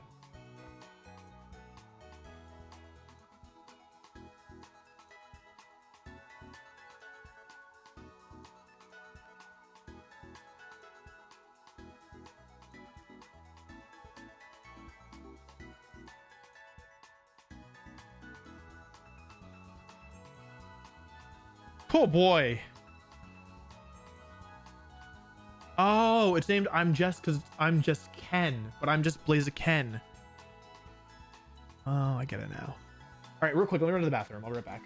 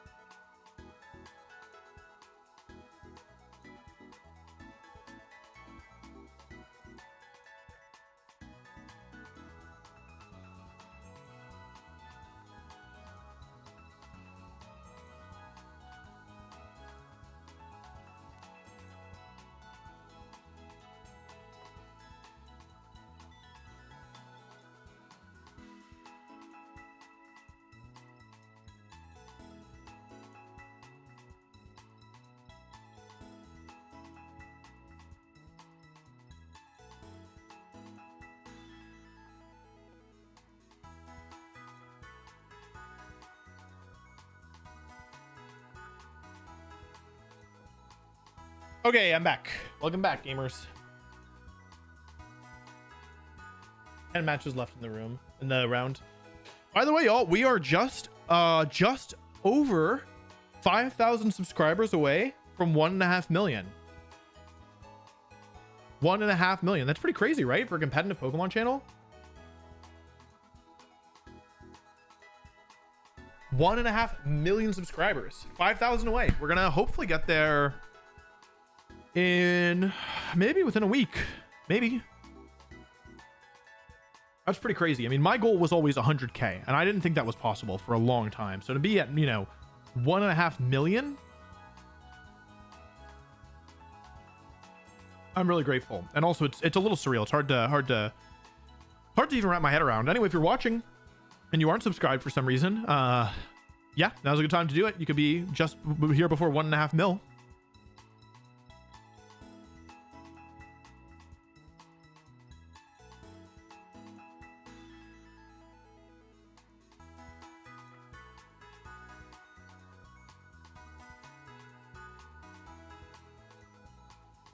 I think the goal will be to get to 2 million by the end of 2025.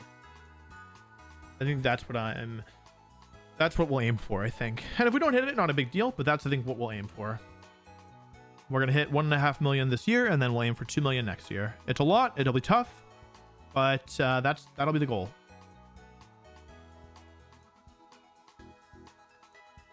Just subscribe just now. Thank you very much. How do you choose which streams make it into a video? Almost all, if I'm streaming, it's with the goal of making it into a video. I don't stream unless I want to make it into a video, basically.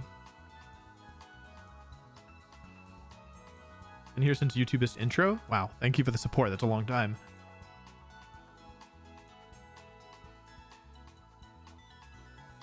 Here before 200K, dang.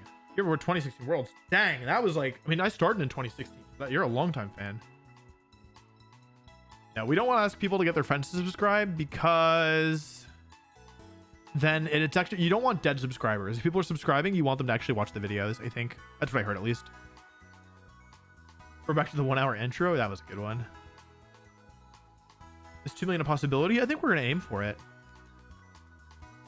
You remember Locked Out? Oh, Locked Out's one of my all-time favorite videos. It's funny because you would think looking back that it would like kind of lose its charm because it's like 8 years old, but I really love it. It's one of my favorite videos.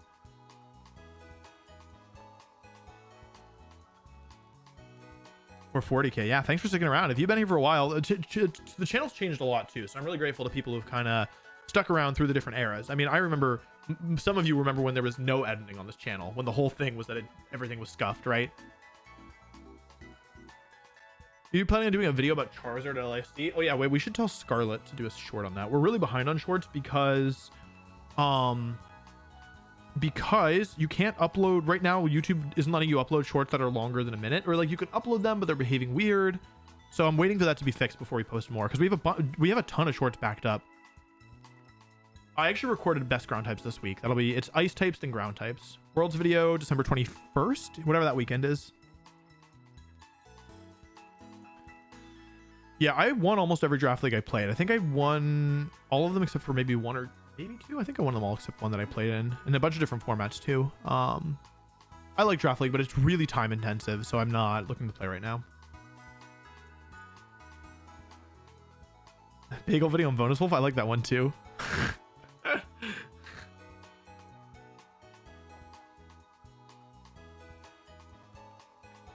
Yeah, that was a good one.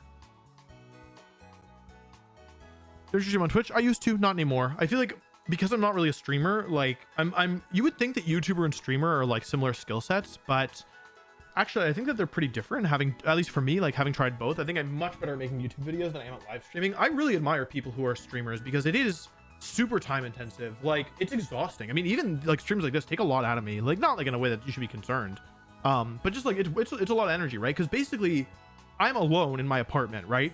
And I'm talking for this stream will, like, it's been 3 hours, 3.5 hours, right? And I'm just talking and interacting with chat, but I'm also trying to play the game in a way that like is good. And I'm like an introvert, you know.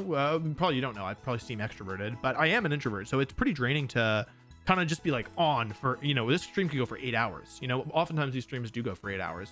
It's not a problem, it's nothing wrong with it, but it's not something that comes naturally to me, I think.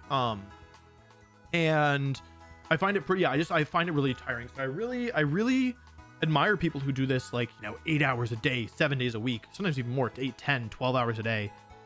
Yeah, I have a lot of admiration and respect for that because for me, it's so difficult. I much prefer being able to step away for, you know, an hour at a time if I need to.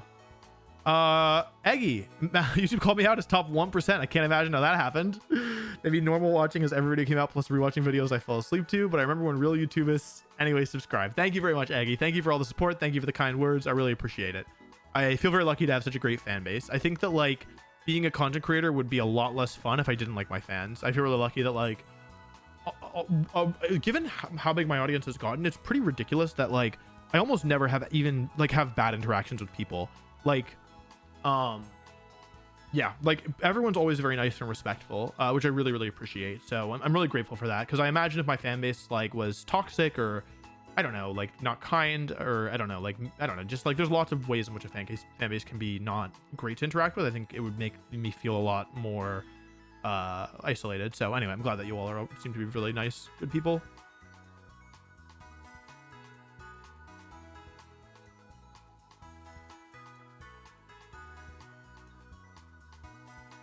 Thank you very much, Tobias. I appreciate that.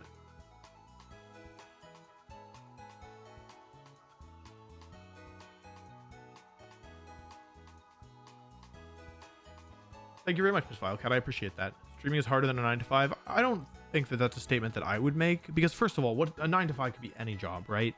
I think that it is I think that there are unique challenges in streaming that you don't encounter in many traditional jobs.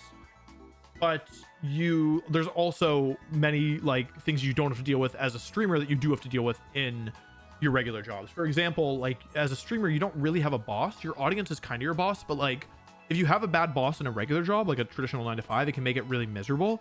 or even not a traditional 9 to 5, like if you're a service industry worker, right? If you're working at a restaurant, or if you're working at like a fast food place, right? Yeah, then there's nothing you can do about that, right? It's just something you have to deal with, and that's something you don't really have to worry about as a streamer. But also, I think that like being the product and the worker at the same time is also difficult in a way that I think doesn't really make sense until you've experienced it.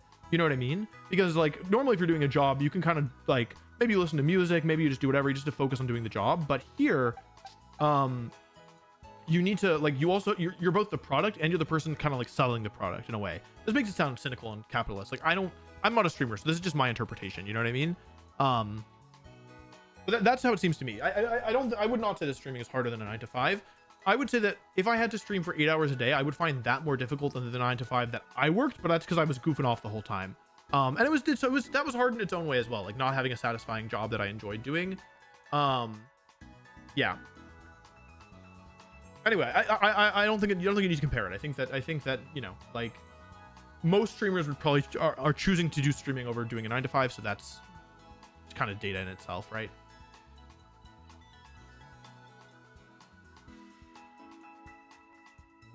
Thanks for stopping by, Gliscor. I've got a friend that wants to get into VGC in April. What advice would you have to help him succeed? You have to play a bunch. You have to watch a bunch. You have to do something a bunch. The thing is that when you're starting VGC, you just have to learn what the Pokemon do. So you just got to get a bunch of experience somehow, whether you watch or play. That's the best. That's the first thing you got to do. Sin, thank you very much for the dono. Thanks for being top 0.5%. That's really awesome. Thank you for the support.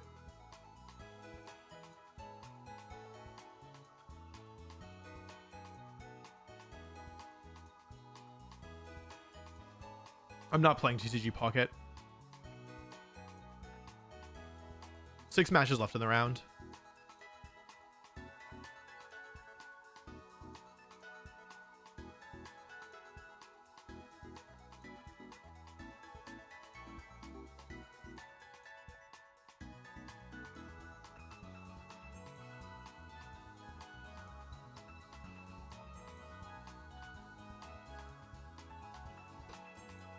Superior's been pretty solid. It's mostly here to set the pledge, the swamp up. It's really good if you let it get going, but smart opponents don't give you multiple turns to get Leaf Storm off.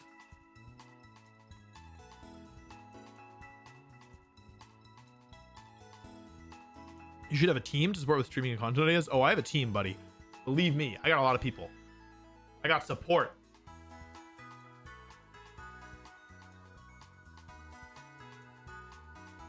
Why only 1 water, 3 fire? Because it's less about the typing and more about the roles of Pokemon fill.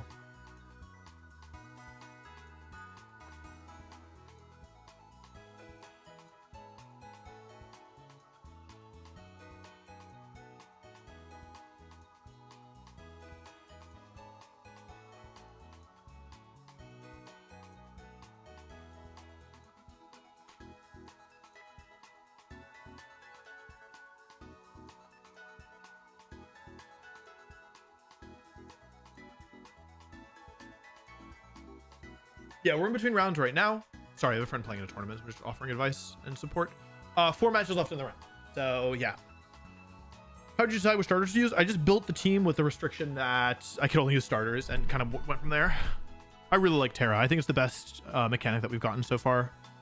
Colossal probably won't be good again until Gigantamax comes back. If it ever comes back.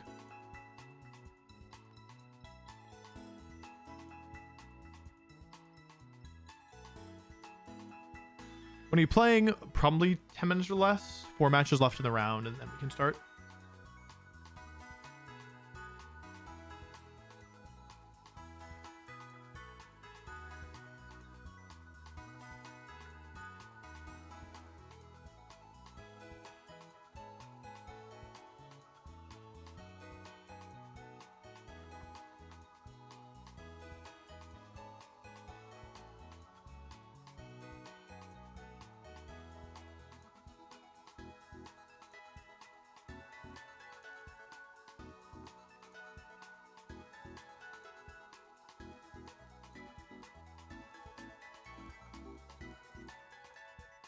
I've heard you speak French before in one of your videos, but I'm curious as to which other languages you can. I can't speak French. I can speak nonsense of a couple different languages, like just little phrases that don't mean anything. but I can't actually speak French. I can say je m'appelle les œufs de la chienne rouge, which means I am the eggs of the red dog. And I can say le visage d'ange bébé, which means the face of the baby angel. That's just about it.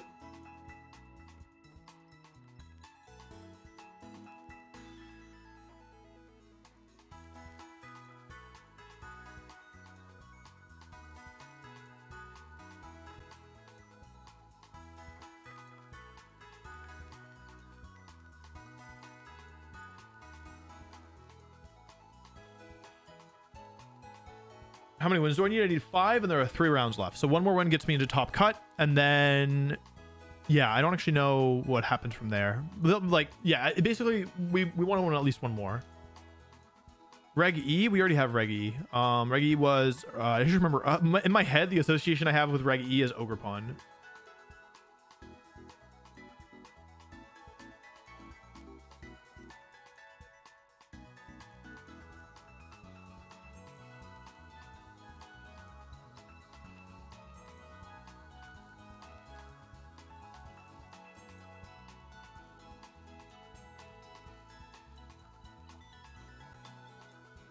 Three matches left. We.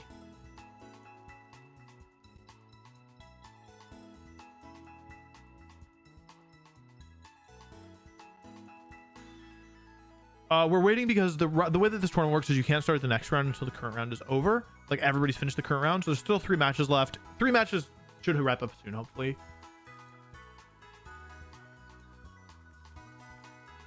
Blastoise is not super good, but you could use it if you really wanted. Yeah, tournaments are a lot of waiting around, but that, you know, we're just hanging out. No worries. Cloth is funny. 2 matches left.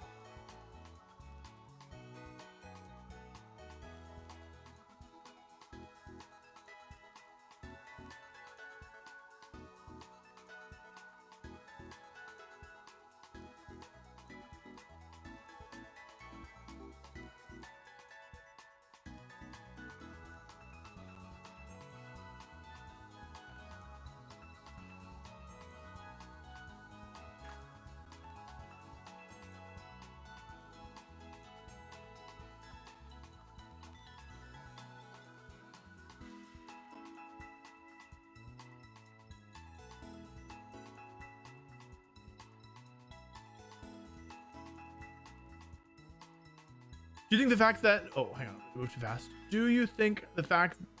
Come back. Wait, what the heck? Do you think the fact that competitive Pokemon split between 2 large communities, VGC and singles, is healthy or harmful overall? I think it's okay that people can play however they want. I mean, yeah.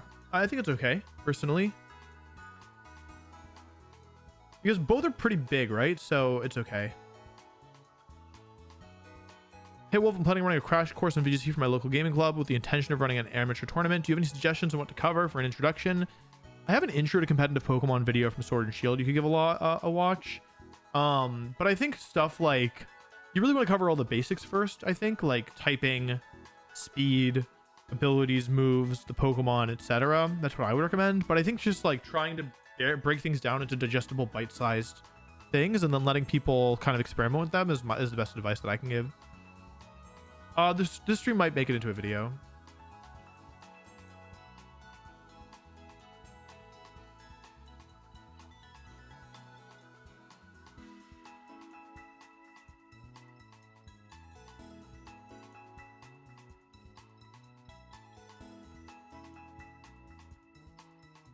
Next battle will hopefully be soon. That's my hope for myself. 2 matches left in the round. 1 match left in the round. So as soon as the last match finishes, we get to play.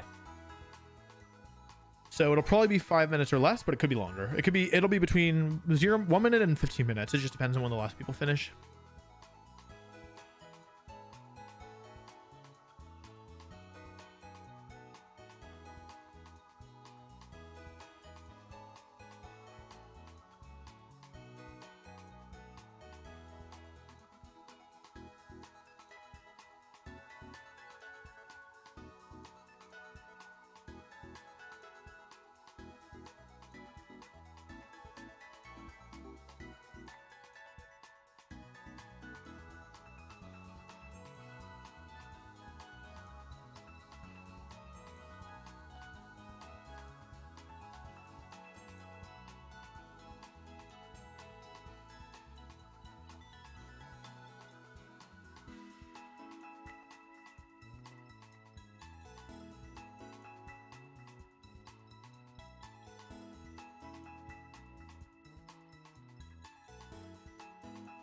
Okay.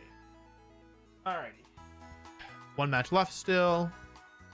Why didn't you go to Sacramento Regionals? I'm tired and I've been really busy.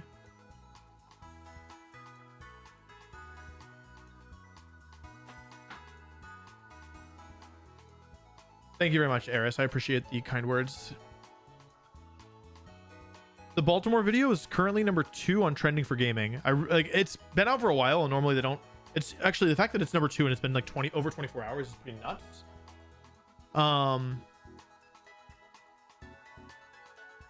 But I was like, oh, it's so close to number 1. That'd be so cool.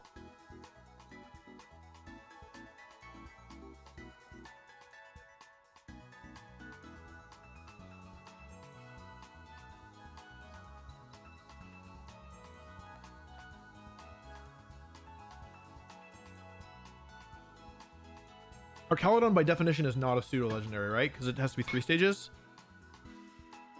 That's what I think, at least. I mean, that doesn't really matter to me one or the other.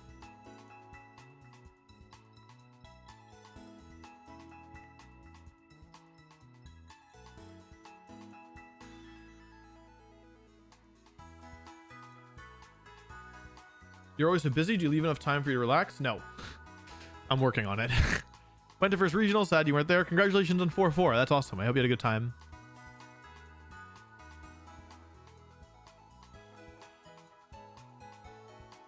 I don't choose the event, y'all. I'm sorry. I can't tell you why there is or isn't events in certain cities. I actually have no input or pull there at all.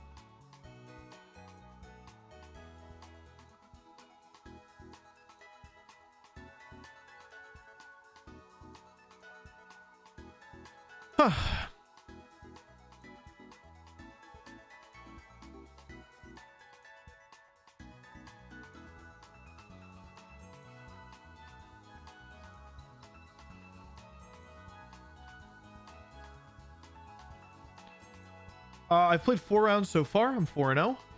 3 rounds left.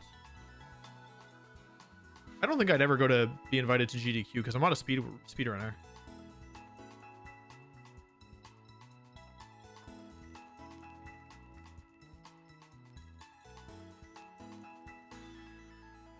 Any unexpected surprise with your team? I'm surprised that I won any round so far. That's what I'm most surprised by.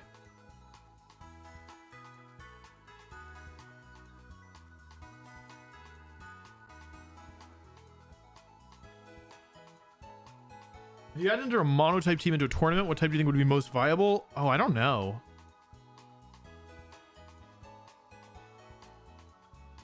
I actually don't know. I thought about doing monotype for this tournament, actually, but I figured it was going to be better to do starters. But I would think about doing it at some point. Fire has a strong case because you can just overwhelm people with sun damage.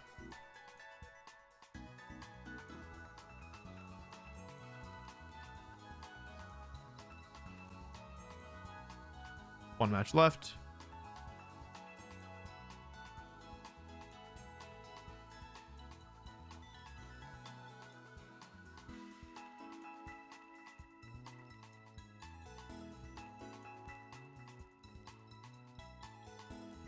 I wish I could put Dracovish on this team.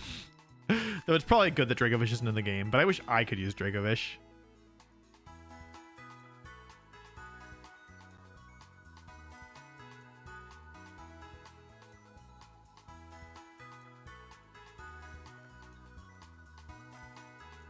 That would be good.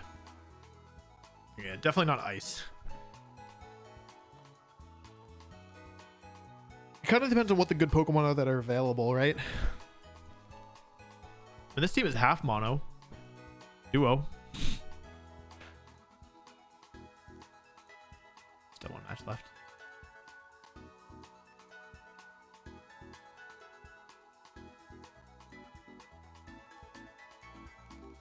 Yeah, water's a good one too, because you could do like rain setter, multiple swim users. Gastrodon, lose the game on the spot. Yeah, Dragon has high BS Team Hans. Fairy is like the best type in the game, but I don't think Fairy has enough good Pokemon to do 6. I like Steel, but I don't think it would work.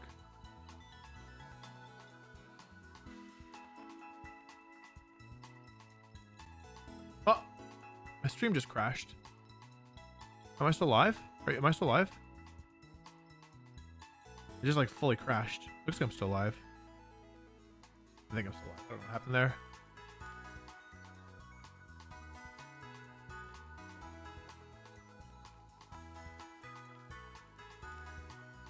Yeah, I don't think you could do ghost because of Incineroar.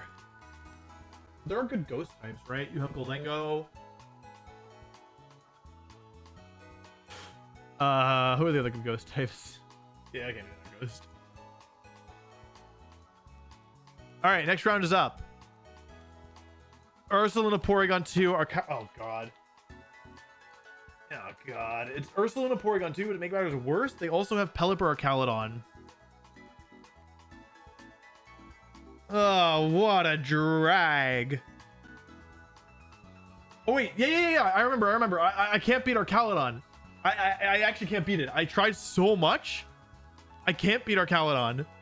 I actually tried so much. It's crazy. Like, I worked really hard, and everything that I did, I just lost to Arcaludon.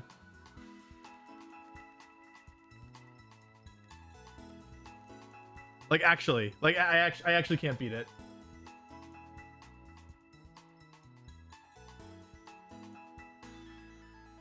It's so hard to beat. Hang on. Yeah,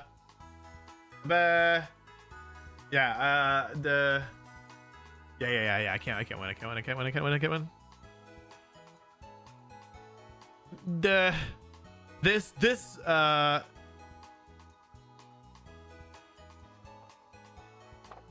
is probably not gonna happen realistically. This is like, because you saw how hard Trick Room was round 1, and this is like Trick Room but with Arcaludon.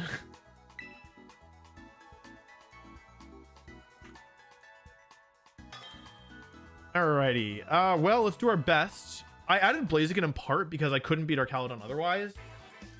Electroshot, Draco Meteor. Yeah, I can't do anything.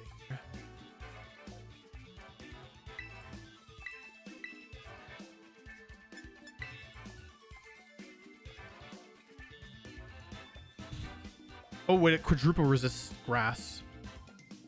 Okay, what are my options here? Let's think this through.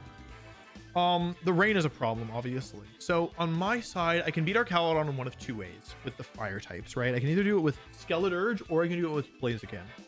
Blaziken is frankly pretty good here. It hits 5 of the 6 Pokemon for super effective damage. Of course, that's not considering rain. I have Clear Amulet as well. So one thing that I could do is I could try.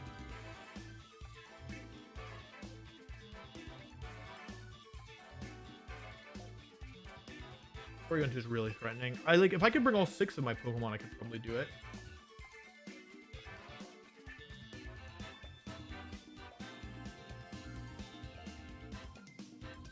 Who do I leave behind here? I don't think I can afford Rillaboom. Rillaboom's kind of good. Primarina. Primarina's food, right? Triple Fire versus Rain? There's no way that's right. I could leave Incin. Incin is mostly good because it denies the special attack boost, right?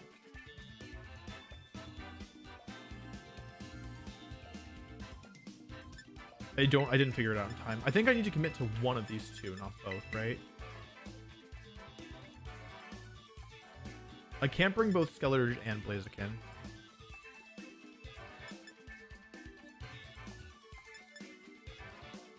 Blaziken game 1.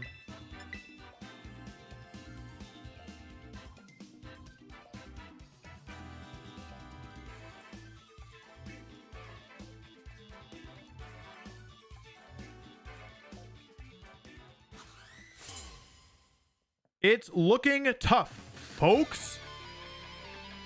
They can't lead Porygon 2 into this. Well, not well. Yeah, that's what I was afraid of. Okay. So, I mean... Oh. So the Pelipper is Sash, Stellar Terra.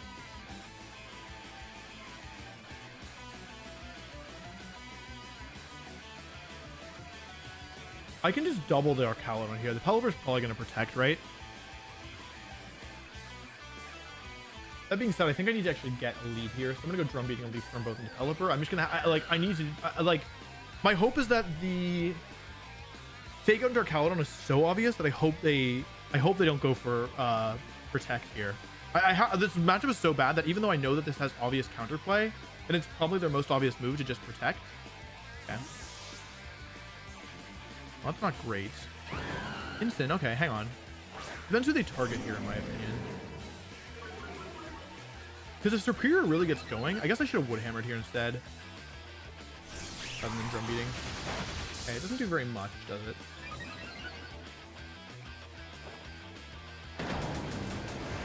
Oh, actually, I have an idea. Although it might backfire, right? This is Electroshot. Speed drop, nice. Electroshot. This is probably into Superior, unfortunately. The thing is that I can actually pin them if I want. If I get this next turn correct, that is. Incineroar is Will-O-Wisp. It doesn't have Flare Blitz, actually. Into Superior, so it's not going to do that much, but it doesn't do 0, as you can see. The thing is, I'm probably not in knockoff range yet, which is good. 97 up to 106, so I hear 9 HP, so I need like a bunch more aggressive turn to recover it. I'm going to be aggressive here because now they're a little out of position. If they go for... I should have waited longer. I should have waited longer. What are they stream sniping? Please don't be stream sniping. Oh god, please don't be stream sniping. Please, please, please, please, please. Okay, I don't think stream sniping. It would need to wait longer. Okay. So here... I need them to go for fake out. I need Blaziken to survive this turn. Or Parting Shot. Just not Electroshot into this slot. Draco? Okay, into the Protect? Okay, it's fine. Will-O-Wisp and Parting Shot both don't work here. Knockoff works. That's fine. That's okay. It's alright. I mean, that sucks. It's really bad, but it's okay. Because now they're in range of close combat. I think. Unfortunately, I'm not speed boosted, but that's okay. Close combat will surely KO, right? Surely. Yeah, it KOs. Probably.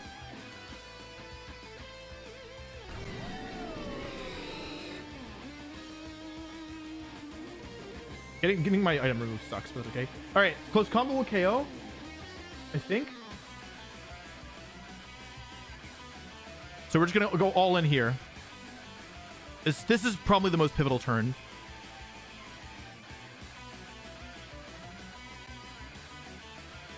I've got my offensive positioning. I need to get rid of this Archaludon. Also, they revealed 3 of their 4 Pokemon. They switch. Oh, man. I didn't think about that. Porygon 2? Wait, I know all 4 of their Pokemon. And now they're not boosted anymore. I mean, Porygon 2 is boosted, but Porygon 2 is going bye-bye. So, I don't think I died a knockoff here. There's no way I died a knockoff, right? There's no way. I have 100 HP left. Yeah, no way. Actually, no way. I might even survive a crit, honestly. Not that I want to tempt fate.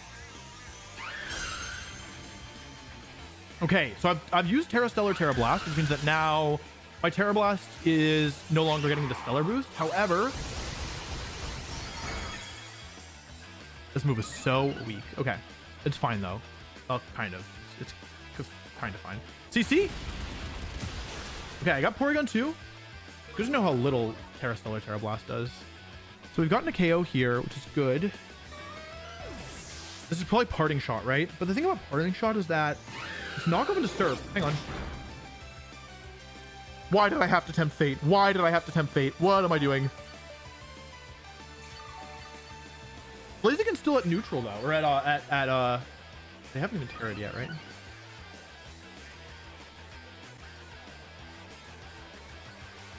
Pelipper comes back out. So the question in my mind is, what do I do? I'm at drop defenses. Pelipper doesn't have Muddy Water, does it? And how many turns of Rain are left? Pelipper is Weather Ball.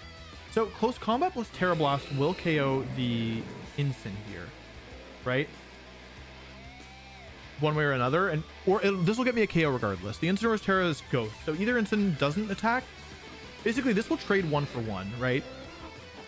Okay. Oh, or even better, it will trade 1 for 2, 1 for 1.5. So here's another Terra Blast.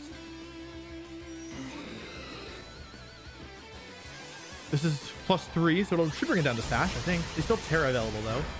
Bring it down to Sash.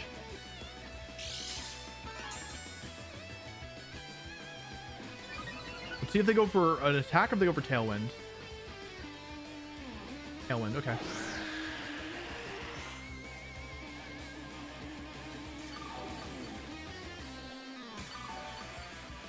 Last turn of rain, 4 turns of tailwind. I'm +2 Blaziken. The question is, how fast is this Archaludon, right?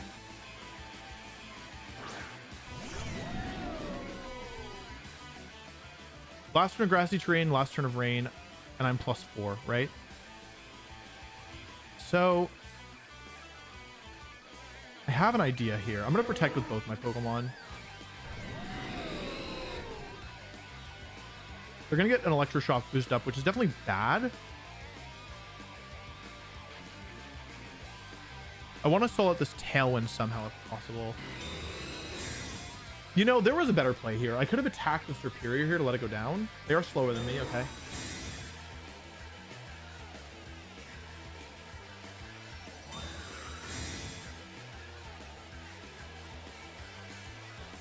Electroshock +1, okay.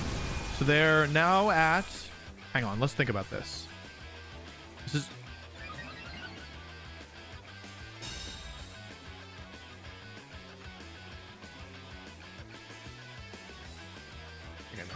I think I messed up. I had safer moves.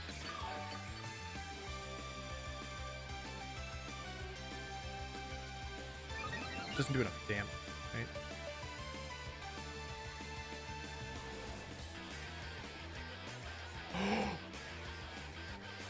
Oh my god. Oh my god. Fire Pledge and Grass Pledge is a fire type attack. Here's Fire Pledge. Blaziken with 3 Spoon Boosts is the fastest Pokemon on the field. Here's +4 boosted. Terra Stellar boosted. Grass Pledge. You can see the little fire coming out. The Burning Field is up. And plus Assault Vest Archaludon goes down in a single hit. And the Sea of Fire enveloped the opponent's team. Look at that. You wouldn't think that Superior was a counter to Archaludon, but it turns out with the Sea of Fire allowing it to use a fire type move that it normally cannot use, it's able to pick up the KO. And even though Pelipper's still alive, not for long. The Sea of Fire finishes it off. Pelipper was hurt by the Sea of Fire, and Superior, with some help from Blaziken, able to KO Archaludon, a Pokemon that it really has no business beating. I totally forgot that Grass plus Fire made fire. I was like, oh, it's like quadruple resisted. It's not going to do any damage. The way the pledges work is they turn into whatever type, the dominant type. So fire plus grass, fire beats grass, that's fire. Grass plus water, grass beats water, that's grass. Water plus fire, water beats fire, that's water type. So it allows Superior to use Blaziken's speed stat and Blaziken's typing to pick up a one-hit KO. By the way, if you're wondering how much that minimum damage was, it's 155%. Archaludon could have had 155%, yeah. Which is pretty nuts, if you, were unsure. So Blaziken was good there. I was thinking about maybe switching to Skeleturge, but honestly, having Blaziken was really nice. I think getting it in at the right time was really helpful there.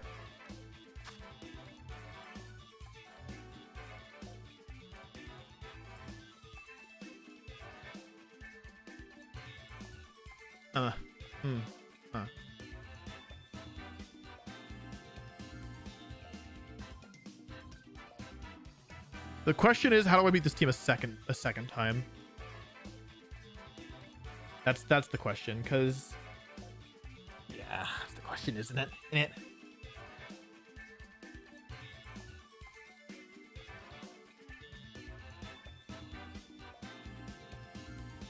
I mean, okay, so there's a couple things they could do. They could go with Archaludon again. They could also go with P2 stuff. P2. I think I want to bring the same Pokemon in the same order again. Like, Skeleturge is good here, but it's not very good versus Amoonguss or Ursaluna, whereas Blaziken is, like, if it's faster than them, it could beat them. It's also not good versus Pelipper, so my plan would have to be to get rid of Pelipper first.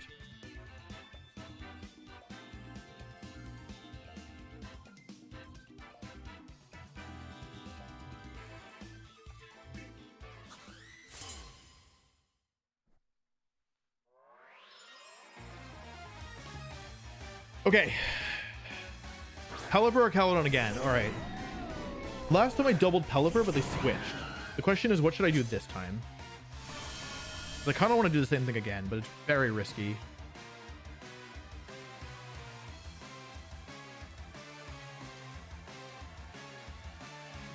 The problem here is that getting this turn wrong really screws me over. I have Fake Out. I could just go for it. The problem is if I get it wrong, right?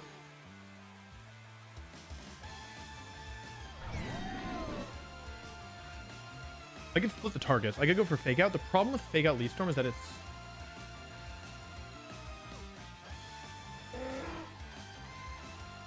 Okay. I could have gone fake out Leaf Storm. If I'd done that, I would have been in really good shape. Among Us. I see. Yeah, that's a good switch. Doesn't do anything, does it? It's not the end of the world, though, actually. This is okay.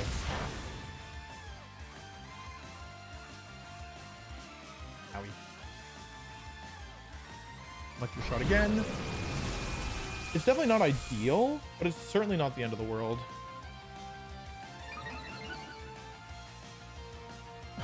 Into Rillaboom? Where? Still full HP. Lit. The Mungus, it doesn't have really that much, right? It's +1. This Arcalodon is going to be a problem. However, looks like my fake out 4. I could Leaf Storm again. I'm going to though.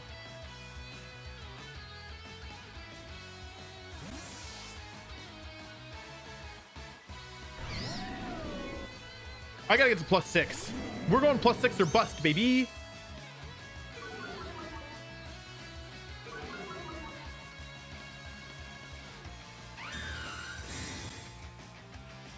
See what this is. Might be another Electro Shot. Draco into Superior, okay. This is probably Spore if I had to guess. Humongous has Protect, so I gotta watch out for that. Spore into Instant. This is the advantage of safety goggles. Let's go for Fake Out here and Leaf Storm here. Let's just continue raising our special attack stat.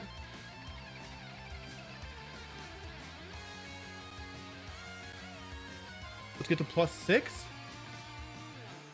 If we can, or just as many boosts as we can get, because even at +4, Superior is just not strong enough to get KOs in Pokemon like a Moongus, unfortunately. I don't think, at least.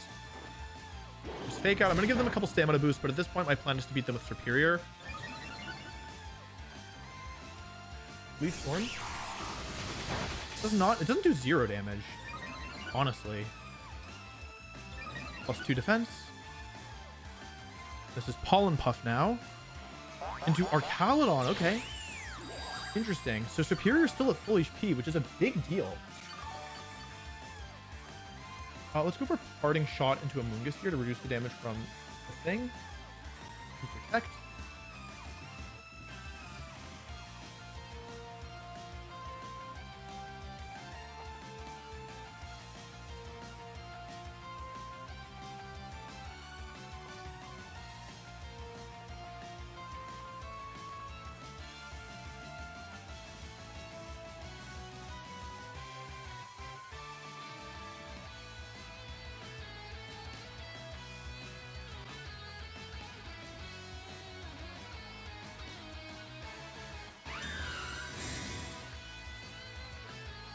We're betting everything here on Superior. Here's another Electro Shot. It's going up to +2. That's fine. We're not even worried about our Carlin special attack stat, honestly. What we're worried about here... Into Instant. Nice play. Okay, they called it correctly. If I survive, it's really important to maintain my pieces here. Another Parting Shot coming out here. Into Among Us.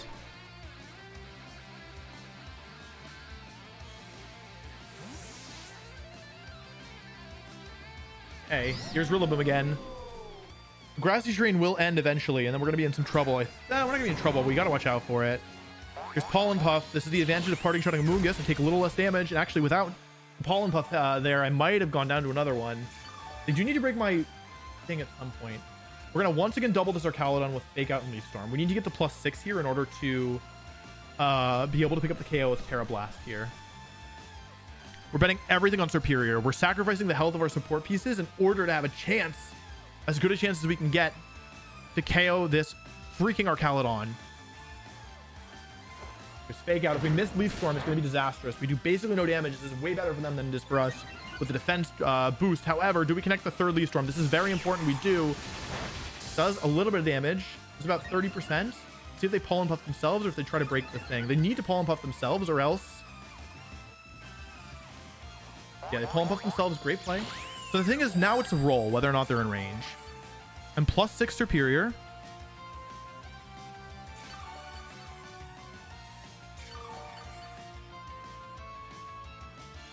I'm glad Rillaboom is still alive here, because I'll be able to reset Grassy Terrain. The rain is gone as well. So I think what I do is I switch back into instant. This is an obvious switch, yes. However, it ensures that I get fake out next turn. The idea here is that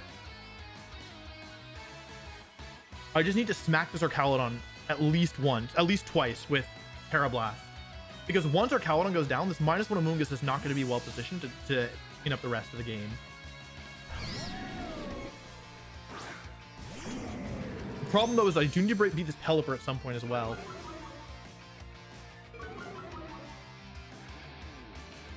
Yeah, good switch. They called me out. Instant. Oh, we don't know who's faster between the two of us, do we? And I just protected. We don't know who's faster. Oh, maybe they'll get the KO this turn. That would be good. Okay, Draco again.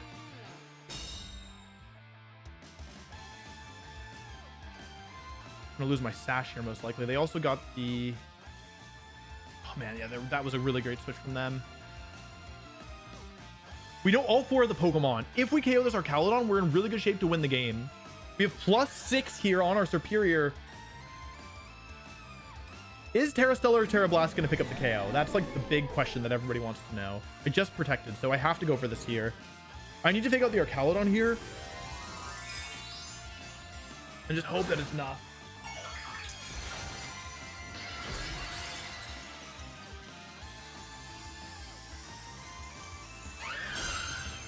Okay, let's see who fake outs first. It's me. Does that mean they're not going for fake out? Are they going for knockoff or are they going for fake out?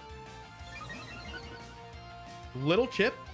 Did you fake out? So I could have gone after the other Mon here if I wanted.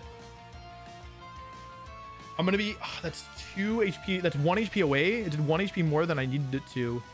Because now I'm not in range of... 2 turns will not get me back to full HP, unfortunately, because I heal 9. Okay, let's slow down here because I have the Superior and they only have support pieces to deal with me. Let's get the Grassy Terrain back up. Pelipper's Terra Stellar. Should I make the read this turn?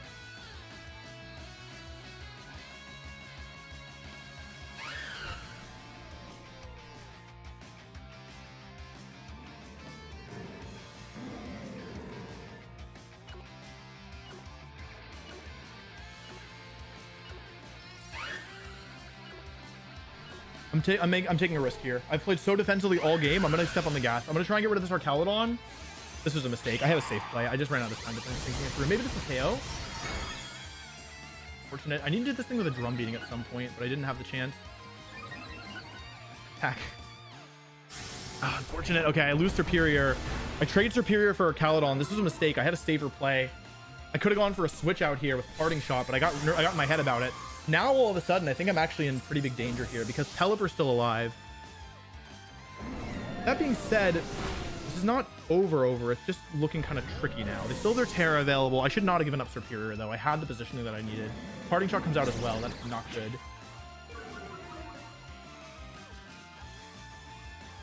It's Amoonguss, Incin, and Pelipper against Rillaboom, Incin, and Blaziken, but I've taken a lot of damage here. There's Pelipper again. So the thing is, Incin and Incineroar and Amoonguss, they can't really do anything to Blaziken. So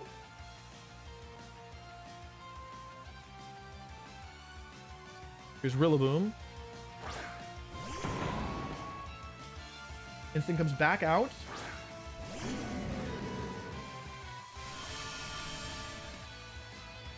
Now it's -2 on my Incin. Terra Stellar Pelipper, okay. They only have knockoff and Will-O-Wisp.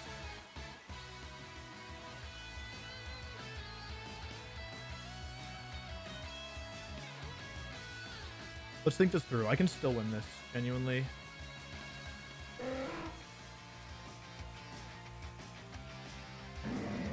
I probably have to call this turn correct. Otherwise, I think it's over. Let's pick up this thing.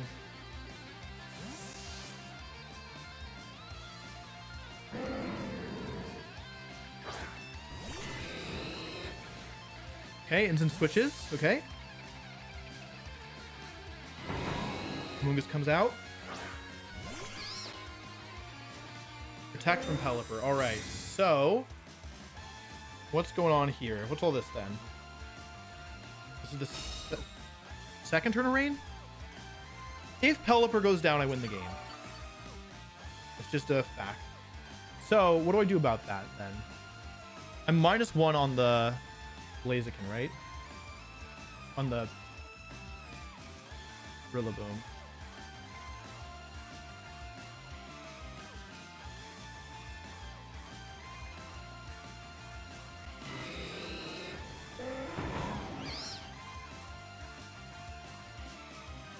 I think this is probably looking pretty bad, right?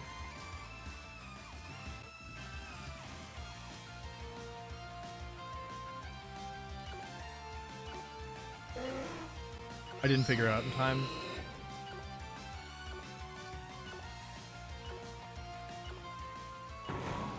Wrong move.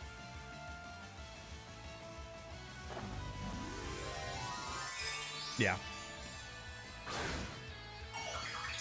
What I wanted to do here was double the Pelipper.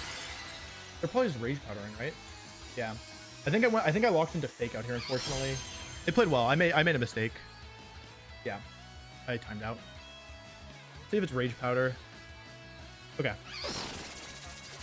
Yeah, if I'd gone for Wood Hammer into the Pelipper here or Drum Beating, I might have been okay. I wanted to switch into Instant and take the Hurricane.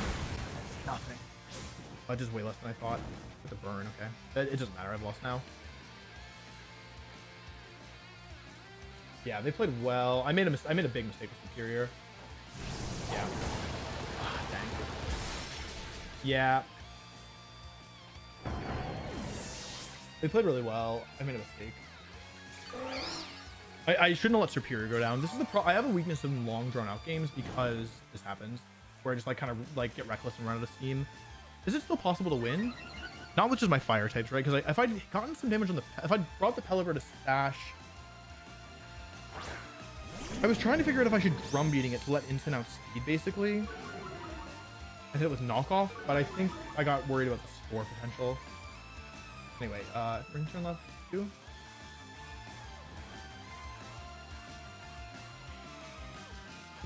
Excuse me. Combated, I guess. Yeah, GG. Okay, I lost this one. I messed up. I needed to keep Superior alive.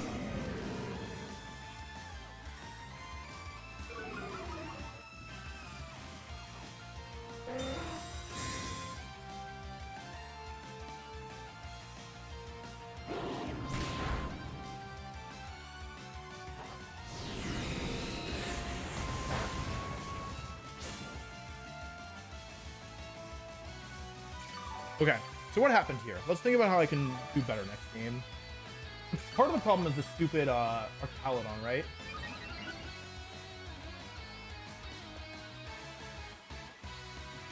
I think they're going to bring the same Pokemon again.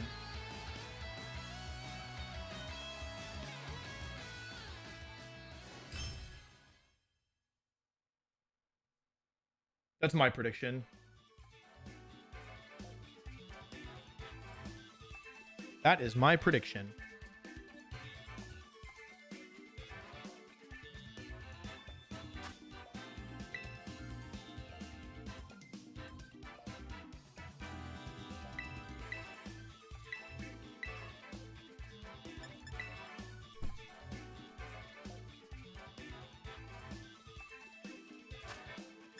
So I think they're going to bring the same Pokemon again in the same order.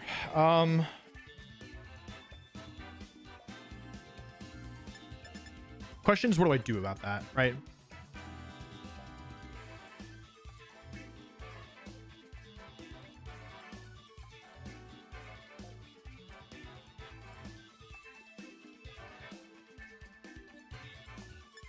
I did all the setup I needed to. I just got reckless with the Superior in the end, right? Like, I think I should focus on Superior again here.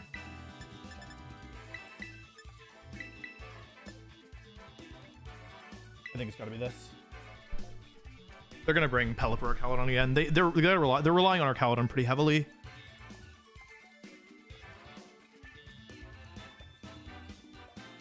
The question is, what do I do turn 1? Because it is a bit threatening, right? I'd like to do it so it's not a prediction, but it feels like no matter what I do, it's gonna be a prediction.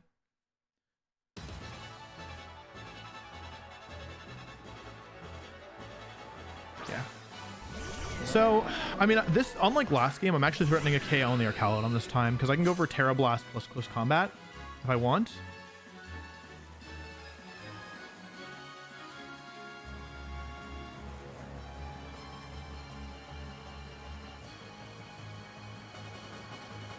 I'm not even sure this KO is actually, now that I look at it. So maybe I shouldn't bother with.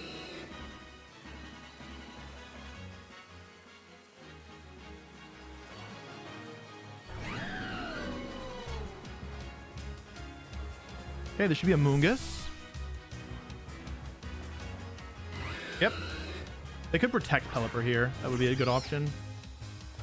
No, okay. The Storm comes out. How much is this going to do? That's a lot of damage. Pelipper loses a ton of its health here. Here's Close Combat. Coming out from Blaziken into the Pelipper. Doubling into it. Pelipper goes down. That's a huge deal. That was one of my opponent's best answers to my Rillaboom and my Incineroar, who are now both going to be kind of difficult to get rid of. And Serperior's boosted and didn't take any damage this time, which is a massive deal. Blaziken's also now speed boosted, which means the Burning Field is online. So the question is, against a Moongus, how much is Fire plus Grass Pledge going to do in the rain?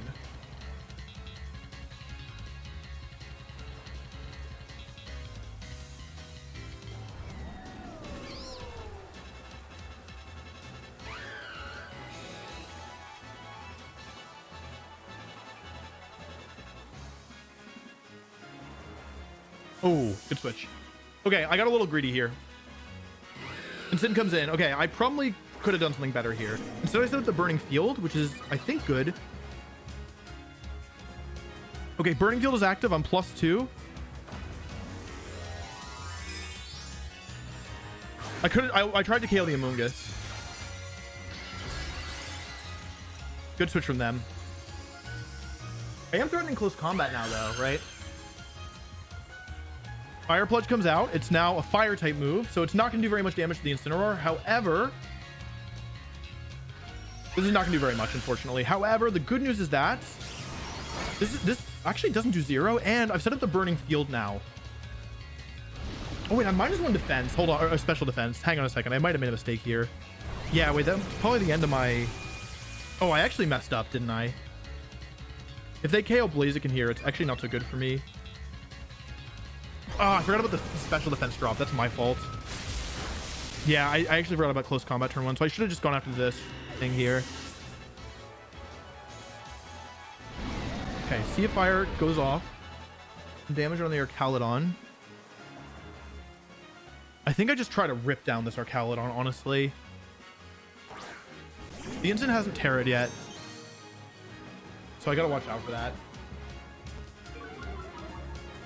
Oh, you know what I can do here? I can protect. Oh my god, I still have all my Terra types left because I used a fire move. And knock off, right? This covers for a lot of their options, though it could also backfire.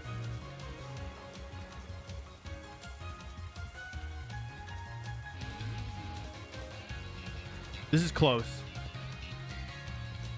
This is really close. It depends on Serperior. I bet everything on Serperior here.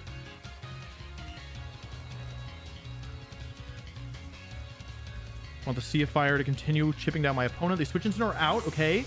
That's actually good for me, I think, because switch Amoonguss in. Okay, Serperior at +2 versus Arcalodon with no item.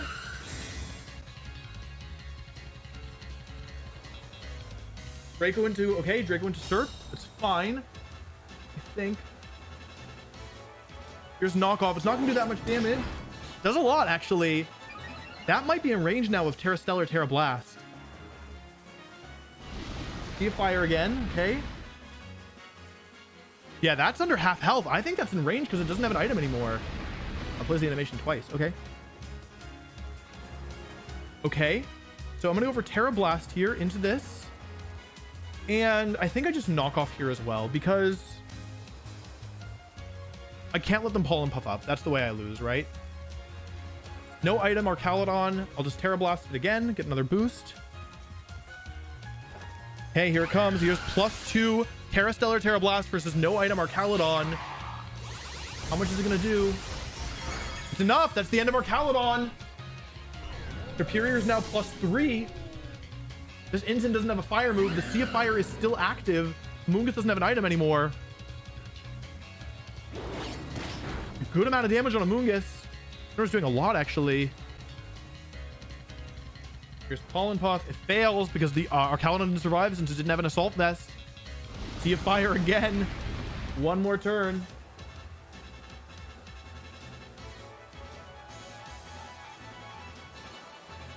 Doing a lot of chip damage over time. It was necessary to get rid of the Archaludon, I think. +3. +4, I think. Blaster and Sea of Fire. I'm going to go for another Terra Blast into the Amoonguss. I'm going to Parting Shot the Ensign. I don't want to protect and give them a free turn. Here's Terra Blast +3. Is it going to do enough? It does. Amoonguss goes down. Superior, with all the support that has been given, boosting its special attack while taking KOs. Here's Parting Shot.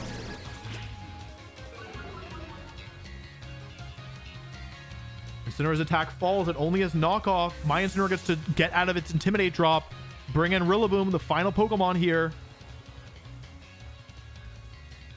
Sea of Fire doing a lot of damage even when it's raining. Grassy Terrain gets set up, providing healing and increasing the damage of Superior's Grass-type moves. Incineroar goes for a knockoff into Superior. A -1 and only does about 50 damage. And down 3 against 1. I don't think that Incineroar is going to be able to turn this around. Sea of Fire goes away. Okay, interesting.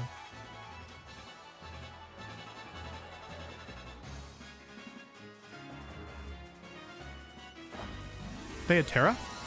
Oh, that's fine. I mean, it's Ghost Terra, right? I actually don't think I've used a grass move yet, so I still have the Stellar Boost on Leaf Storm. This Fake Out doesn't work because they Terra'd. Here's Leaf Storm. Grassy Terrain boosted. Terra Stellar boosted. +2 boosted. Superior. KOs Incineroar. And with 5 wins and 0 losses, I'm advancing to top cut, which is kind of crazy. GG's.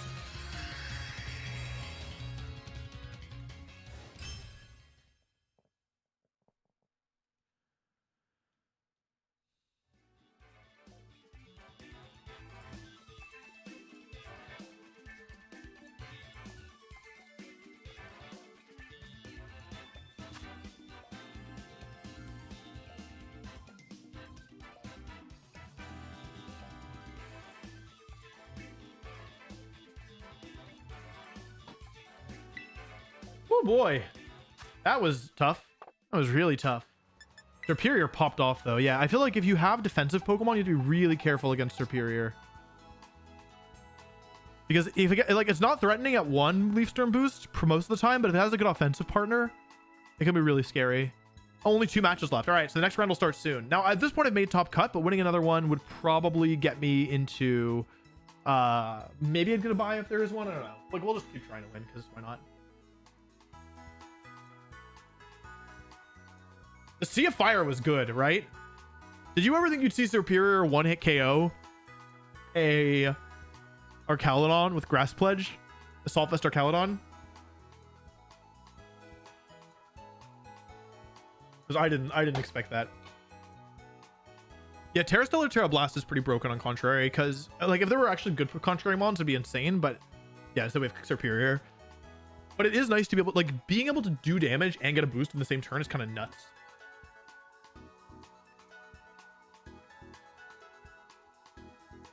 Yeah, we had Rain, Grassy Terrain, and Sea of Fire all at once. I gotta pee again because I've been staying hydrated. We'll be right back.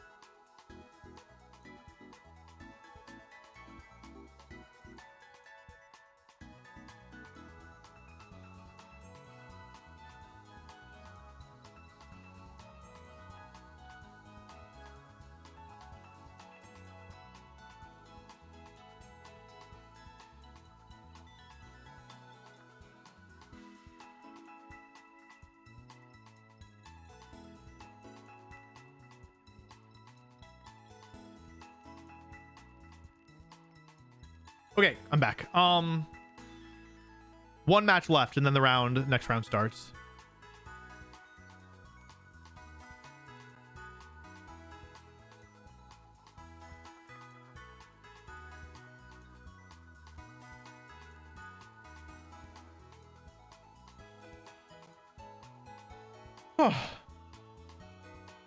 Oh man, it's hard to use this team. I'm gonna be real. It's really hard to use this team.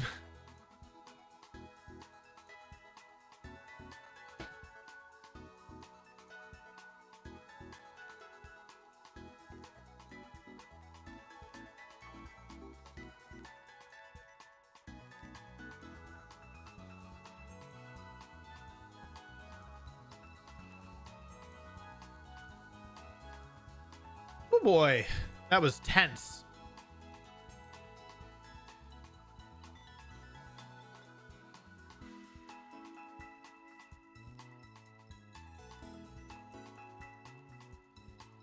Oh, thanks very much for the dono, Beckworth. I really appreciate it. Yeah, thanks for watching. Thanks for the support. Thanks for the kind words. Yeah, I also hope that I have better sleep habits before future tournaments.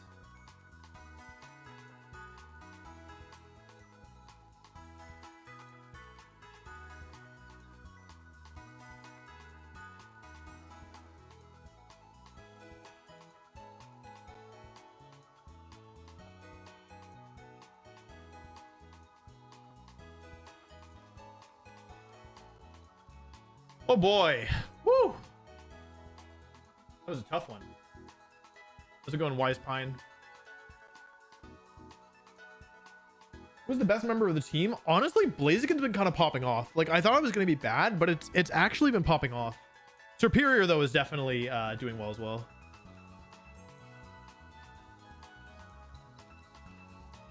But I feel like all the Pokemon have been pulling their weight. Like, Instant and Rillaboom did a good job that last game.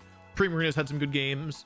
I kind of thought Skeletor was going to be the carry, but I haven't been drawing matchups where it's like amazing. So, yeah. But they've all been, honestly, all the Pokemon have been good, or like as good as they can be given the restrictions. The Pledges are cool though, right? Like, they're really weird, but they're really cool. Next match will be any minute. We have to wait till the round finishes, but there's only one match left in the round. So as soon as it finishes, next round begins. Now, at this point, I am locked for top cut, but it could still be good to do my best to win. Like, I still should, yeah, obviously, I should still try to win. There's 2 other undefeated people left. I'll be playing against either, like, the kind of the original, I'll be either playing against Vivian or Saluna Porygon 2 stuff. Spanish player, or... God, these both look hard. Or I'll be playing... Oh, I could also be down paired. Or I'll be playing against, like, standard Magmar, Kingambit, Sneasler stuff. Dragon.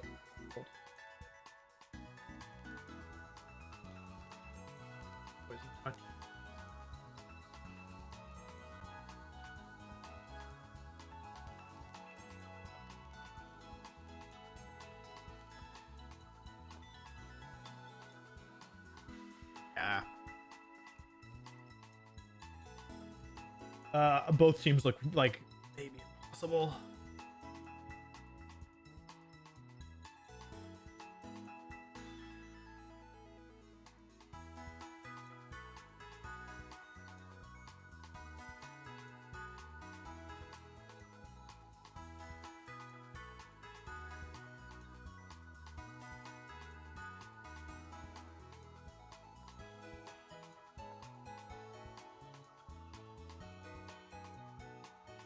The whole tournament is today. That's correct. So we are going to be playing until I'm out of the tournament. That's the plan.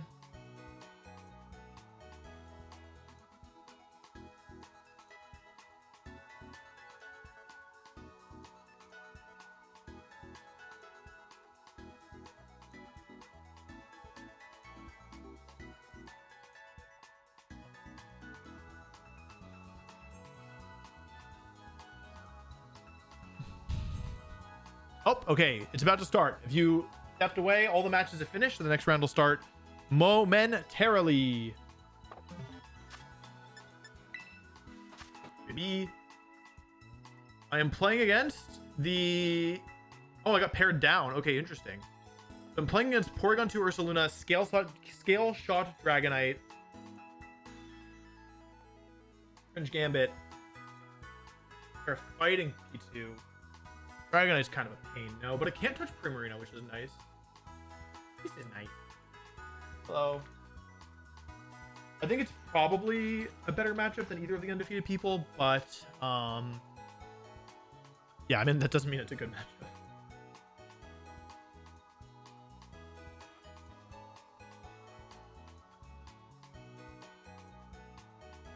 Okay.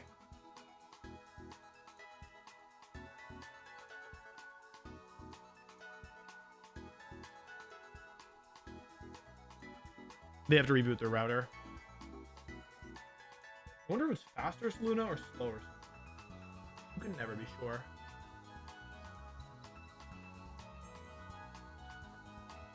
Very dark Cringe Gambit.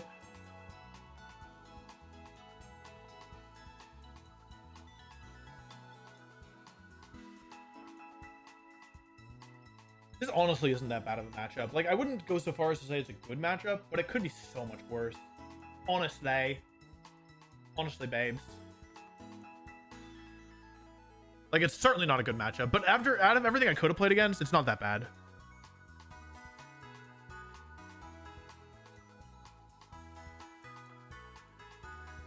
Like, I actually have tools here.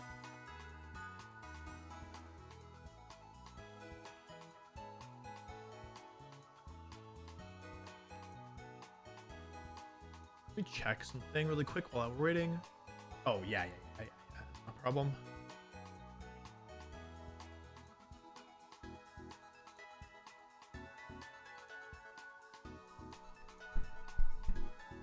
Wait, the Gen 5 monkeys learn the pledges? I didn't know that. Wait, can you pledge yourself? Okay, let's say I read double protect. Okay, who knows? Wait, Trey! Somebody asked Trey. Don't ask Trey. Don't bother him. But I wonder, okay, let's say I lead Premier Superior, and I'm like, they're going to protect both. Can I Grass Pledge, Water Pledge, and hit my own partner? And then afflict them with a Swamp? What happens?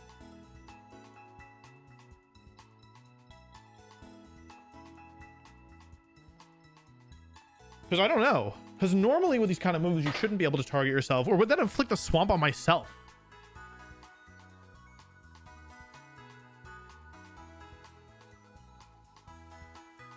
All right, let's do this. I'm not going to find out here. I'm just curious. Because it's really risky to go for that. But if you could target yourself and inflict them with the Swamp, it would be kind of nutso, no?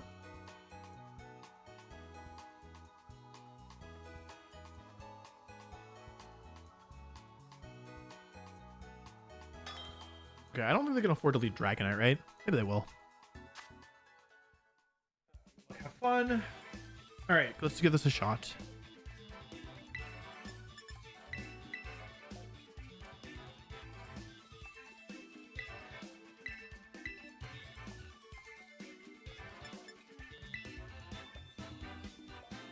So there's a couple different approaches I can take to this battle. One is I can try and Superior my way through, but they're so tanky. And also I don't really need the speed of Superior here because like they're so slow. And they have Trick Room as an option. So I think this actually might be a game. I think I've brought Superior almost every game so far. But I think this is one where I actually want to leave it behind. Incineroar is pretty good here, but I have to watch out for a couple of the threats. Let's see. Incineroar is not good versus their Incineroar. I think what I want to do game one is just the most straightforward thing. I'll give it a second before I lock in. I could do Skeletors up front, or I could do it in the back.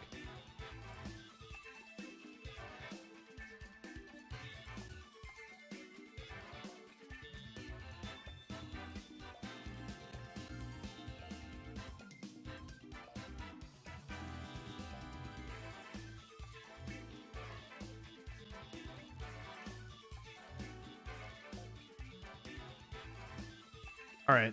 Okay, I think what I'm gonna do here is just the thing that looks the most straightforward to me. I'm gonna do 1, 2, 3, and 4. Glad I waited. The thing is that Blaziken hits 5 of these 6 Pokemon for super effective now that I look at it, so it seems like a good Pokemon to bring. It also can't be intimidated, and I have Terra Ghost as a way to get around the Fake Out. I also have the Kingambit on their side is Terra Dark, which is also interesting in my onion.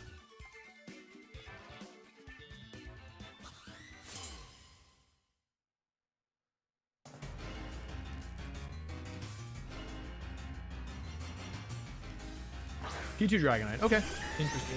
Interesting. This gives an attack boost, which is good.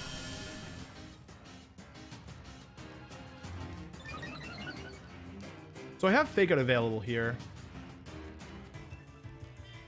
And I could just Fake Out Moonblast if I wanted, right? Perimeter's Terra fighting with Ice Beam.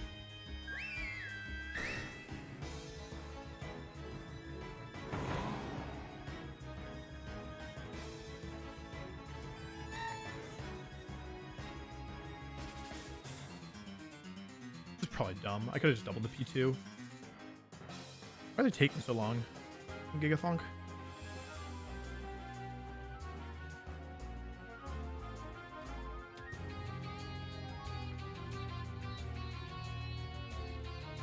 Okay. Who's coming in here? Oh, if it's King Gambit. Oh, it's Rillaboom. It's fine. I mean, dropping its speed isn't good, but whatever. His drum beatings are lower the speed. Does it have high horsepower? It does. Gotta watch out for that. I actually did a decent chunk. Let's see what they go for here. Moonblast. That's a lot of damage. Terra Blast. Okay. Interesting. So they really want to get rid of Primarina, obviously. That weren't apparent already. Primarina's now faster than the Rillaboom, though, which is interesting. I'm just going to Wood Hammer here, I think. What do I want to do here? I think Wood Hammer. I don't really want to Protect, though. Wood Hammer and switch.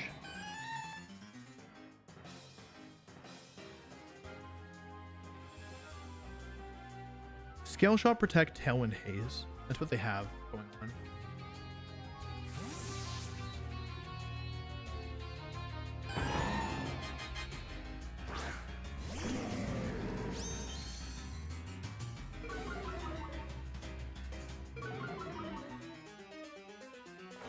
Okay, this might KO. This does KO. That's one of the main threats out of the way already, right? So I'm not too pissed about it. What do they go for? It could be Trick Room. It could also be not Trick Room. Just Ice Beam. Okay, that's all right. A lot of damage. Wait, why does it do that much damage? Hello? Oh, Pause Champ? In a roar. Oh. Jarvis. What's going on? What's going on?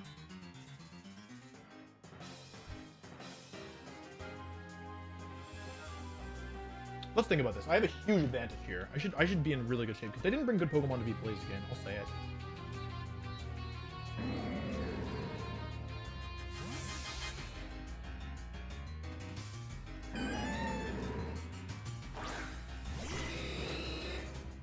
Here's Terra. This might be fighting P2. I can't imagine it's Ghost Instant, so it must be fighting P2. Okay. I mean, that's okay, right?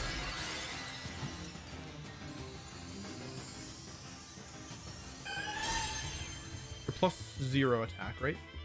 Okay. So what are they doing here? This thing's -1 now. So, I mean, I just bring in Primarina, right? Because this thing, I can just Moonblast now. Bring in Primarina. I just need to protect Primarina, honestly. If they Parting Shot instant... Oh, also, they're instant slower than mine. That's good to know. Parting Shot, but I got them with Clamulet. Sorry, bud. Terra Blast. This is -1 in fighting type, though. Depreme. Oh, what a turn! What an incredible turn from Wolf Click. It only takes 18 damage. What a ridiculous turn. Well, I mean, they're -1 on the Porygon on both stats, so that's bad for them. I'm just gonna go for Close Combat and Moonblast. This is just a KO on instant, and it also KOs Dragon if it switches. Oh, what a brutal turn by them.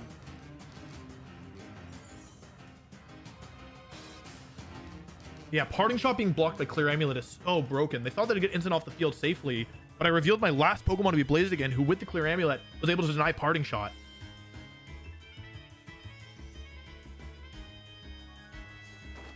Close Combat should be the end of instant. Oh, I Gavolt. Keep in mind, the instant this Porygon 2 goes down, if I still have Primarina, they can't win because Dragonite's only attacking move is Scale Shot. Here's Moonblast. Super effective Life Orb boosted. Tons of damage to Porygon 2. Takes a little recoil. All right. There's Ice Beam. They're going to freeze. It's their actual best move to hit me. Doesn't freeze. And here, folks, we have a guaranteed win here. Guaranteed win. Folks, we have a guaranteed win. Because I think Flare Blitz or Close Combat would KO Porygon 2 from this range. But I'm not 100% positive, right? Oh, wait, I'm just faster than them. So I was going to say... okay, they could go for... I could Flare Blitz, they could survive. They could go for Ice Beam and freeze me. It doesn't really matter. But just to be safe, let's just take the KO on Porygon here. With Fire Pledge, Water Pledge, allowing Blaziken to use... Primarina to use Blaziken Speed Stat. Picking up the KO with my strongest Pokemon here. They forfeit. Game is over. Primarina takes it. Wow. It's a good game one. Really good game one. Dragonite was kind of a liability against Primarina. I kind of think they'll leave it behind in game 2.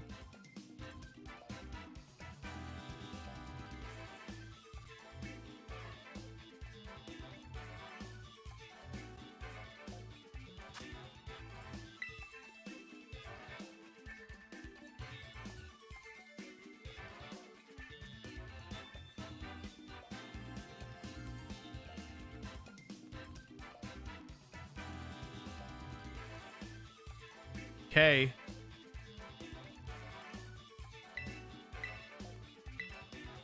Now, this is still not a super easy matchup. We don't want to get carried away here.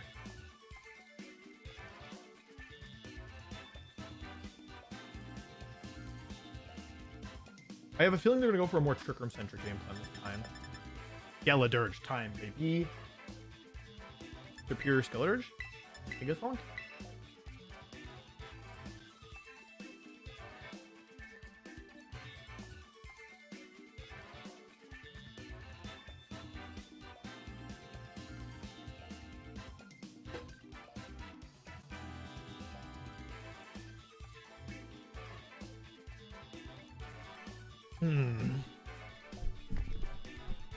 Their team is really slow, which just gives me the speed advantage unless they set Trick Room, and all of the pressure on Trick Room is Porygon 2, though they do have this Dragonite as well, but Dragonite is so bad versus Primarina.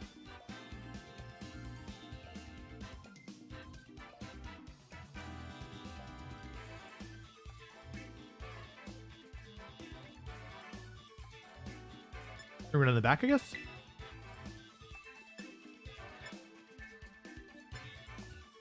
Yeah, no, just kidding. Just in case I don't think they're watching, but just in case. They've been taking a long time on their turn, so I just like to play it safe, because there's a 30-second delay, so as long as I wait for 30 seconds, yeah. There's just no risk to me that way.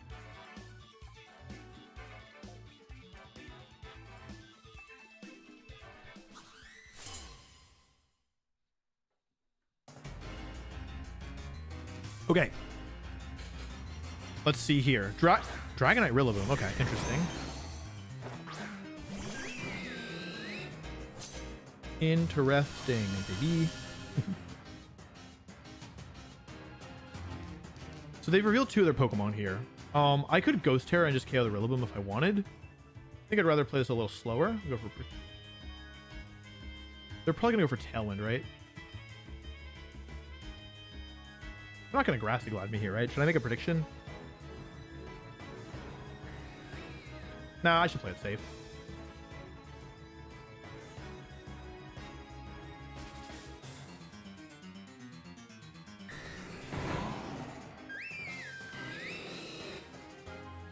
I'll just play it safe. There's no need to make a crazy play here.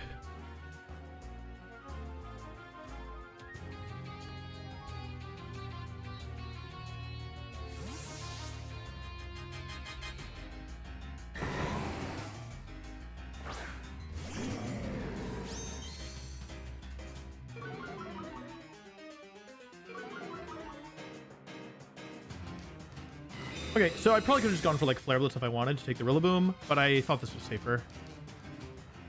Yeah, I had the right instinct, honestly. Okay, yeah, I had the right instinct, which is okay. It just happens sometimes, right? And Sin. I mean, here I can pressure a Terror switch, right? If I want. The thing is, their best switch in here is a Pokemon that resists fire, which is only in Sin. So I actually don't hate going for fake out Flare Blitz here, because if they stay in, they have to turn in, they have to Terra, which is okay for me, I think. Like, I don't mind it, honestly. They're -1. It's Rillaboom switches, so it's either instant, which just gives me a free Primarina switch. It's instant, that's fine. This is like, the thing is they're not gaining any ground, right?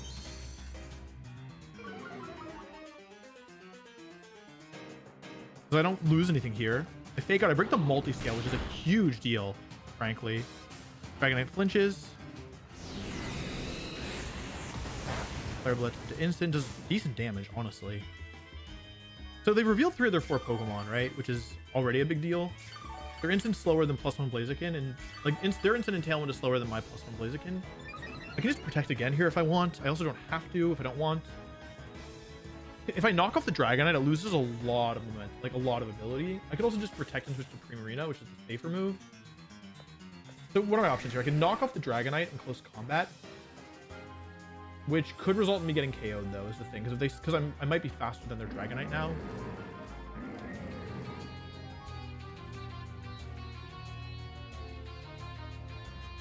They really want Blaziken gone, right?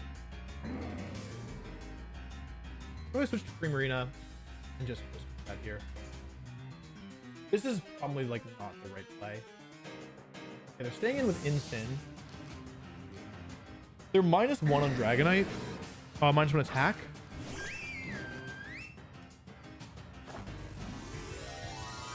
Terra Ghost. Okay. Interesting. That means their Dragonite is now super food, right? But why would they Ghost Terra here? Oh, were they worried about... Were they worried about close combat? Yeah, so they are slower. So, I mean, the good news is that I think this means that I survive. Haze. Okay. So they got rid of my speed boost and their attack drop. So good for them. Good for them! A parting shot into Blaziken, though. Yeah, unfortunate. That's not going to fly here. So I guess my question is... I'm still speed boosted, right? But they're also attack.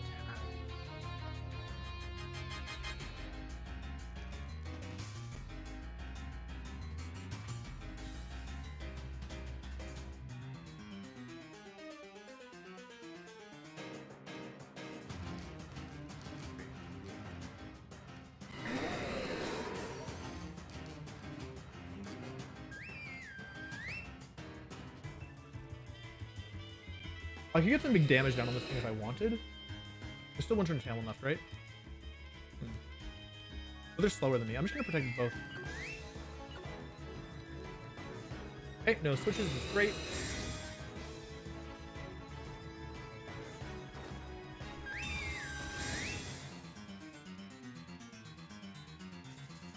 Scale shot. That's alright.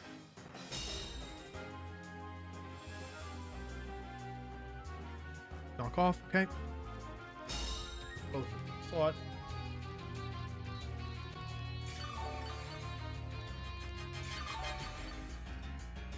So they really want Blaziken gone.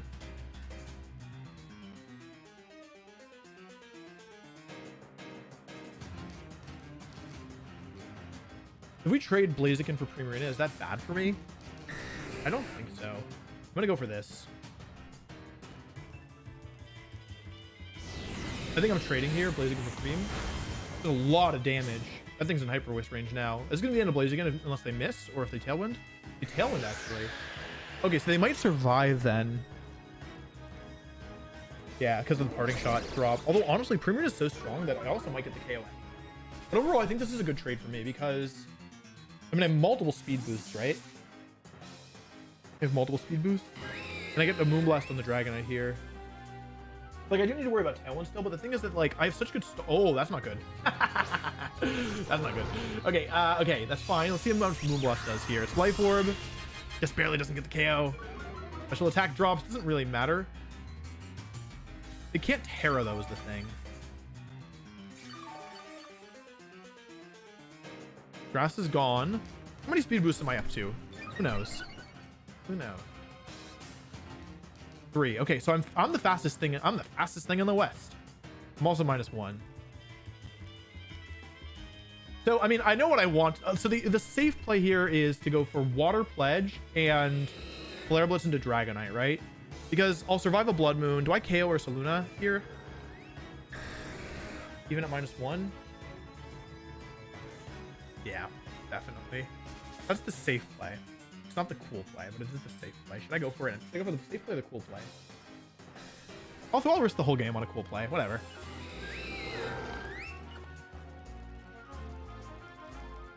Please die, please die, please die, please die, please die, please die. Primarina. The pledges have combined. It's rainbow time. This is KO. What Tailwind? What are you talking? Wait, there's Tailwind? Yay! It's rainbow time. Whee! Now I'm more likely to burn. My special attack drop is gone. Oh my god.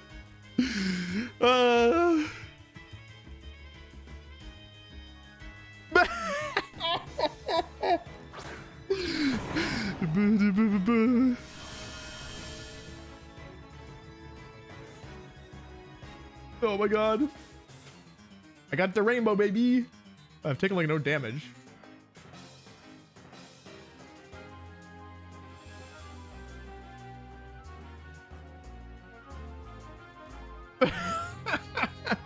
This Blaziken is popping off. Even at -1 special attack, you got the KO. Damn, imagine that was a Sea of Fire. I would have killed the Dragonite too. But then if it was a Sea of Fire, it wouldn't have been water type. So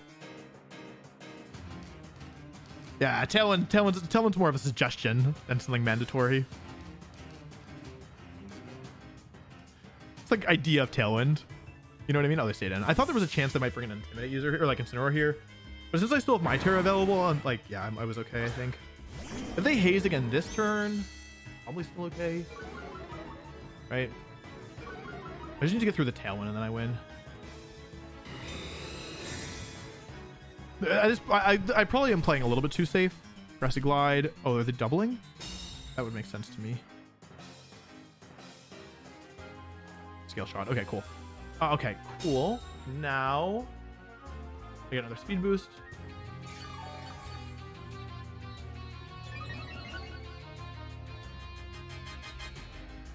Okay, fake out into Dragonite. I should be faster now. Tailwind turns 1. Okay, yeah. Fake out into Dragonite. Flare Blitz into Rillaboom. Okay, GG.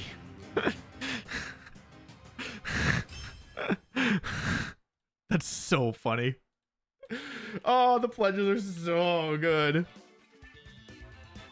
The thing is, like, they're not so good, okay? Like, they're really high commitment, but they give you an out, and like, they're really unintuitive to play against because, like, you're not used to, like, Primarina suddenly being able to move before Ursaluna and Tailwind, right?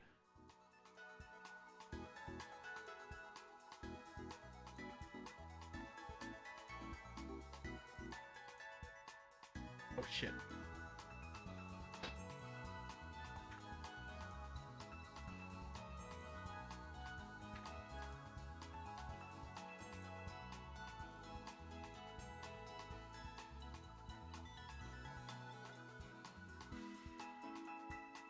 I think it just time. Oh yeah, sorry. It seems like it times you out if you put multiple of the same emoji. Oh man, that was so funny. The pledges are just so good.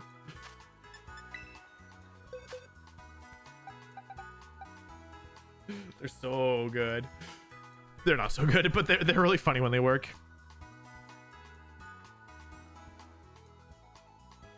The rainbow.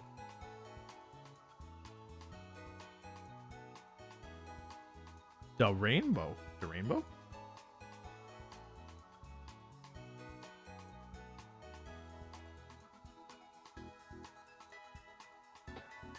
Okay. We could do cheeky. Hang on a second. What we could do is hang on. Studio mode.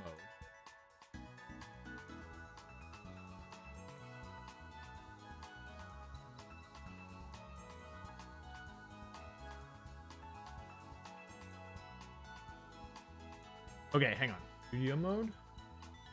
We can do a cheeky restream of a co-cast. What's it called? Sacramento Regional.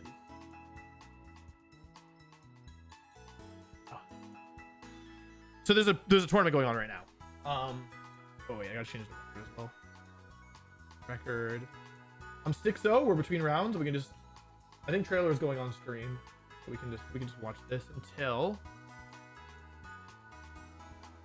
the next round starts. Because we still have 11 matches left.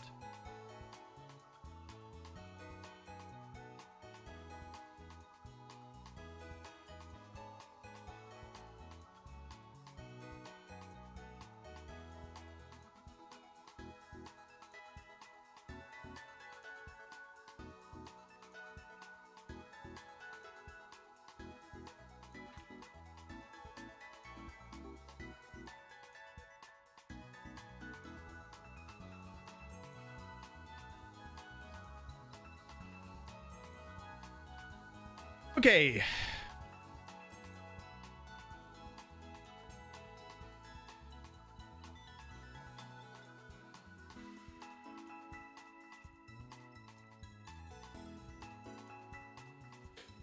So I think Aaron Trailer's gonna be playing on stream. I think that's what word in the street is.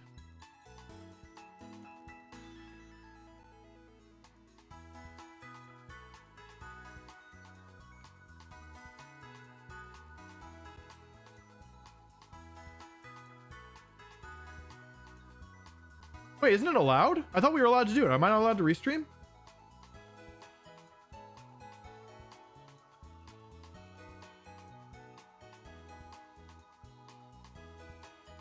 I am allowed to restream, right?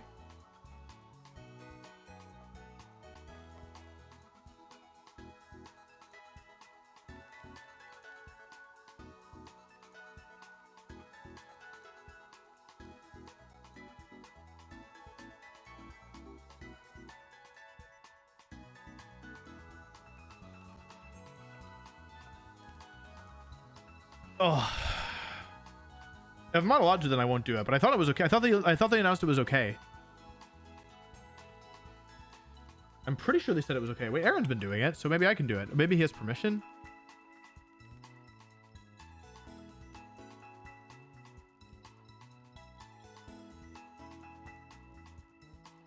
You can't hear the stream. It's because it's muted.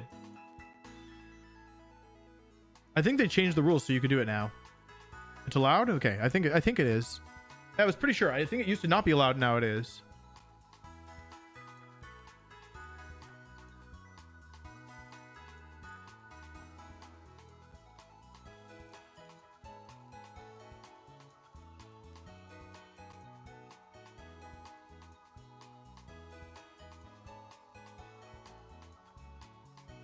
Game music is too loud. Okay, hold on. I will fix it for you.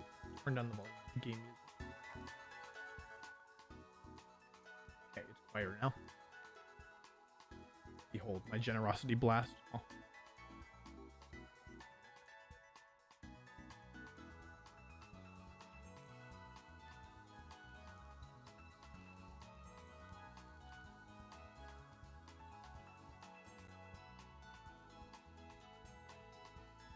I think they changed it. I'm pretty sure. If I don't need to do it. I just thought it'd be fun. If you guys don't want me to do it, we can just go back to this screen. Ooh, see, this is better. You all like this more.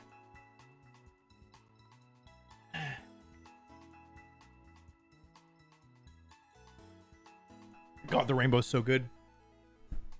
It's really just like having basically like Blaziken with Fire Pledge is like a really specific after you that also makes it twice as strong.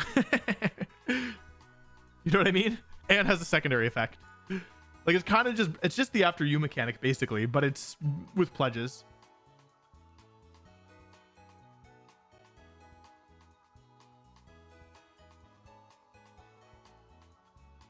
Eight matches left until round 7. I don't think the last round really matters all that much for me. I don't know. How big is Top Cook gonna be?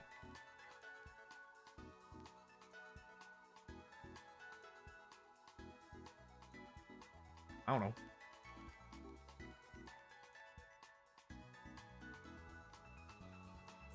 Wait, is it top 8 or is it top? No, it's just anyone who wins 5 matches or more. Oh, yeah. There'll be some buys probably.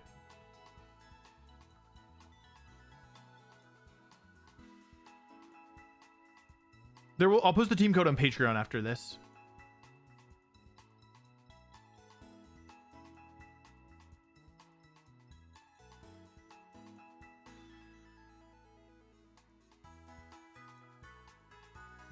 You want me to go to Garafosa?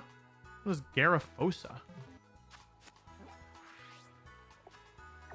Okay, which city is that? Messagoza. Alfornada. Portando. Cascarafa. Montenevera. What cities are you talking about? I guess I'll go to Messagoza.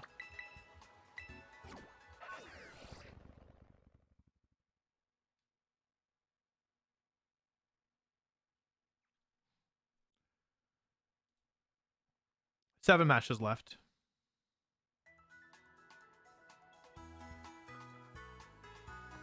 Pokemon Center. Go to my favorite churro stand.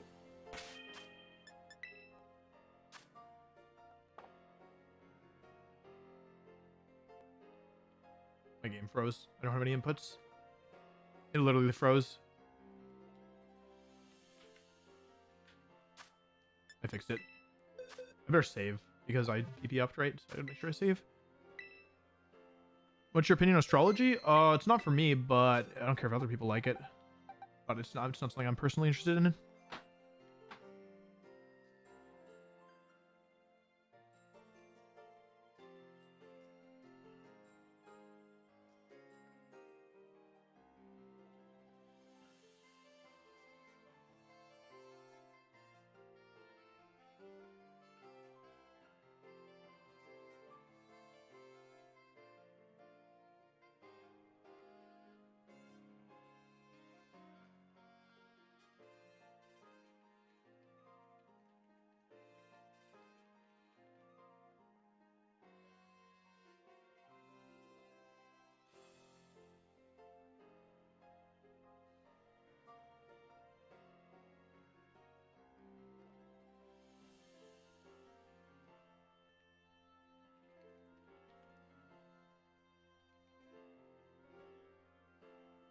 Alrighty. Let's watch the stream. You guys want to watch the stream, right? You see my friend Dr. Aaron Trailer?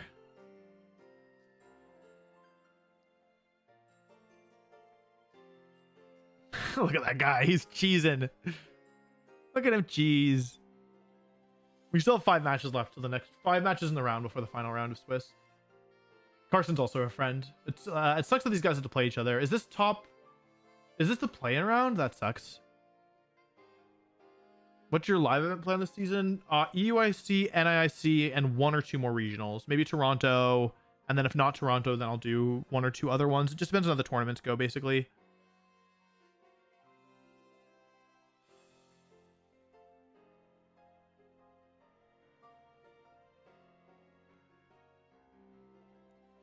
Abdullah, thank you for the gift sub. Really appreciate that.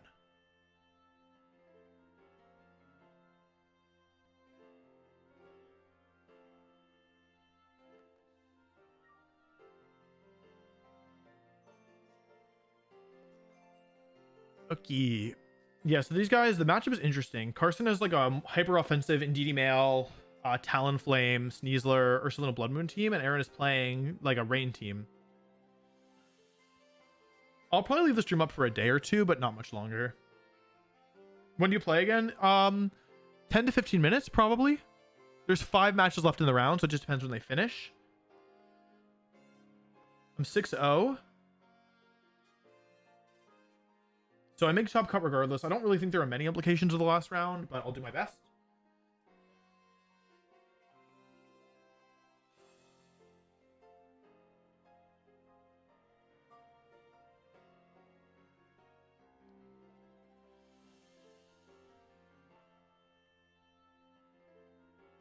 But if you didn't qualify for Worlds, I'll do my best to qualify. Given how good my season's been so far, if I need, like, if it's looking dire, I can just, like, I should be able to qualify if I just have, like, even a couple decent performances, and then I go to locals.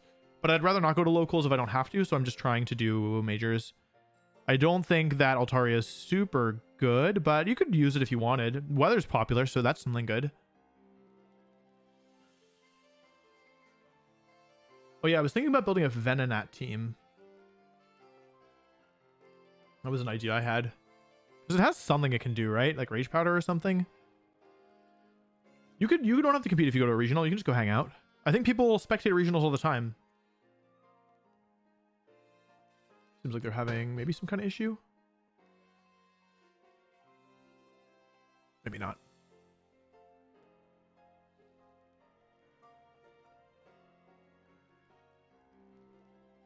Here are the teams. You can take a look at them. So let's break this down. So on Aaron's team, you have Goldango, Pelipper, Ursaluna, Archaludon, Dragonite, and Sinistcha. Whereas on Carson's side, you have Electabuzz, Sneasler, Ursaluna, Incineroar, Talonflame, and Indeedee Male. So I think what's really scary about Carson's team is he has a couple really scary offensive pieces, most notably the Indeedee, the Sneasler, and the Ursaluna.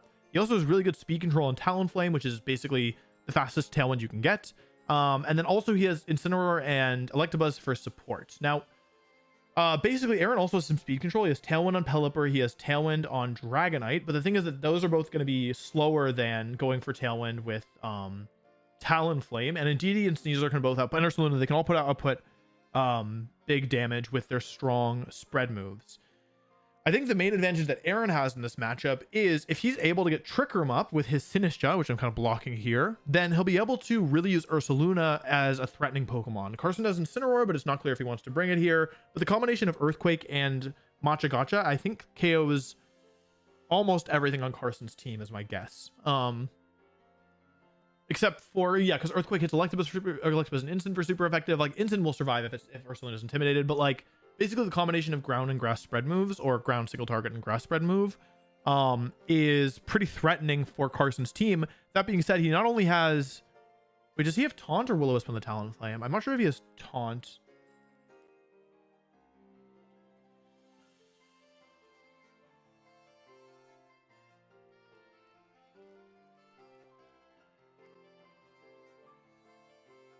Yeah, so it depends a lot on the anti-trick room tools that Carson has, because Carson has Sneasler, which can always just mess you up with Dire Claw. He has Blood Moon, Life Orb Blood Moon, which can KO Sinistcha, especially with Terra.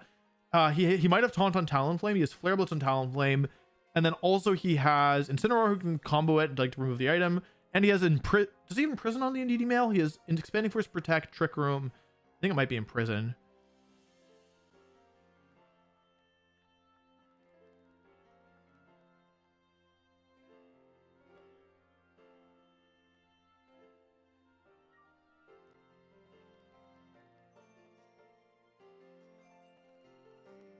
Let's see here.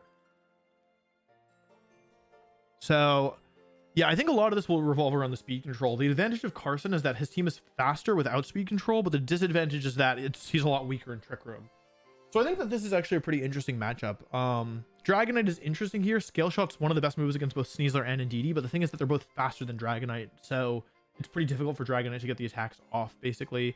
Aaron does with the Scarf Goldango. We could see that come out as well. Honestly, it might make sense because it's so good versus both Sneasler and Indeedee. And with Power Gem, you can threaten a KO on Talonflame right away. Yeah. We'll have to see here. 3 matches left in my round. Yeah, the Dragon only has 1 attacking move. I don't know if Carson has a Terra Fairy. They're exchanging team sheets, which means that they have about a minute and a half at most before the battle starts. Carson looking at the team sheet. They might show us the team. They might not. They might not have it ready. They might have it ready and are choosing not to.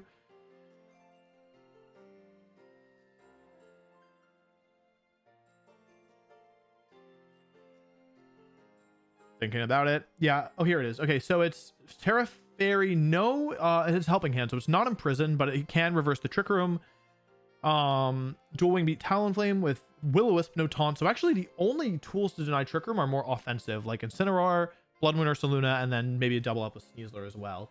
Oh, and there's Taunt on Electabuzz. I missed that. So yeah, Taunt Electabuzz we could see come out in part because it's so good against the Trick Room. So I think to me a real question is which Pokemon is Carson leading behind? Because if he brings Sneasler, which feels pretty good, he probably wants Indeedee, but that would mean like he probably also wants Talonflame here. I would assume so, at least because of the pressure that like Dragonite applies. So that would mean leaving behind one of Ursaluna or Electabuzz. I think out of everything that he has, Incineroar doesn't seem like it's as valuable to me, although because there's such bad synergy with Indeedee.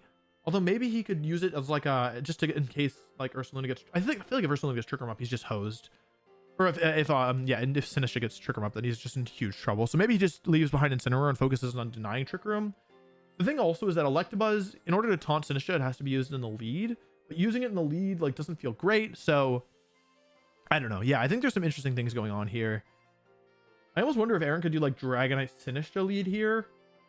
Or, I mean, like, think about, Carson could lean into Indeedee and Sneasler, but the problem with Indeedee Sneasler is that you're really weak versus Goldango. It is Electabuzz and Ursaluna, so I think this is a pretty clever thing. As you see, Dragonite and Goldango, I think I give the advantage here to Carson because of the Electro Web threat. So I think Carson has a pretty big advantage here. He can go for something like Electro Web and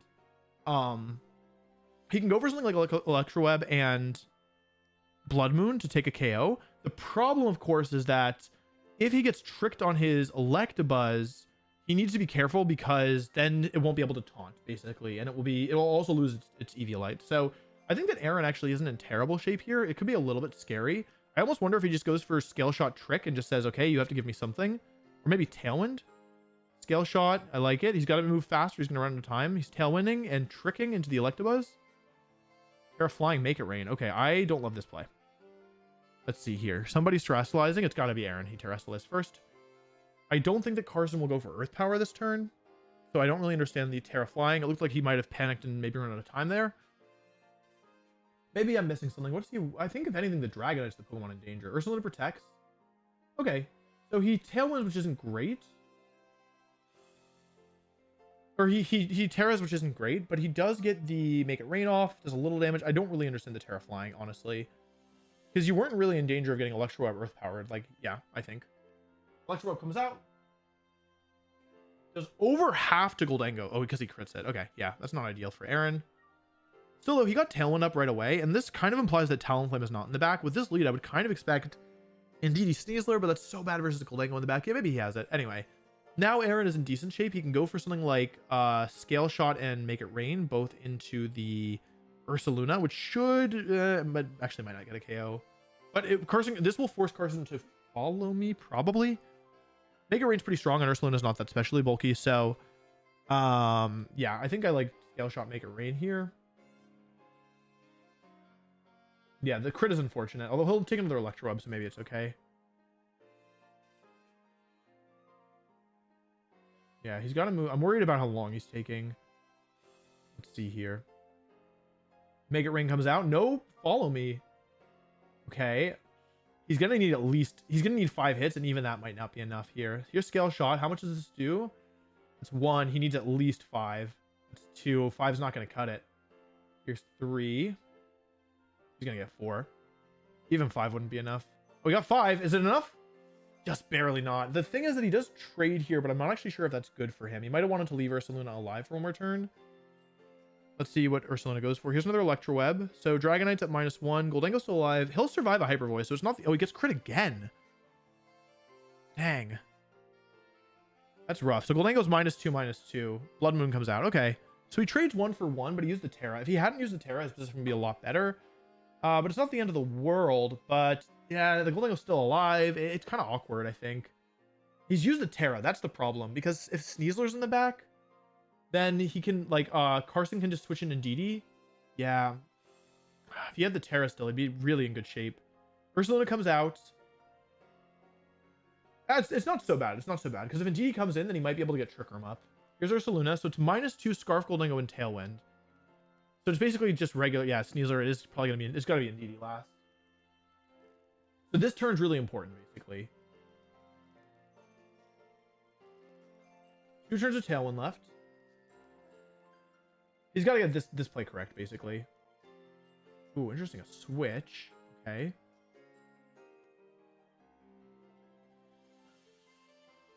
The thing is, if the Sneasler doesn't have Sash, right? So if he gets rid of the Sneasler,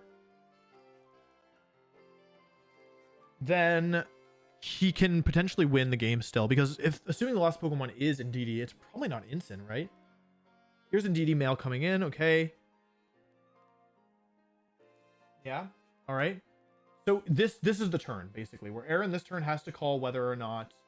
Aaron has to call this turn what Carson wants to do. If he wants to go for close combat, if he wants to go for something else. If he gets an Earthquake onto the...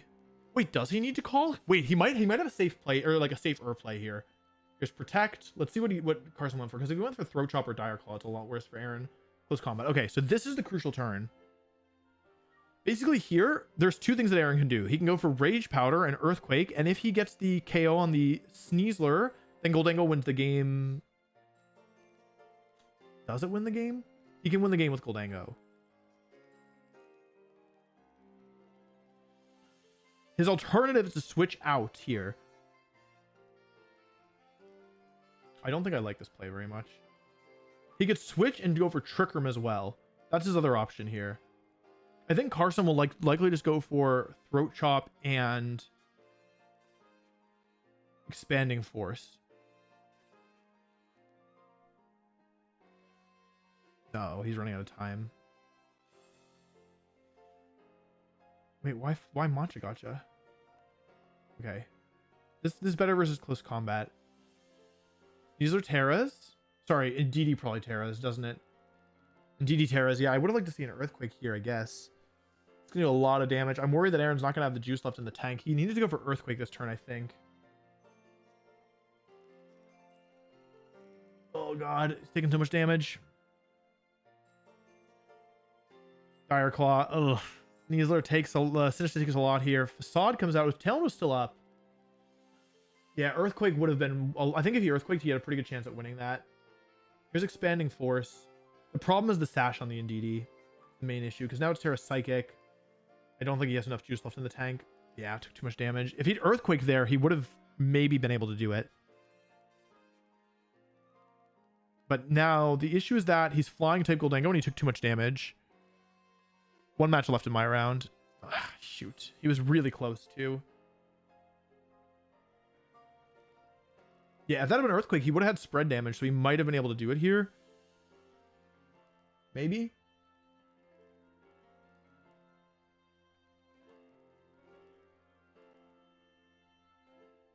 Yeah, really close. But he ran out of juice. I think he was worried about... Oh, interesting.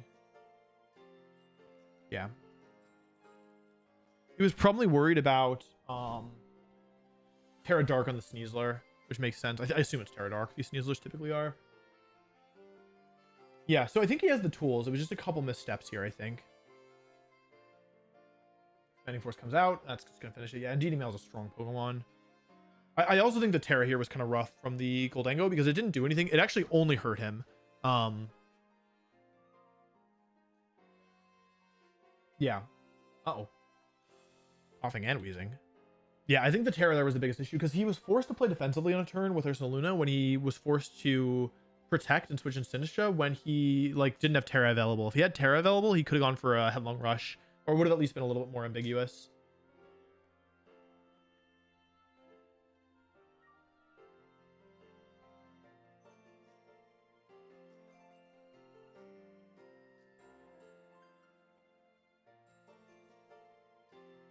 I don't necessarily think Aaron needs to adjust that much. I think maybe just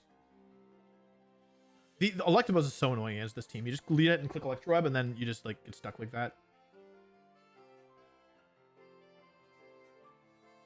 Protect.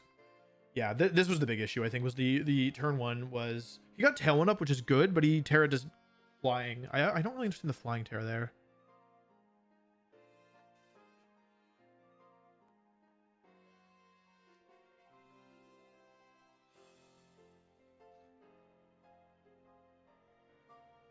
Excuse me. One match left in my tournament, and we'll jump over to that soon. Yeah. Oh yeah, we still have top cut going on today for me. So we still got plenty of. Well, we have at least 2 matches left, to play for me. Yeah. If this has been Earthquake, he might have been able to do it. Yeah. It's tough. Versus a team like what Carson has, you can't really afford to make any mistakes, I think. You have to be really intentional with all of your moves. He might have been afraid of Protect there as well from Sneasler, which would make sense.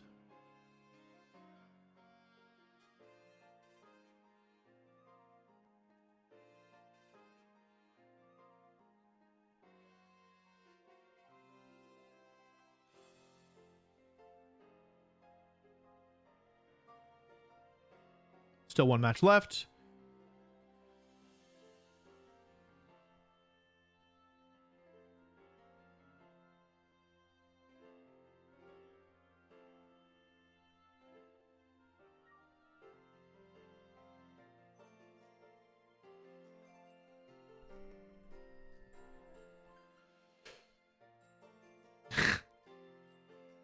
That's my guy. That's my goat. All right, let's see game 2. Same lead from Carson, okay. And oh, interesting. Arcalodon Sinisha lead. This is very risky.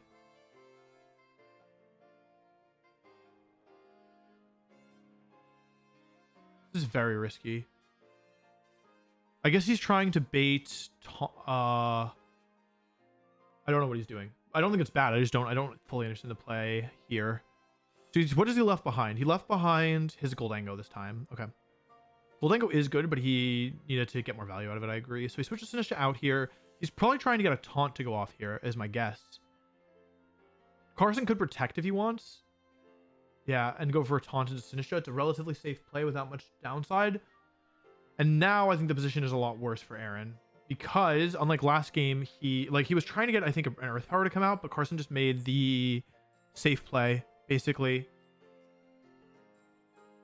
The Electabuzz is such a pain. So now Carson can go for Electro Web plus Earth Power. Aaron does have a slight counter to that with Terra Fighting. If he wants to rip Terra Fighting, he can go for Body Press. Interesting. Looks like he... Oh, he can't protect. Yeah. Trolling.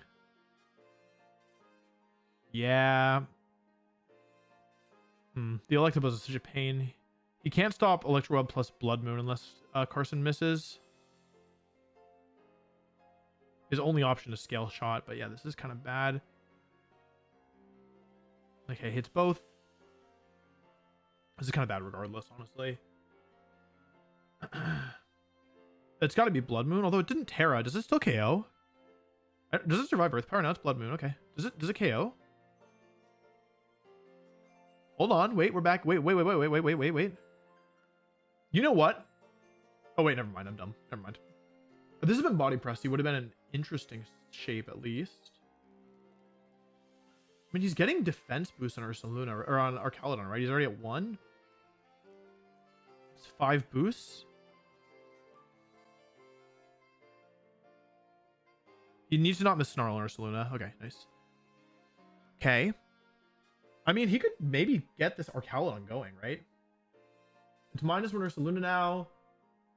I would like to see him switch Dragonite into Ursaluna, I think.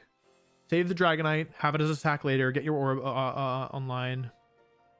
Yep, just go for a cheeky Body Press. +1, -1. Yeah, because if you get many more boosts, it's going to be really difficult for Sneasler to get through you, right? It's -1.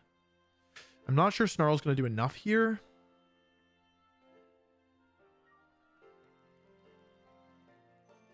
Yep, switch to Ursaluna. Yep. Good play.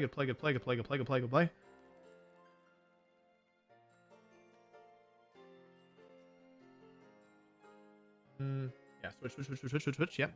Cool. Okay, Ursaluna comes in here.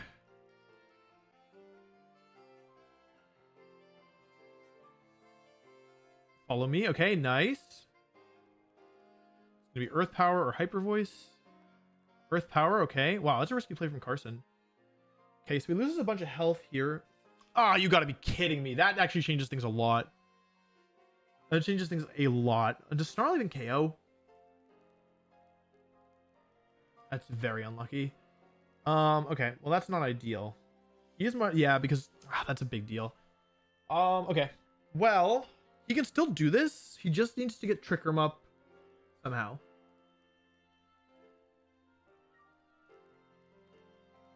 I think I like switching to Sinistra here, personally. Still 1 match left in the round, by the way, and then I'll play the last round. Just to Dragonite. Earthquakes? Tries to take both kills, but I feel like Ursaluna is really important, right? You don't really want to lose it just like this. Because you could lose it to Blood Moon. Ah, no, it's -2. I guess you're not in that much danger.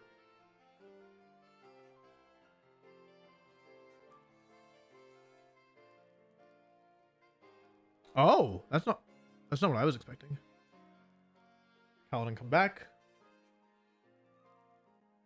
Oh, he's actually being quite tricky here. Okay, I like this. Fact, if Carson goes for Hyper Voice here or Blood Moon into that slot.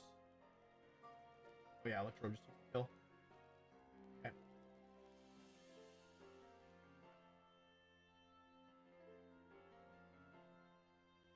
See if it's Blood Moon or if it's Earth Power. It's gotta be Earth Power, right? No, Blood Moon, okay. Interesting. So another read from Carson because he, yeah, didn't necessarily need to do that. So we assume that Carson is the same Pokemon in the back here, right? So the question is, what is Aaron going to do? He goes into Sinistcha. This is probably forcing or baiting a Taunt, if I had to guess. So he'll just switch out an Earthquake or maybe Facade. Facade is like a sleeper.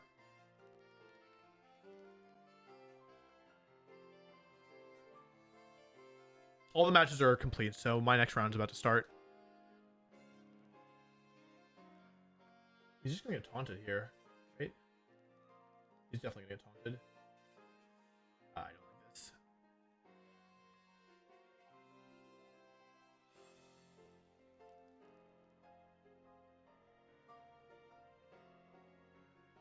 I think Facade is okay here. Until Electabuzz. Bzz. Yeah. Made a read. Didn't pay off. Okay, last round. I am up against Vivian. Okay, fix himself. All right, I'm about to start my next, my final round of Swiss.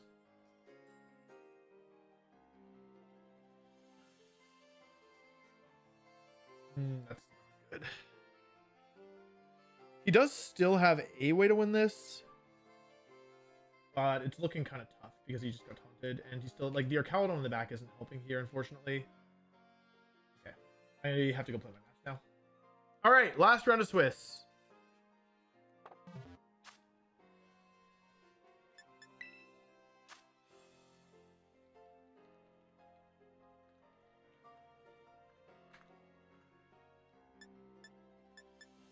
I forgot I had to play. I forgot what I had to do.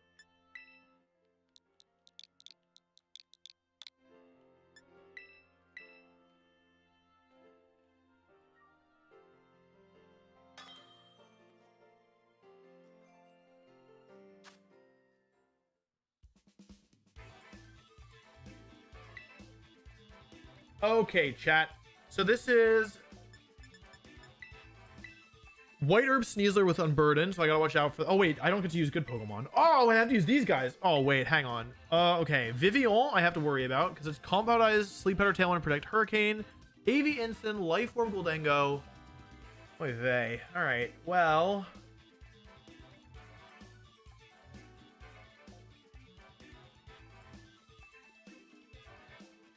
Okay, Whale. Look at my stats real quick.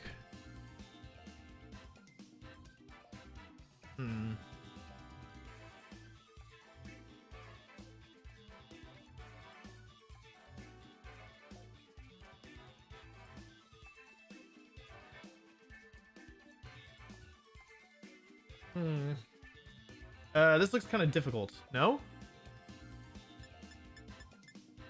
I could use superior stuff if I wanted. This gives Porygon 2 a special attack boost, but maybe that's okay.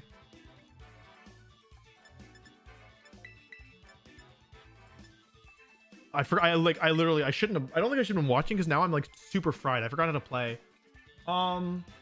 Superior Blaziken is an option as a lead. Incin.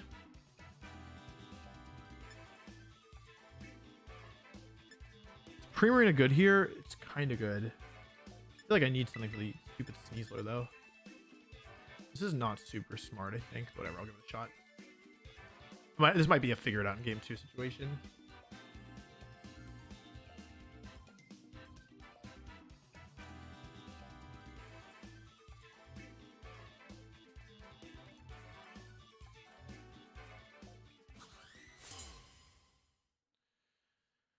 Okay, let's give it a shot here. Last round of Swiss. I gotta wake up. Vivian and Incineroar is the lead. Okay, so that's actually, all things considered, pretty good, right? Vivian is Tailwind, though. That is worth noting. It also doesn't have Interesting. This is AV Ensign. Should I gamble all in? No, right? So this I can protect, but this thing has Tailwind, which is a problem.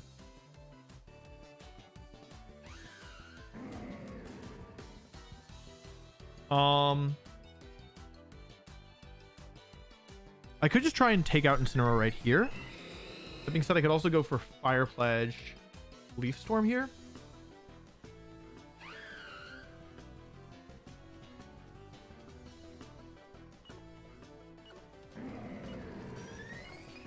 Don't love this. Whoa, what's going on? There's a new animation. Oh wait, they have Sleep Powder. Wait, this was not smart. I had like multiple good moves and I didn't make any of them. Did I give up my stash here? Wait, this was so dumb. I'm goated. Wait, unless they Sleep Powder me, in which case I'm not goated. Hey, Superior Leaf Storm. This means I don't have access to Terra Stellar, Terra Blast anymore. This should be Tailwind, right? Okay. Wait, does Fire Pledge even KO? I assumed it would. Does it not? Fire Pledge. Okay, well, I mean, I got the turn 1 perfect, but they got Tailwind up in exchange. I got a speed boost. It's AV Ensign. Who comes in now? Is it going to be Goldango? Goldango? Goldango? Sneasler. They have Sneasler? Oh, God. Okay, interesting. Very interesting. Kind of want to protect both. Is that bad? Wait, I can just try and kill the Sneasler with Flare Blitz, right? I'll protect both. Wait, should I Flare Blitz the Sneasler? I'm gonna protect both. See what happens. Okay, I didn't switch. That was the thing I was worried about.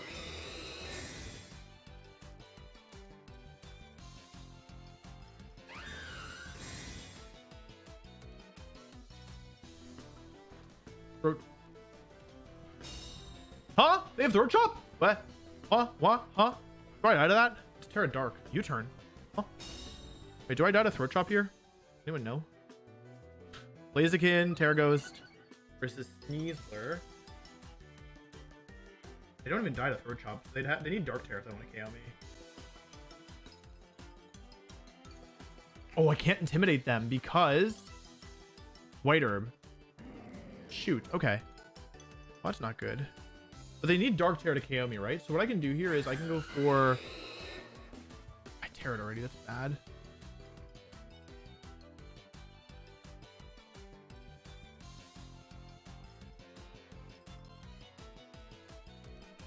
I think it might have been better to switch... Huh. Superior survives. Hold on. Do I get statused? Okay, it sucks, but that's okay. I think I might have made a mistake here. So like KO Sneasler, but if they go for knockoff, the problem is if they knock me off, then I actually don't have good answers to this instant anymore. So like U-turned. Okay, that's fine. I mean, I don't get the Leaf Storm off, but I was never getting the Leaf Storm off anyway, so this is actually okay. Hold on a second. I'm actually in it.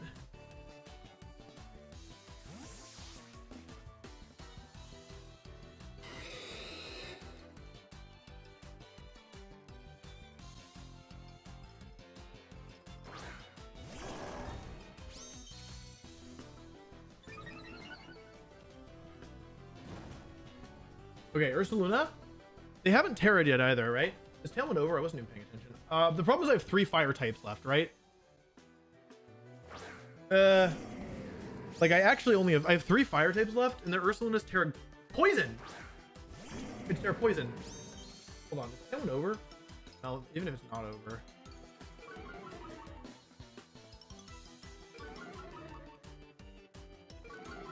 Okay, so they're gonna fake out my instant, right? They have 1 turn of Tailwind left. I could close combat their instant potentially for a KO. The issue is that there's a lot of issues. Should I just protect? No, I just Flare Blitz, but I can protect and switch, right? Because their only ground type move... No, they have Earthquake. Okay, wait, I was trying to watch Trailer's match. I'm going to protect and switch here, I think. The Skeletor actually is not useful anymore. If I had either other Pokemon, I'd be fine. But I don't. Yeah, Skeletor is just kind of worthless here, honestly. They Terra. Okay, I was trying to bait this. It's got to be Terra Poison or Saluna, I think. Yeah, okay.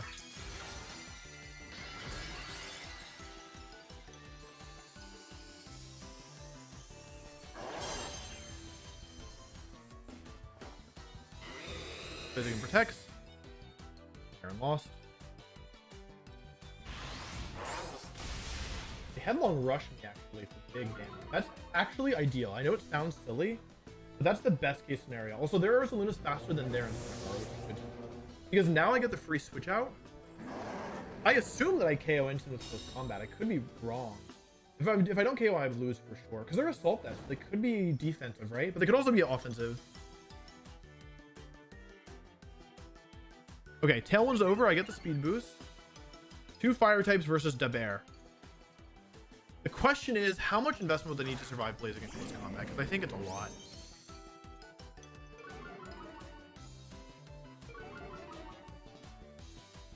They need to be like so incredibly bulky. I'm just gonna assume that close combat KOs here.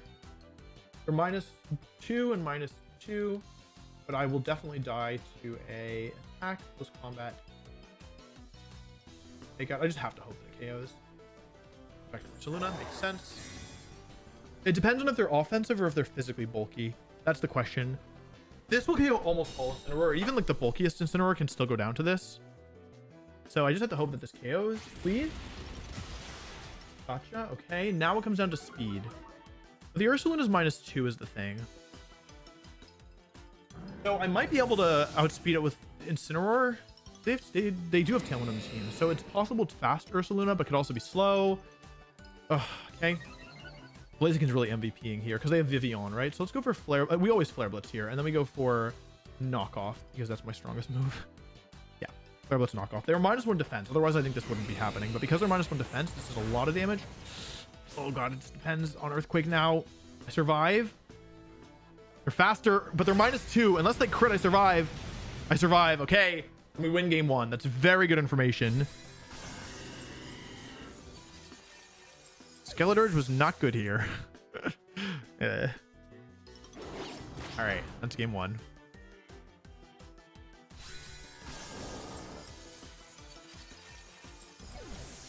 Okay. We win game 1. Let's see if we can do it for game 2. We text Aaron.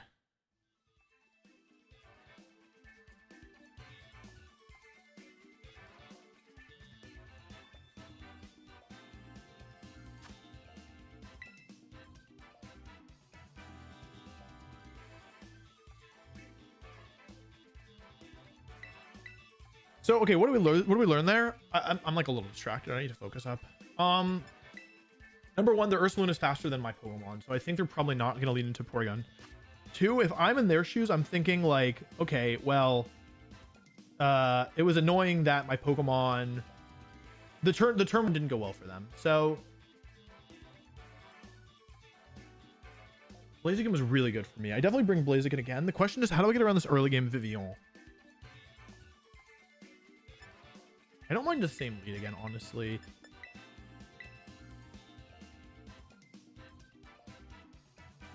Vivian has... Oh, it does have Protect. It doesn't have Rage Powder. Oh, okay. That's very different. That's very, very different. Okay, yeah. I mean, Blaziken is kind of in danger here. What's the last one? I mean, Rillaboom is helpful. They brought... I just am so bad versus Sneasler.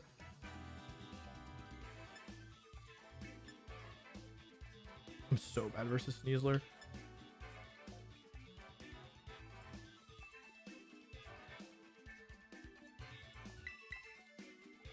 I think I do Rillaboom. Can I get the Swamp up? Not against instant lead, right? Part of the problem.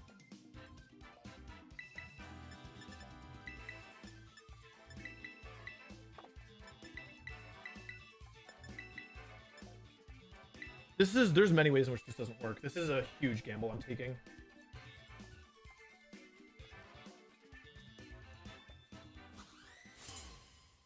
Huge gamble.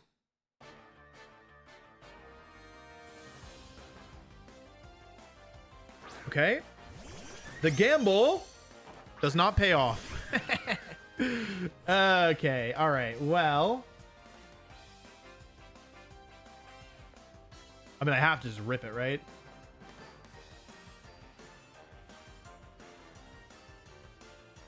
Yeah, this is not working for me. The Sneasler doesn't have fake out, so it does have there's so many ways in which this doesn't work, by the way. It's Unburdened, White Herb, Terra Dark. I would need them to do something really silly here in order to pull this off.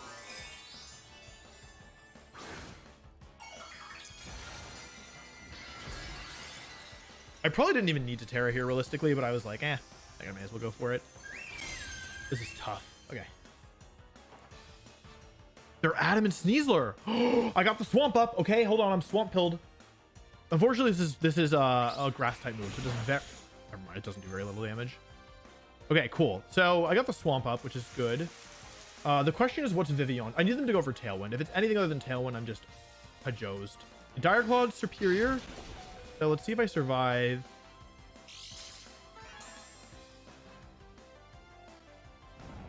Oh, I think both my mons are falling asleep here. Tailwind. Okay, well, that's unfortunate. So I Terra'd for no reason. I lose infinite ground. All right, well, let's just sack superior. Then it kind of did what it could do. I just need to wake up. I think I just have to play assuming I'm going to wake up, because if I deal with the leads, they might have Instant and Ursaluna in the back, in which case I could win. Yep. Oh, into this slot. Ow. First of all. Rude. There's the White Herbs. Now this thing is double speed.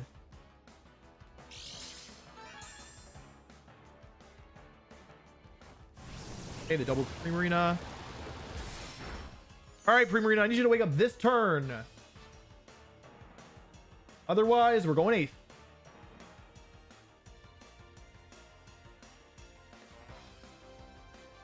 That doesn't matter. What matters is Primarina. Also, who moves next? I don't think it's Primarina. I think I made myself too slow. I messed up so bad. Okay, well, when Dire Claw rolls sleep, there's not much I can do about that.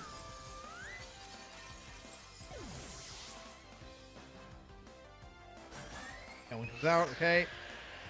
This is now neutral Sneasler, right?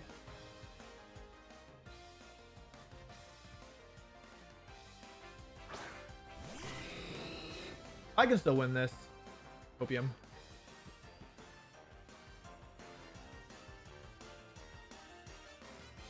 All right, watch this. Superior's gonna wake up, you piece of... All right. Well, fun game, by the way.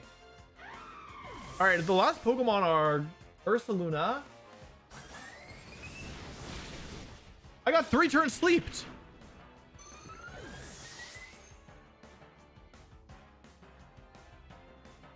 Ah, the swamp's gone. That's unfortunate. I've used my Terra as well.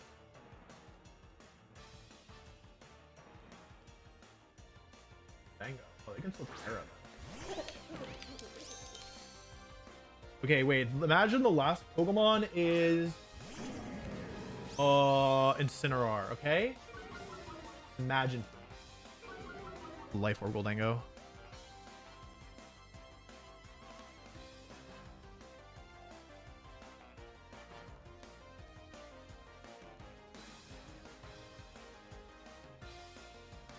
If I had a little more resources, I could have done this. That's the crazy thing. Even if Superior had woken up that turn, I would have gotten the swamp or the burning field off, and that could have actually swung things in a pretty major way. But it's okay. I mean, that's how sleep rolls work, right? I can both most likely. Right, fine.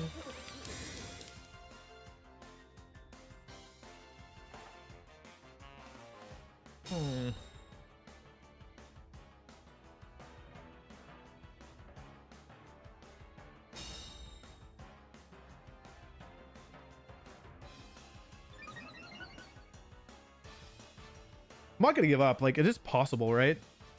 Oh, they're still in Tailwind. Forgot about that. And +2. Wait, they had Tailwind up this whole time?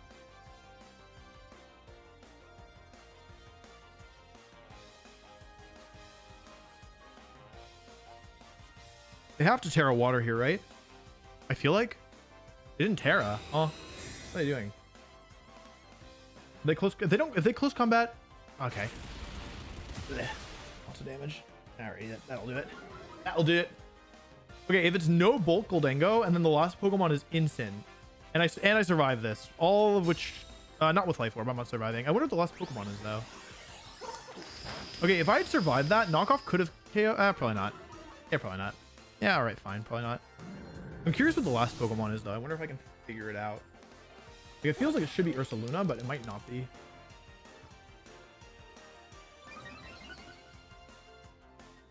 I'll just go for a because of Burden's making this really tricky.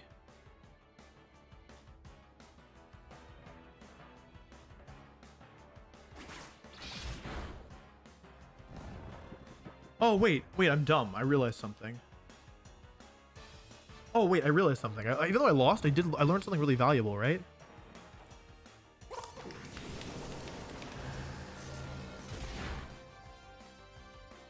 I would have liked to do. Oh wait, I would have died the thing anyway. It's fine.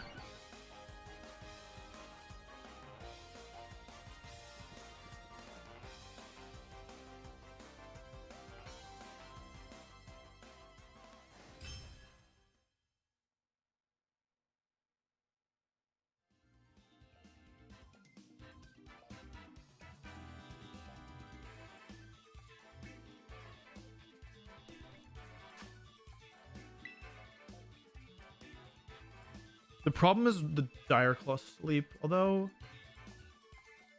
I'm able to get. Oh wait, hang on. I think I'll just bet on not. They've gotten every Dire Claw, right? Like, or like they've status with every Dire Claw, I think. So maybe what I'll do is assume that one of them won't status. Good plan, Wolf.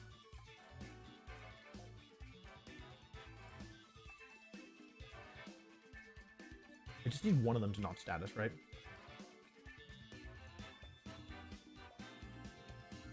Okay, I have a plan. I don't know if it'll work. My team's pretty weak to Vivian because everything is weak to Vivian on my team. I'm a poet.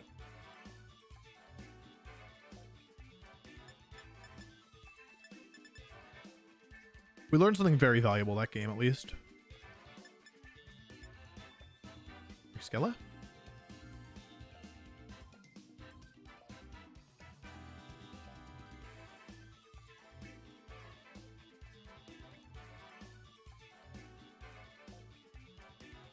All right, Wolf, let's focus, baby.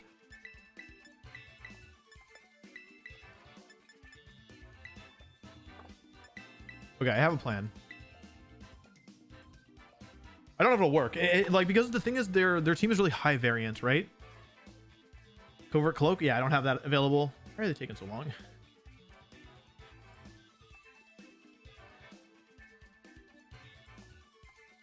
All right, folks, this is a tough matchup. Sneasler's really hard for starters. Vivian is also really hard for starters. The other Pokemon I think I can deal with. Why are they taking the full time? Sussy.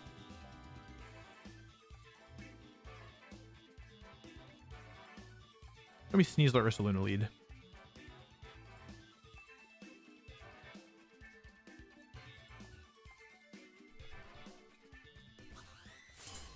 Okay, so here we go. Game 3, round 7. Winner is undefeated, loser 6-1. P2 Goldango is the lead. Okay, interesting. So I'm threatening damage on both Pokemon here. They're plus special attack, which is okay.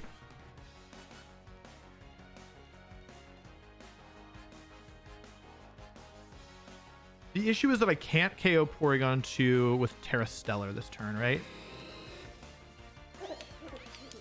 They're +1 special attack because I EV'd my Pokemon just barely wrong.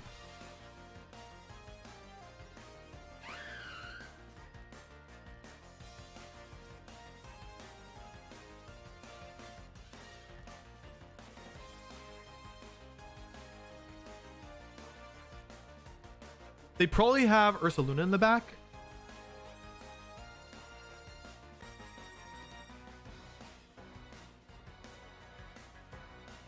Okay. They didn't Terra. That's crazy. That's insane to not Terra there. Okay, Leaf Storm comes out.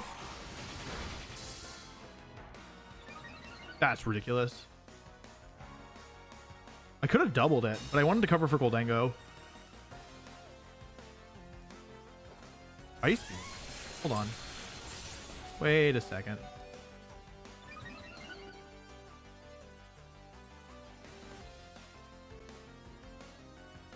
So I might lose Superior here. The thing is, I can now threaten a KO on the Porygon too, right? I can go for Terra Blast close combat if I want.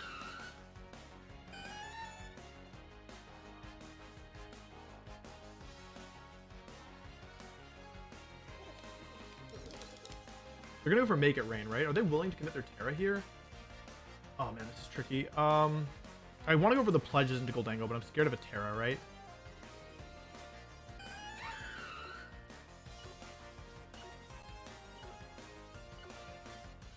This is not the right play.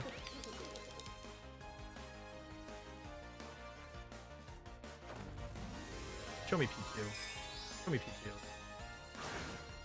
Okay. It's not great, but I got the Burning Field up, which is good. It depends on if they want to go for Trick Room or not, right? There's advantages and disadvantages for them to going for Trick Room. There's Fire Pledge. So now I get the Burning Field up, which is good. Here's Grass Pledge. KO and Goldango, and I got the Burning Field up. I wanted to set this up because it's just such valuable chip.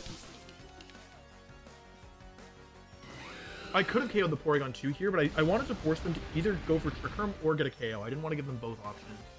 There's Trick Room, though. Not ideal. Okay.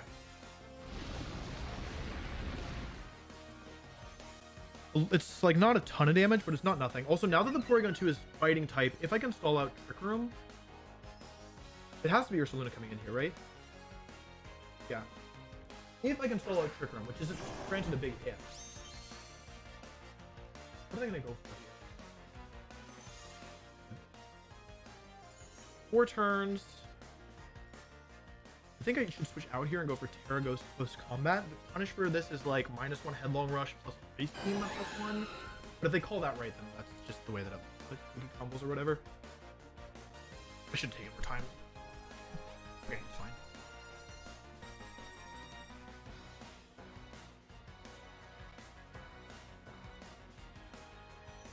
Okay.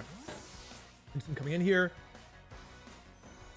We don't know what the last Pokemon is here. It could be Sneasler, which seems the most likely to me. It could also be Instant, who works better with Trick Room, and it's probably not Vivillon, realistically. It could be, but I don't think it's super likely.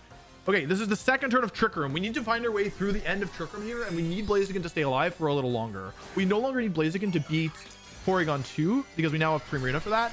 However, we need to keep Pokemon alive here because, or we need to trade 1 for 1.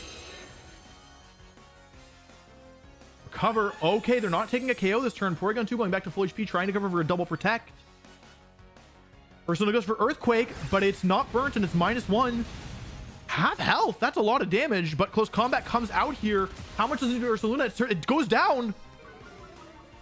Okay, we're up 4 against 2, but we've taken a lot of damage here. Porygon 2 has terastallized. Here's the Sea of Fire. A little bit more chip damage in this Porygon 2. It has to be careful. It can recover, but this damage is adding up. The question is, who's the last Pokemon here?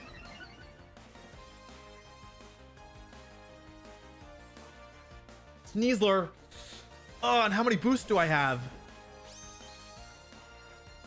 I need to use their own Trick Room against them, basically. Fake out Sneasler, switch to Primarina. Go back into Blaziken. Hang on, there should be... hang on, there's 3 turns of Trick Room left. So I'm -1 defense now, right? The problem is that... There's a lot of problems. Fake out and switch to Primarina. That has to be the right play, because if I lose Instant... Yeah, I need to make sure that they have Terra already. So I need to get Primarina. Oh, God, I need to use this Trick Room against them.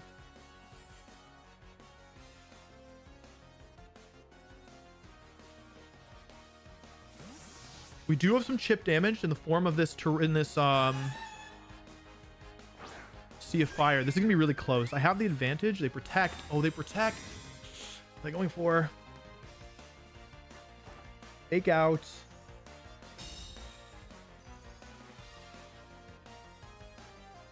Ice Beam. Okay, please don't freeze me. Okay, Sea of Fire, a little bit more chip damage coming out here. It's permanent damage on Sneasler. It's non-permanent on the Porygon 2.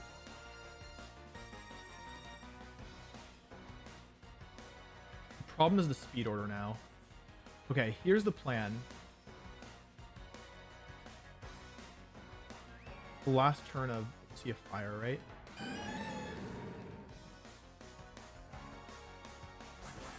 I'm gonna double the Sneasler here.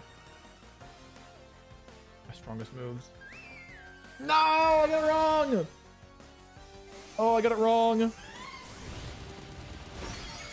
Oh, I messed this up so badly. I needed to take the KO on the Porygon this turn. I didn't think they'd go for that, honestly. Well, how much is this gonna do? Life Orb Moonblast gets the KO. Primarina's goated. I don't believe it. Because of the Sea of Fire chip, that's not a guaranteed KO without the chip. But with the Sea of Fire chip, it's just barely enough. Oh my god, it does. It's because of the Sea of Fire. It only KOs less than 20% of the time otherwise. That's insane. That is insanity. Oh, there was still a turn left of the Sea of Fire, right? I missed the animation. Wait, I think we're gonna go 7-0 with this. Last turn Trick Room. Let's attack with both. That guarantees it, right? I could protect both too, but better to do this. I used to beam with the Blaziken. I'm curious if I would have survived. I don't think I would have. Yeah, I went down to that. Blaziken. Such a good Pokemon in this set. Able to set up the Burning Field. Wait, the Burning Field? Yeah, the Sea of Fire. Here's Moonblast. Primarina popping off, being just the Pokemon we needed. And somehow we end this first phase of the tournament with 7 wins and 0 losses with 6 starter Pokemon. Unbelievable. Truly unbelievable. Don't ask me how I did it. I don't know. Actually, I don't know.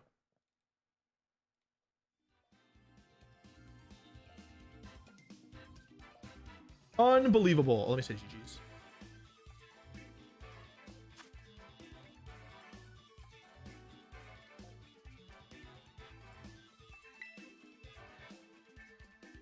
I don't know how I did it, honestly. 7-0 with 6 starters.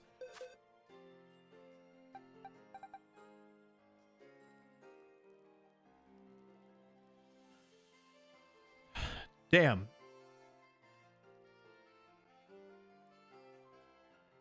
Okay, cool. This is a good time to get me some lunch. I got some leftovers, baby. Okay, 5-minute break, and then I'll come back, okay?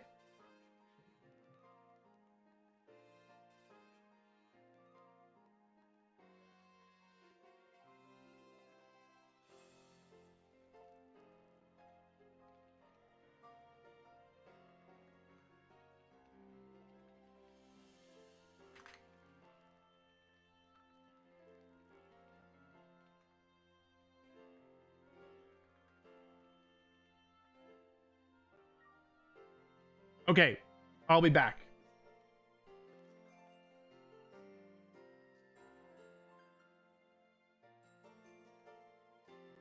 And I think I'm gonna eat off stream, by the way. So give me like 15 minutes, okay?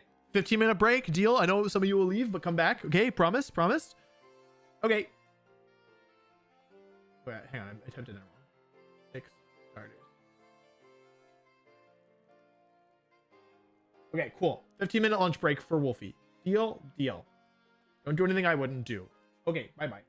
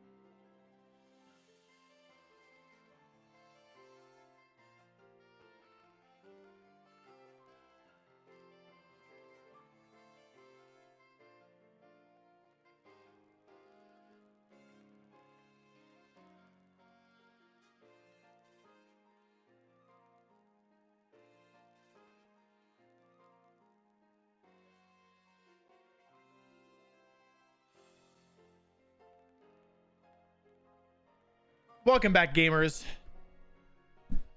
Welcome back to your gaming content. It's me, your gaming host. Okay, so here's what happened.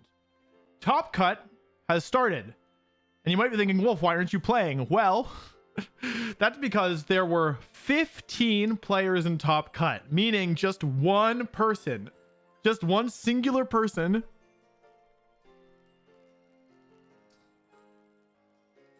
got a bye. And that's the person with the #1 seed, the person who currently has 2 more wins than everybody else. Me.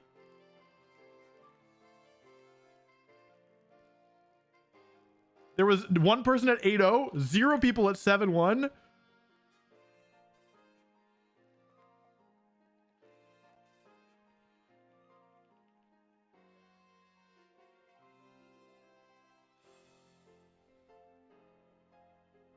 And a couple people at 6-2. Oh, 6-1, sorry. Oh, never mind. There's 7 rounds. Okay. So I was 6-0. I see what happened. Okay, never mind. Okay, yeah. So I had one more win than the next people. Now here's the thing. If we look at the schedule here, nope, the standings, the pairings. Okay. I'm playing the winner of 2 teams, okay? But the teams are identical. The team got second at LAIC. So the bad news is that they have a lot of major weak points for my team. They've got Archaludon, they've got Scarf Goldengo, wait, this one is Goggles Pelipper. Hold on. Does that mean it's bulkier or no? Scale Shot, Loaded Dice Dragonite. It's really tough. There's some really major issues for me in dealing with this team. Some major issues. Scale Shot Dragonite. Let's see, what's the other one got? Sash. Okay, so there's one of them is the more original version, I think. Herodar. They both. Yeah, I don't know. It's gonna be tough, gamers. It's gonna be tough. I made it to top 8, which is crazy that this team is top 8. Truly nutso.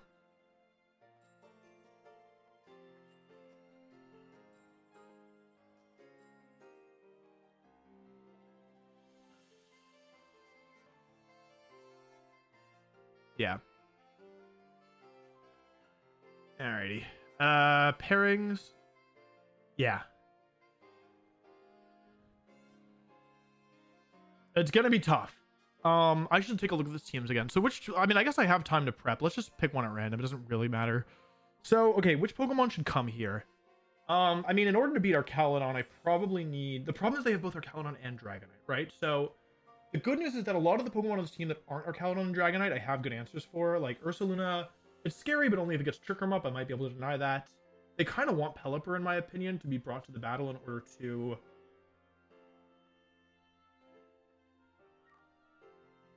to actually get mine. Goldengo's scary, but I have good defensive Pokemon against it.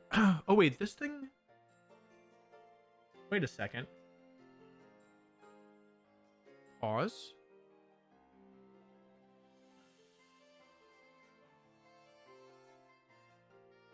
I could try that. A bit spooky. No superior?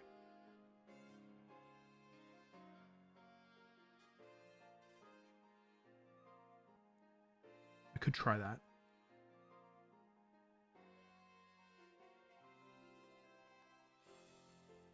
It's honestly not so bad. Do I need instant here? It's good into Sinisha. It's okay versus Ursaluna. I don't think I need it though. I could drop it. Oh, we all might want to see my screen, right? Hang on. One sec.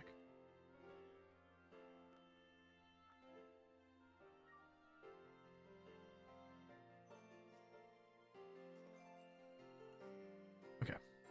Here's as an example what it looks like that I'm up against. This is like, the teams are similar. They're both these 6 Pokemon. There's slight differences between them, but this is effectively the team. So,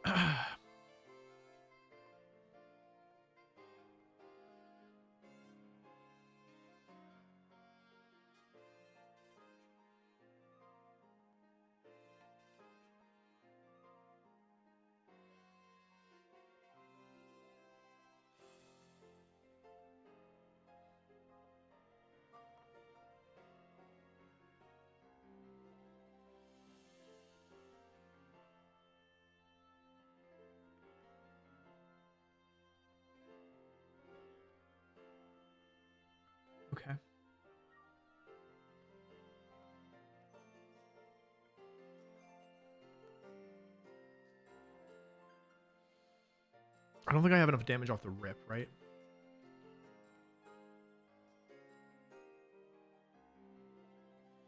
No, not enough off the rip.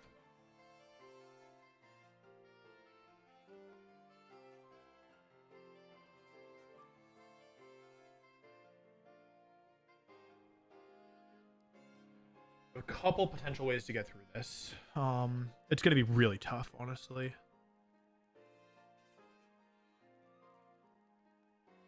It's gonna be really tough. It's not up yet. Okay, one option is that, but I don't have a quick way through the Pelipper, and also have to watch out for the Archelon. One option is Blaziken and Lead is worse versus Dragonite.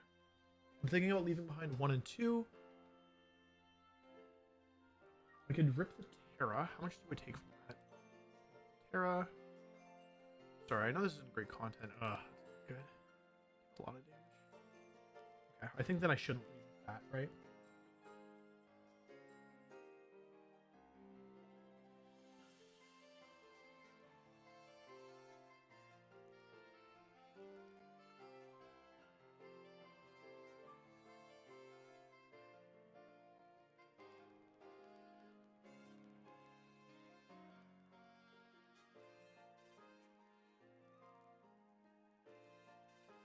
How much does Moonblast do, I wonder?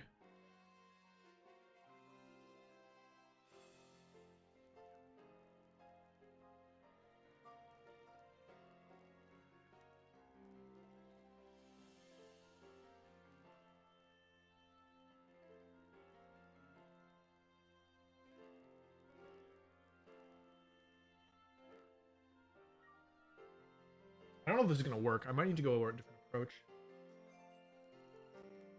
The Dragonite's such a pain. The Dragonite changes things so much. Because basically, I can kind of ignore it, but the Snarl's annoying. Knock it off. I don't have a good way of walling it is the problem. Rip Terra there instead.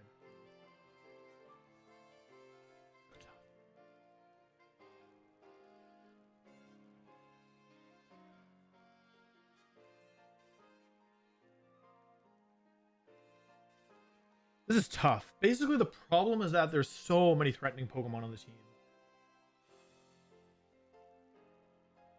I feel like I need a way to threaten the Archaludon, right? I mean, one thing I could do is... No, because it doesn't work so well versus the Dragonite, right?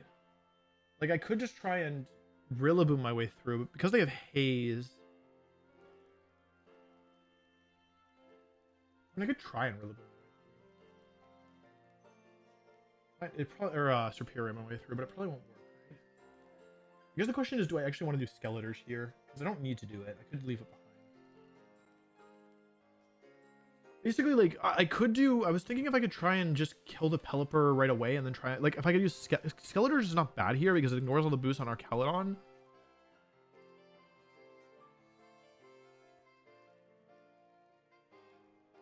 But it's not good here either.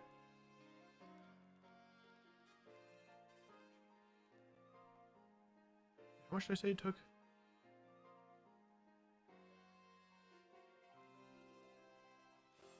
A lot. Not enough, though.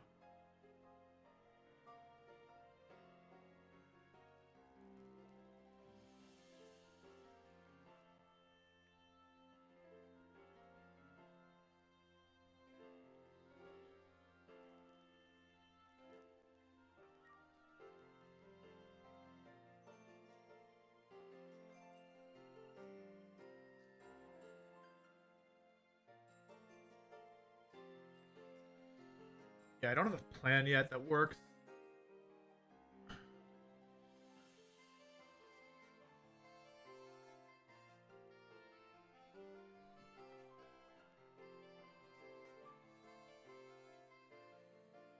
Okay, in order to beat the Dragonite, I need to either use Skeletors or Premier.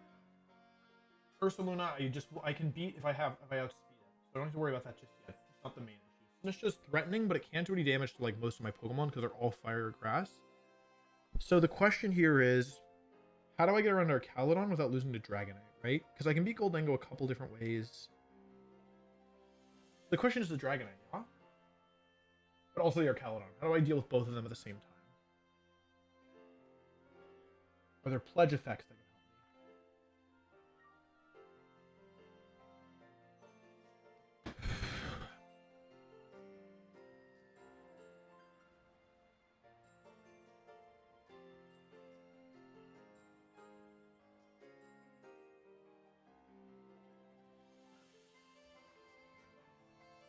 I can set the swamp up, but that doesn't really help, right? Because it doesn't do any damage.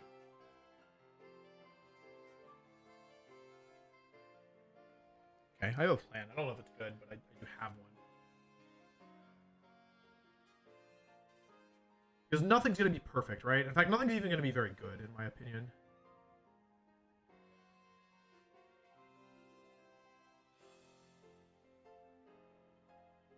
But it doesn't mean I can't win. These are my plans. Like, my tools just are such a disadvantage.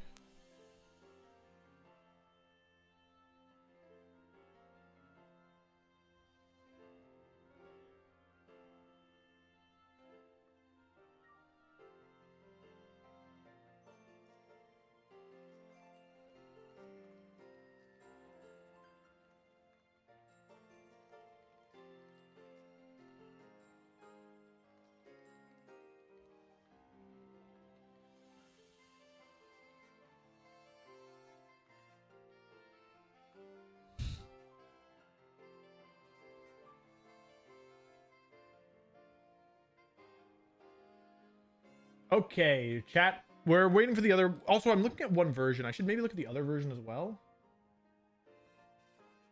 Matches. This is the other person. What are the difference is? They're both Terra fighting. They both have the same moves here. Same here. This is different. They both have muddy water. One has goggles. Must be bulkier then. Gotta watch out for that. Same here. This is different Terra type, but otherwise the same. Same here, except as protector or power gem. They're effectively the same, I think. Like, I mean, they're not actually the same, but they're very similar.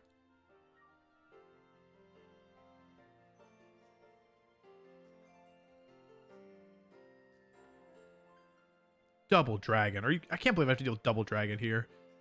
What have I done to deserve this?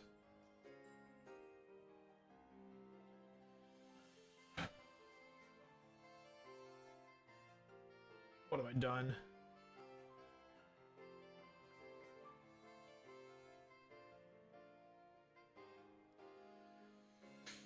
Okay, chat. Top cut is currently going on. I feel like they're gonna bring Sinistra, Pelipper, or Calodon Dragonite. Top cut's currently going on. We gotta buy through the first round, so we have to wait for my opponents to be ready.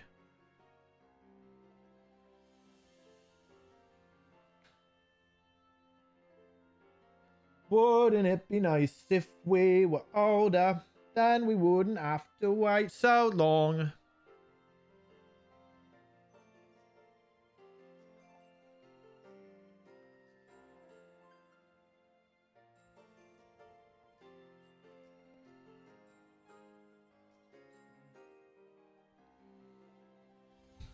Wouldn't it be nice to baby deep beep beep deep deep deep boo boo.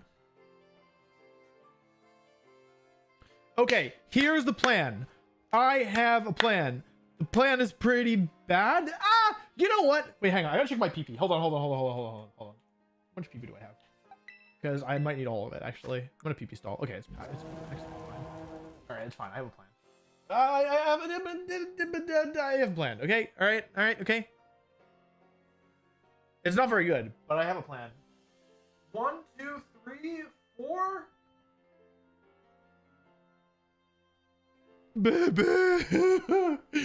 It's so hard. I feel like I'm trying to mentally walk through a maze, but all the doors are locked. You know what I'm saying? And also there's snakes for some reason. God, how do I do this?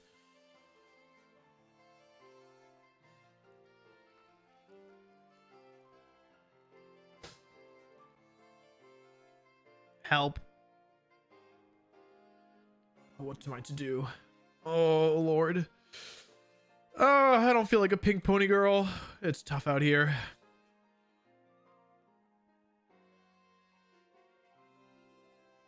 Oh, Lord. Jarvis plan.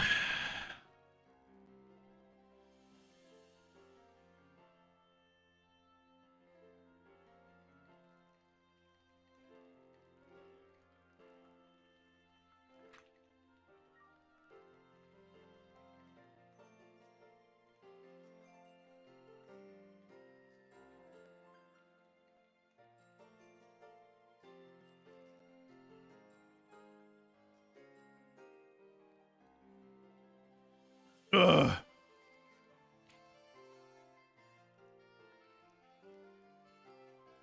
It's so tough. It's so hard. It's so hard out here.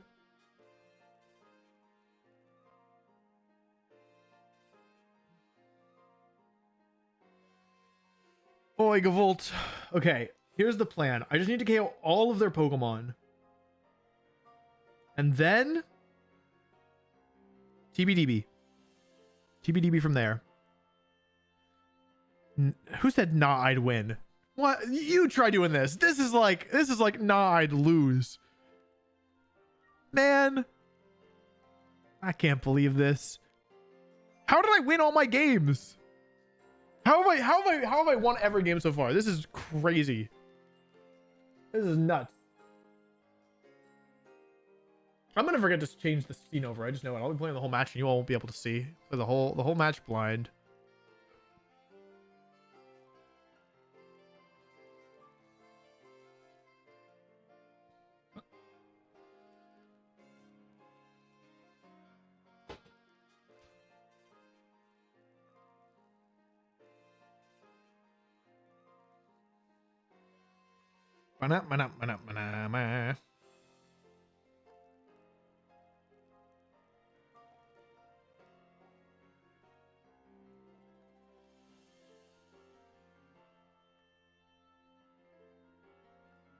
Okay, okay, it's ready. This is the person I'm playing against. Hello. End code. All right, gamers. Here we go. Okay, so it's the Goggles Pelipper. I think that's probably worse for me. Goggles Pelipper, same Dragonite set with Fairy Terra, same Ursaluna, Dark Sinistra. It's probably, honestly, it's probably about the same. Maybe, oh, it is Protect Gholdengo with no Power Gem, so I think that's worse for me as well. Oh man, how am I to do this? Oh. How am I to do this? Okay, folks, here we go.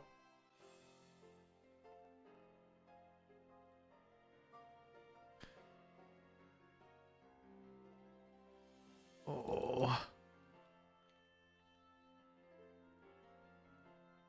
Let's see. My opponent's not here yet. They're probably like, man, I can win this game in 10 different ways. Which one do I want to do?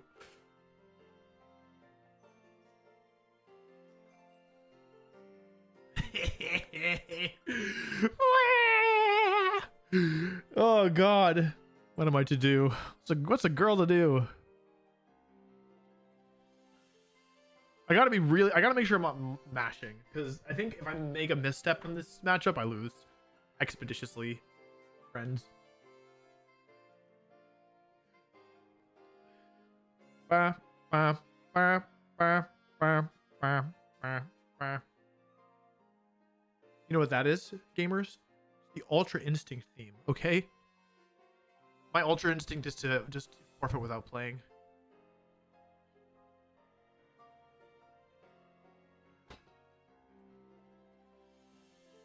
Where's my opponent? Just get it over with.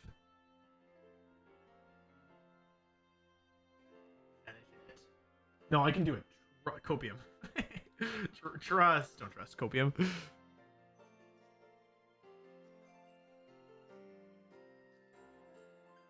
Where's my opponent?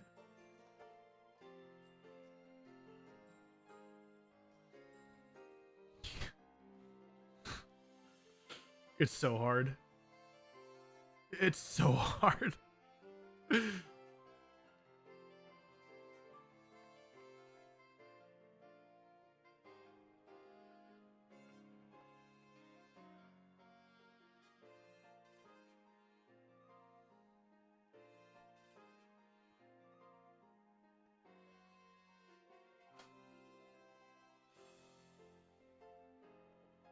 Island, Muddy Water, Pelipper, no Wide Guard, no Weather Wall, no Wezabal. Yeah, I can't point the mic in my mouth because the stand is broken. So like, you can't see my setup, but I can't, like, the stand is broken and it really limits my range of motion with this thing. This is top 8, so if I win, I'm in semifinals. This is the quarterfinals. But it's really tough. This is like a well-developed meta. This is like the team right now to beat. Where's my opponent? Dog.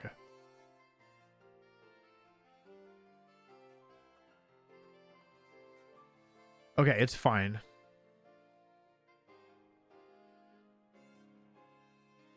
Okay, here they are.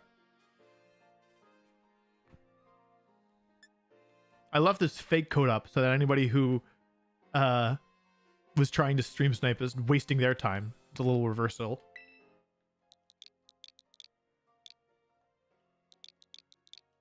That's not right.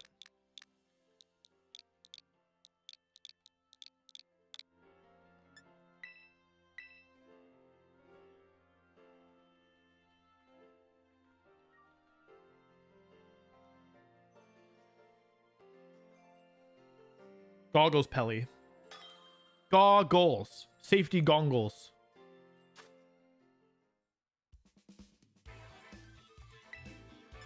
Here we go, folks.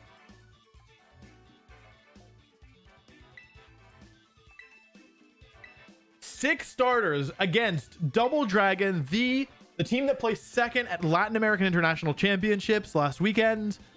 A team that is well developed, that is full of strong meta Pokemon like Goldango, Dragonite, Ursaluna, Archaludon, Pelipper. And all I have to work with are 6 starter Pokemon. 6 Pokemon not intended to be used together, you could argue. You could even argue 6 Pokemon intended to be used apart from one another. Ah! What am I to do? Okay.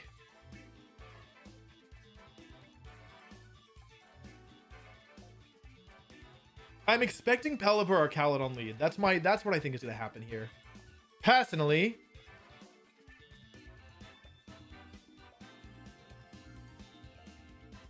that's my hashtag prediction, baby.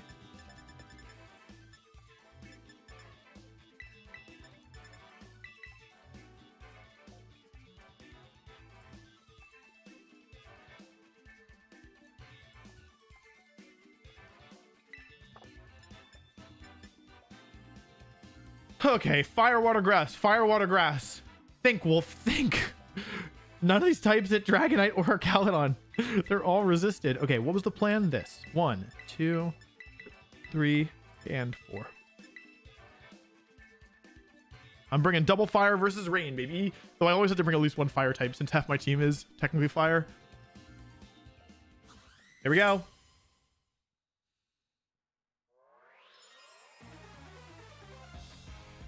All right, Pelipper. They double dragoned me. Unbelievable that they would do this to me. On my birthday, really? So, I mean, I have a safe double up here into the Archaludon if I want, right? I have Fake Out plus Moonblast. There's not that much they can do about that. It's one option. Alternatively, I could try and get the Dragonite gone right away. Kind of rude to lead double dragon here. Do this. Okay, I think this is Pelipper, which is okay. It might seem bad. Oh wait, I got my speed tiers wrong. Okay, that's bad. Oh, I knew it was coming. Oh, that's really bad. I should have swamped. Okay, I messed up. That's bad. Because I don't think Primarina survives this ever. Yeah, that's real bad.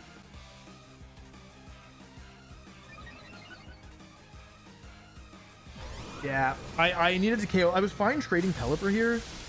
I survived. Oh, okay, then this is okay. It's not great, but it's certainly not horrible.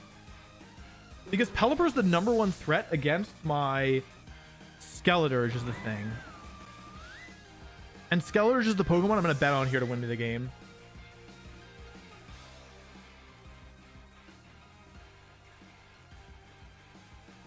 Dragonite comes out. Okay.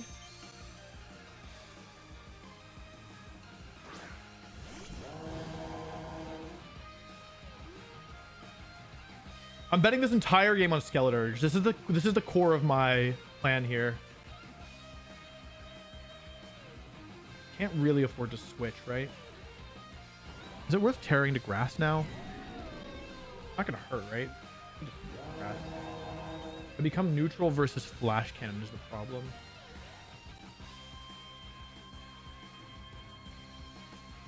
But I take less from electro shot, which is their strongest move. I'm down to do it.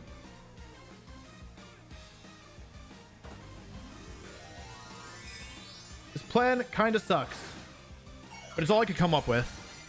The problem is I do need to find my way through this Dragonite. My hunch is that the last Pokemon is... Okay, I got the drum beating off. That's great. I dropped their speed by 1. I should outspeed now. I might not, actually. I kind of forgot how fast I made this thing. -1 speed. Snarl me, that's fine. I'm not going for damage here. What I want is the burn. Oh, that sucks. Okay, I shouldn't have scaled. They crit. Oh, that's strong. Oh lord, that's strong. Okay. I'll survive narrowly. Okay. Speed defense drops. Speed rises. This is still okay. Okay. It's gonna come down to what the last Pokemon is here, basically. That's how it's currently looking to me, at least.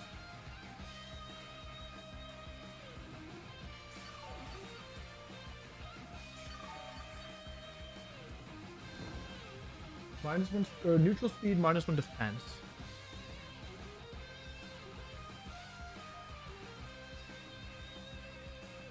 I don't really see a way around making this into a...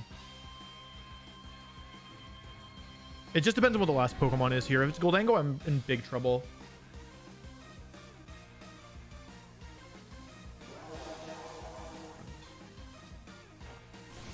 This is -1 defense, but it's still not going to do very much damage. Not enough. Scale shot. It's fine. I was going out of this anyway.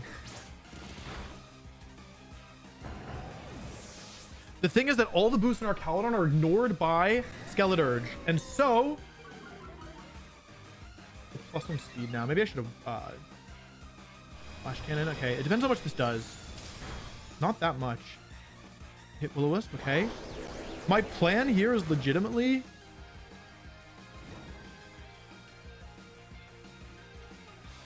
Stall. Seriously. Oh, but I think I made a slight mistake, right? Because... Yeah. Because I think I needed to drop... I needed to drum beating that turn. It's a slight mistake. I wonder if Blaziken takes +2 Electro Shot. No way, right? Because they can go for Talent here is the problem.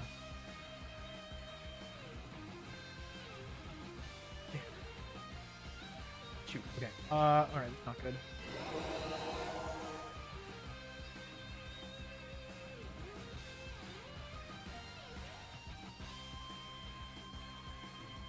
I needed to make a mistake this turn, probably. So 2 turns left of everything.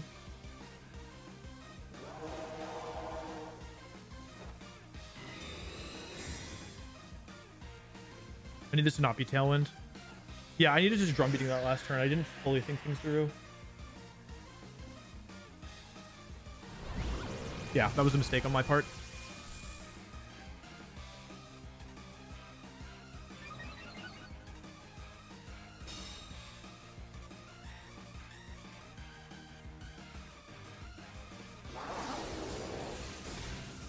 Big damage. Let's go, Skeleturge.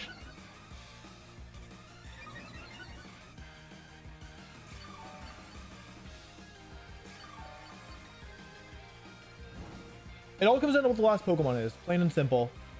And how many boosts I can get in the meantime. I probably should have hit this. You know what I should have done is I should have dropped this thing's speed.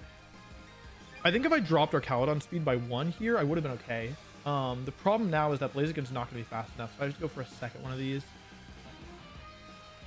It's only a 1 in 3 chance that I get it. I shouldn't have gone for the Wood Hammer. I should have gone for another drum beating. I kind of lost sight of the big picture there with Blaziken in the back. It's going to be tough here, though, from here on out. But it also depends on what the last Pokemon is, because if it's Sinistcha, then it's not undoable. Certainly not easy, though. All right, Blaziken, double protect. Terra. Fighting? They're worried about close combat. Okay. That's fine. It doesn't really matter. I need the double. Show me the double. Blaziken, 1 and 3. Can we get a little lucky, please? Yeah, I didn't really expect it there. I also, like, yeah, this whole game was kind of badly managed. Kill shot.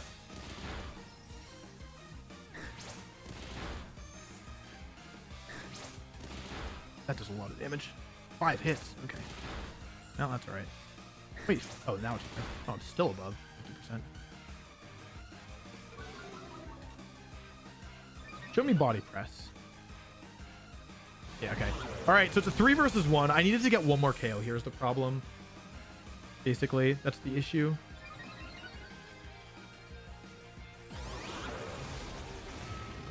Sorry, Blaziken. Yeah, that's my bad. Yeah, they played really well. But it's not over yet, actually, if you can believe it. Because if the last Pokemon is something bad, the issue is they can drop my special attack. That's like actually what's killing me here. Because I'm +1.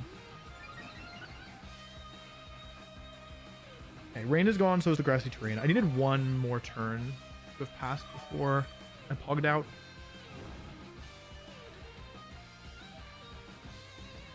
Okay. So the thing is that the burn, it depends on if their last Pokemon is Sinister or not, right? Grass is gone, so the damage is now going to start adding up.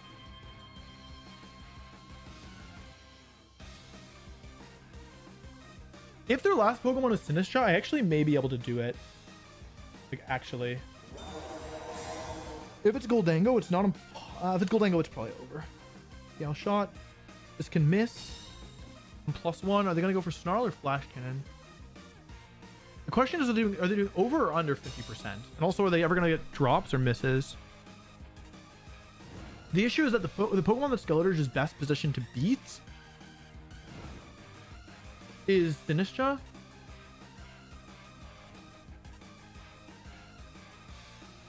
But the problem with that is that provides the team healing on their end.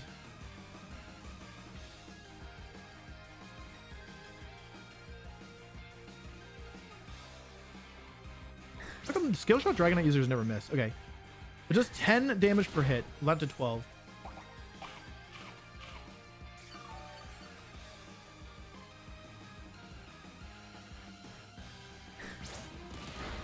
Four hits. Give me 4, baby. Burn is... Okay, it's 4. It's going to be... I really don't think I'll be able to win this. I don't think I have enough juice in the tank. Flash Cannon. That does it. They don't ignore my drops, unfortunately. It sucks. I only ignore theirs.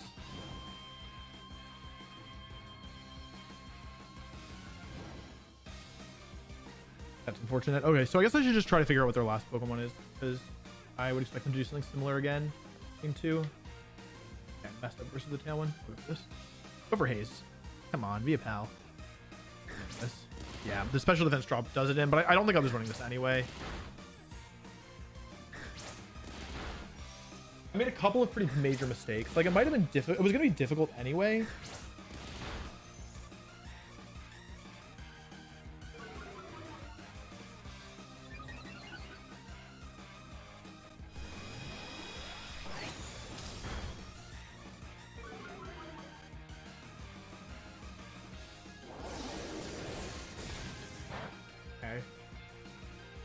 Yeah, it was always going to be difficult because I can't really get around this Archaludon very easily, right? I mean, it's just such a bad matchup.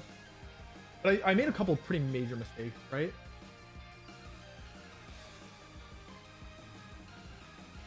It's just so hard. Goldango. Oh, interesting. Okay.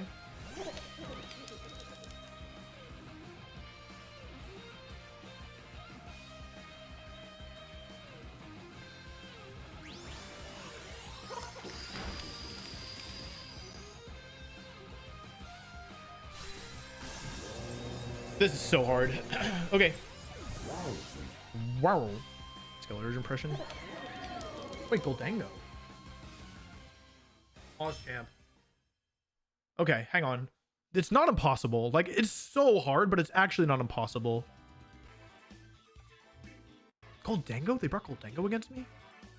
How much is Run BT's base power? Oh, it's 80.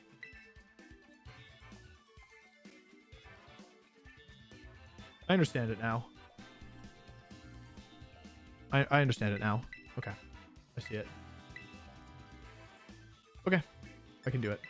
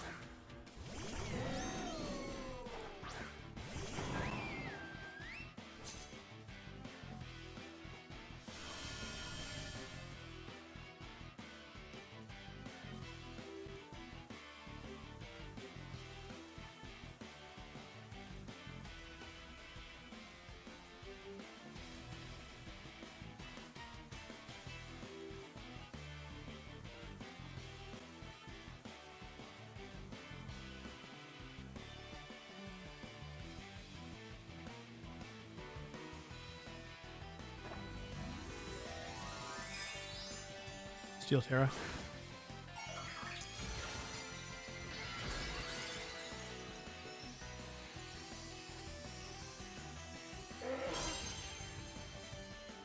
One turn of rain. Might be Tailwind. I'm hoping it's not. How much does this do? Tailwind. Okay, that's okay. Not ideal, but it's alright.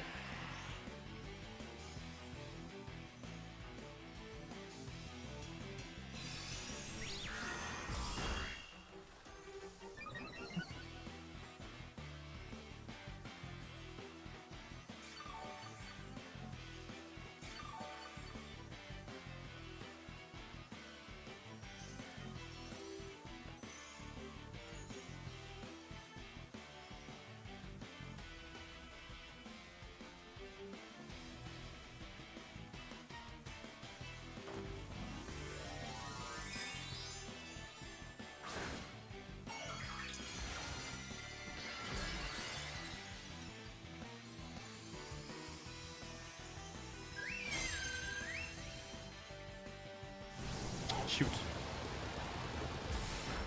Should be okay? It should be okay.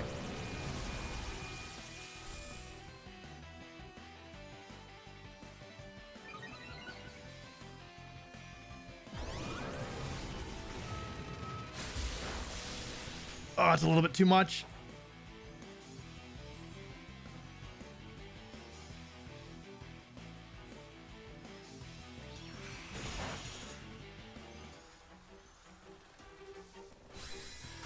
Oh my god.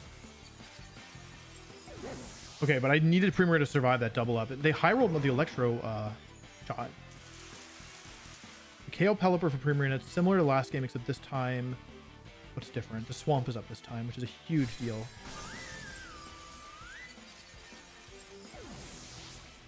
This is an important turn. It's probably going to go into Dragonite, right?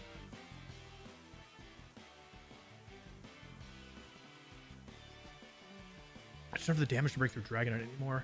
How much do I do to... they're +2, right? Really very bulky spell.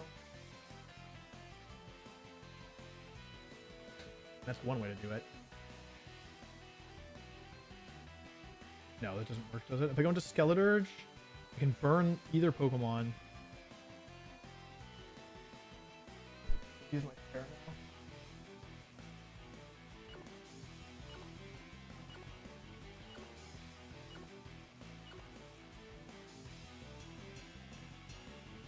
I think this is it for me, unfortunately. Yeah.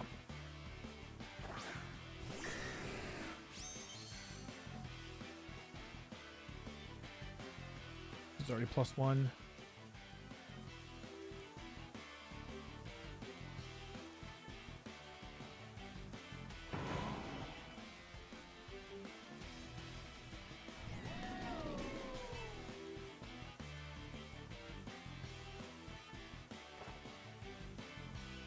Oh, it didn't really matter, but whatever. Yeah, sorry folks, it's too hard. The Premier needs to survive for one more turn. Well, I'm chipping away at them, right?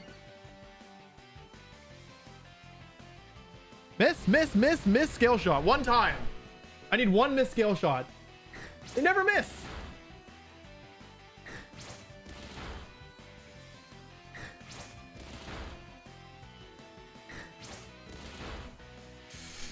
Okay. Yeah, it's gonna be 3 versus 1 again, but not good for me. Yeah. Oh, I got so close. Into Rillaboom. Show me Rillaboom. Yeah. Wait, what? Wait, what? No, Blaziken. Oh! Oh! I thought I was gonna survive. Or I thought they were gonna hit Rillaboom because it turned its head.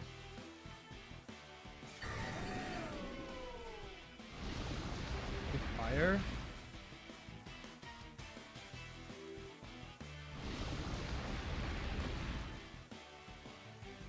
Okay.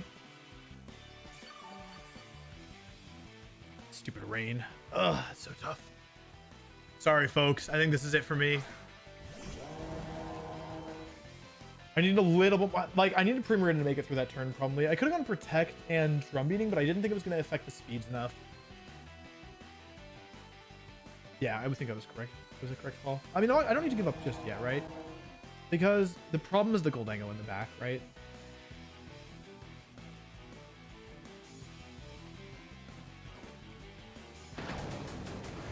Boing. They're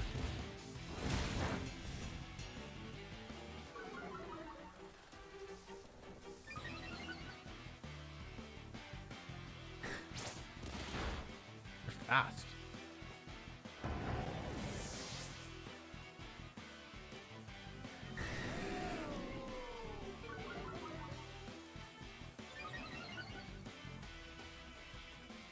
Okay, yeah, that does it. Yeah, that actually does it, unfortunately.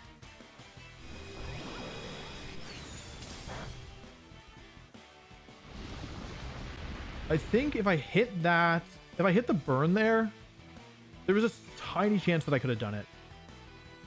Like an actually tiny. Okay, did the grass train go off in between? Is the rain in this turn? No, one more, right? Yeah. Do I have one more turn?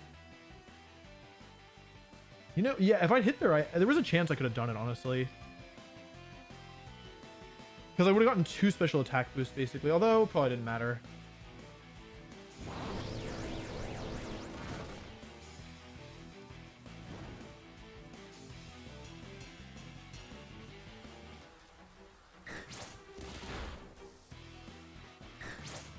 Okay, actually, it's not over. It's not over yet. Chat. If and only if their last Pokemon is Sinistcha, it still might be possible. Oh, it's a lot.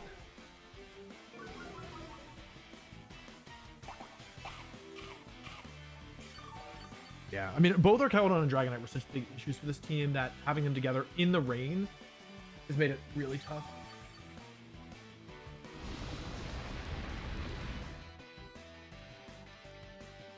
I would have tried to Superior my way through, but the problem was the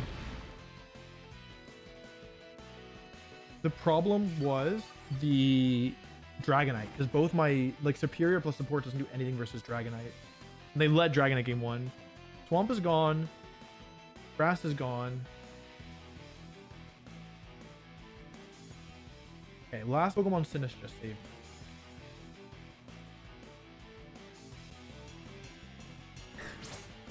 Okay, last Pokemon Sinistcha can still save me. Trust. I mean, it doesn't really matter if the last. I would need probably a crit of my own on Torch Song here. The problem with Scale Shot is when you're losing, it makes you sit for so long to watch yourself get beat up.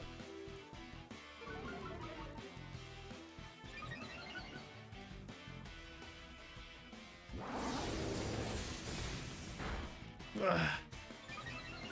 Miss Snarl, Miss Snarl. Miss Snarl, Miss Snarl, Miss Snarl. Folks, I think this might be it for me. Even now, Sinistcha is going to be too much.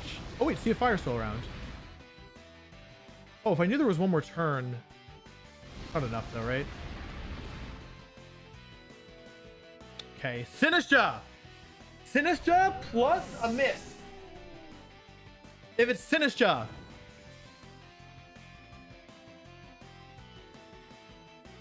See if Fire's gone. Oh, it does do damage in the last turn. Somebody in chat was wrong earlier. Not Goldango. Sinistcha. Sinistcha. Oh. Yeah, well played. Well played. GG. Sorry, Skeleturge. Realistically, I was never going to be able to solo here because they brought Goldango as the last. I guess Skeleturge was a bait in the end, but it was just so hard. It was so hard against this team. Sorry, Skelly. You did good. I was going to die anyway, even if it was Sinistcha. To bring the wrong mons. It's okay. It was still a good run. Making it this far with this team is ridiculous. I really was like, oh, I hope I can win 4 games. That was what I was like, oh, that'd be good. Let me say GG before it's too late. GG's. Yeah, it's so hard. It's so like every win was a miracle, honestly. It was so hard. And they played well. And my Premier didn't get the rolls I needed. I think if I'd survived, I only needed like 3 more HP and I would have survived. Oh, okay. I would have survived 1 more turn, and I think that would have made all the difference. I just needed 1 more turn of attacks. That's all right. That's all right. It was still a good run. It was a really good run. I got 5th place. 5th place with this team. Ridiculous. Anyway, I hope you all enjoyed watching. It was fun. Did a lot better than I thought. I will put the team up on Patreon later tonight or tomorrow, depending on how I'm feeling. I'm a little wiped right now, but if I find an energy burst, then I'll do it. Yeah. Still a good run. I'm happy with that. It was so hard. Like, I knew dragons were going to be tough. And having having a multi-scale dragon and Archelodon with Assault Vest, it's so tough. Couldn't get through it. But yeah. Hope you all enjoyed the stream. And yeah, I think that's it from me.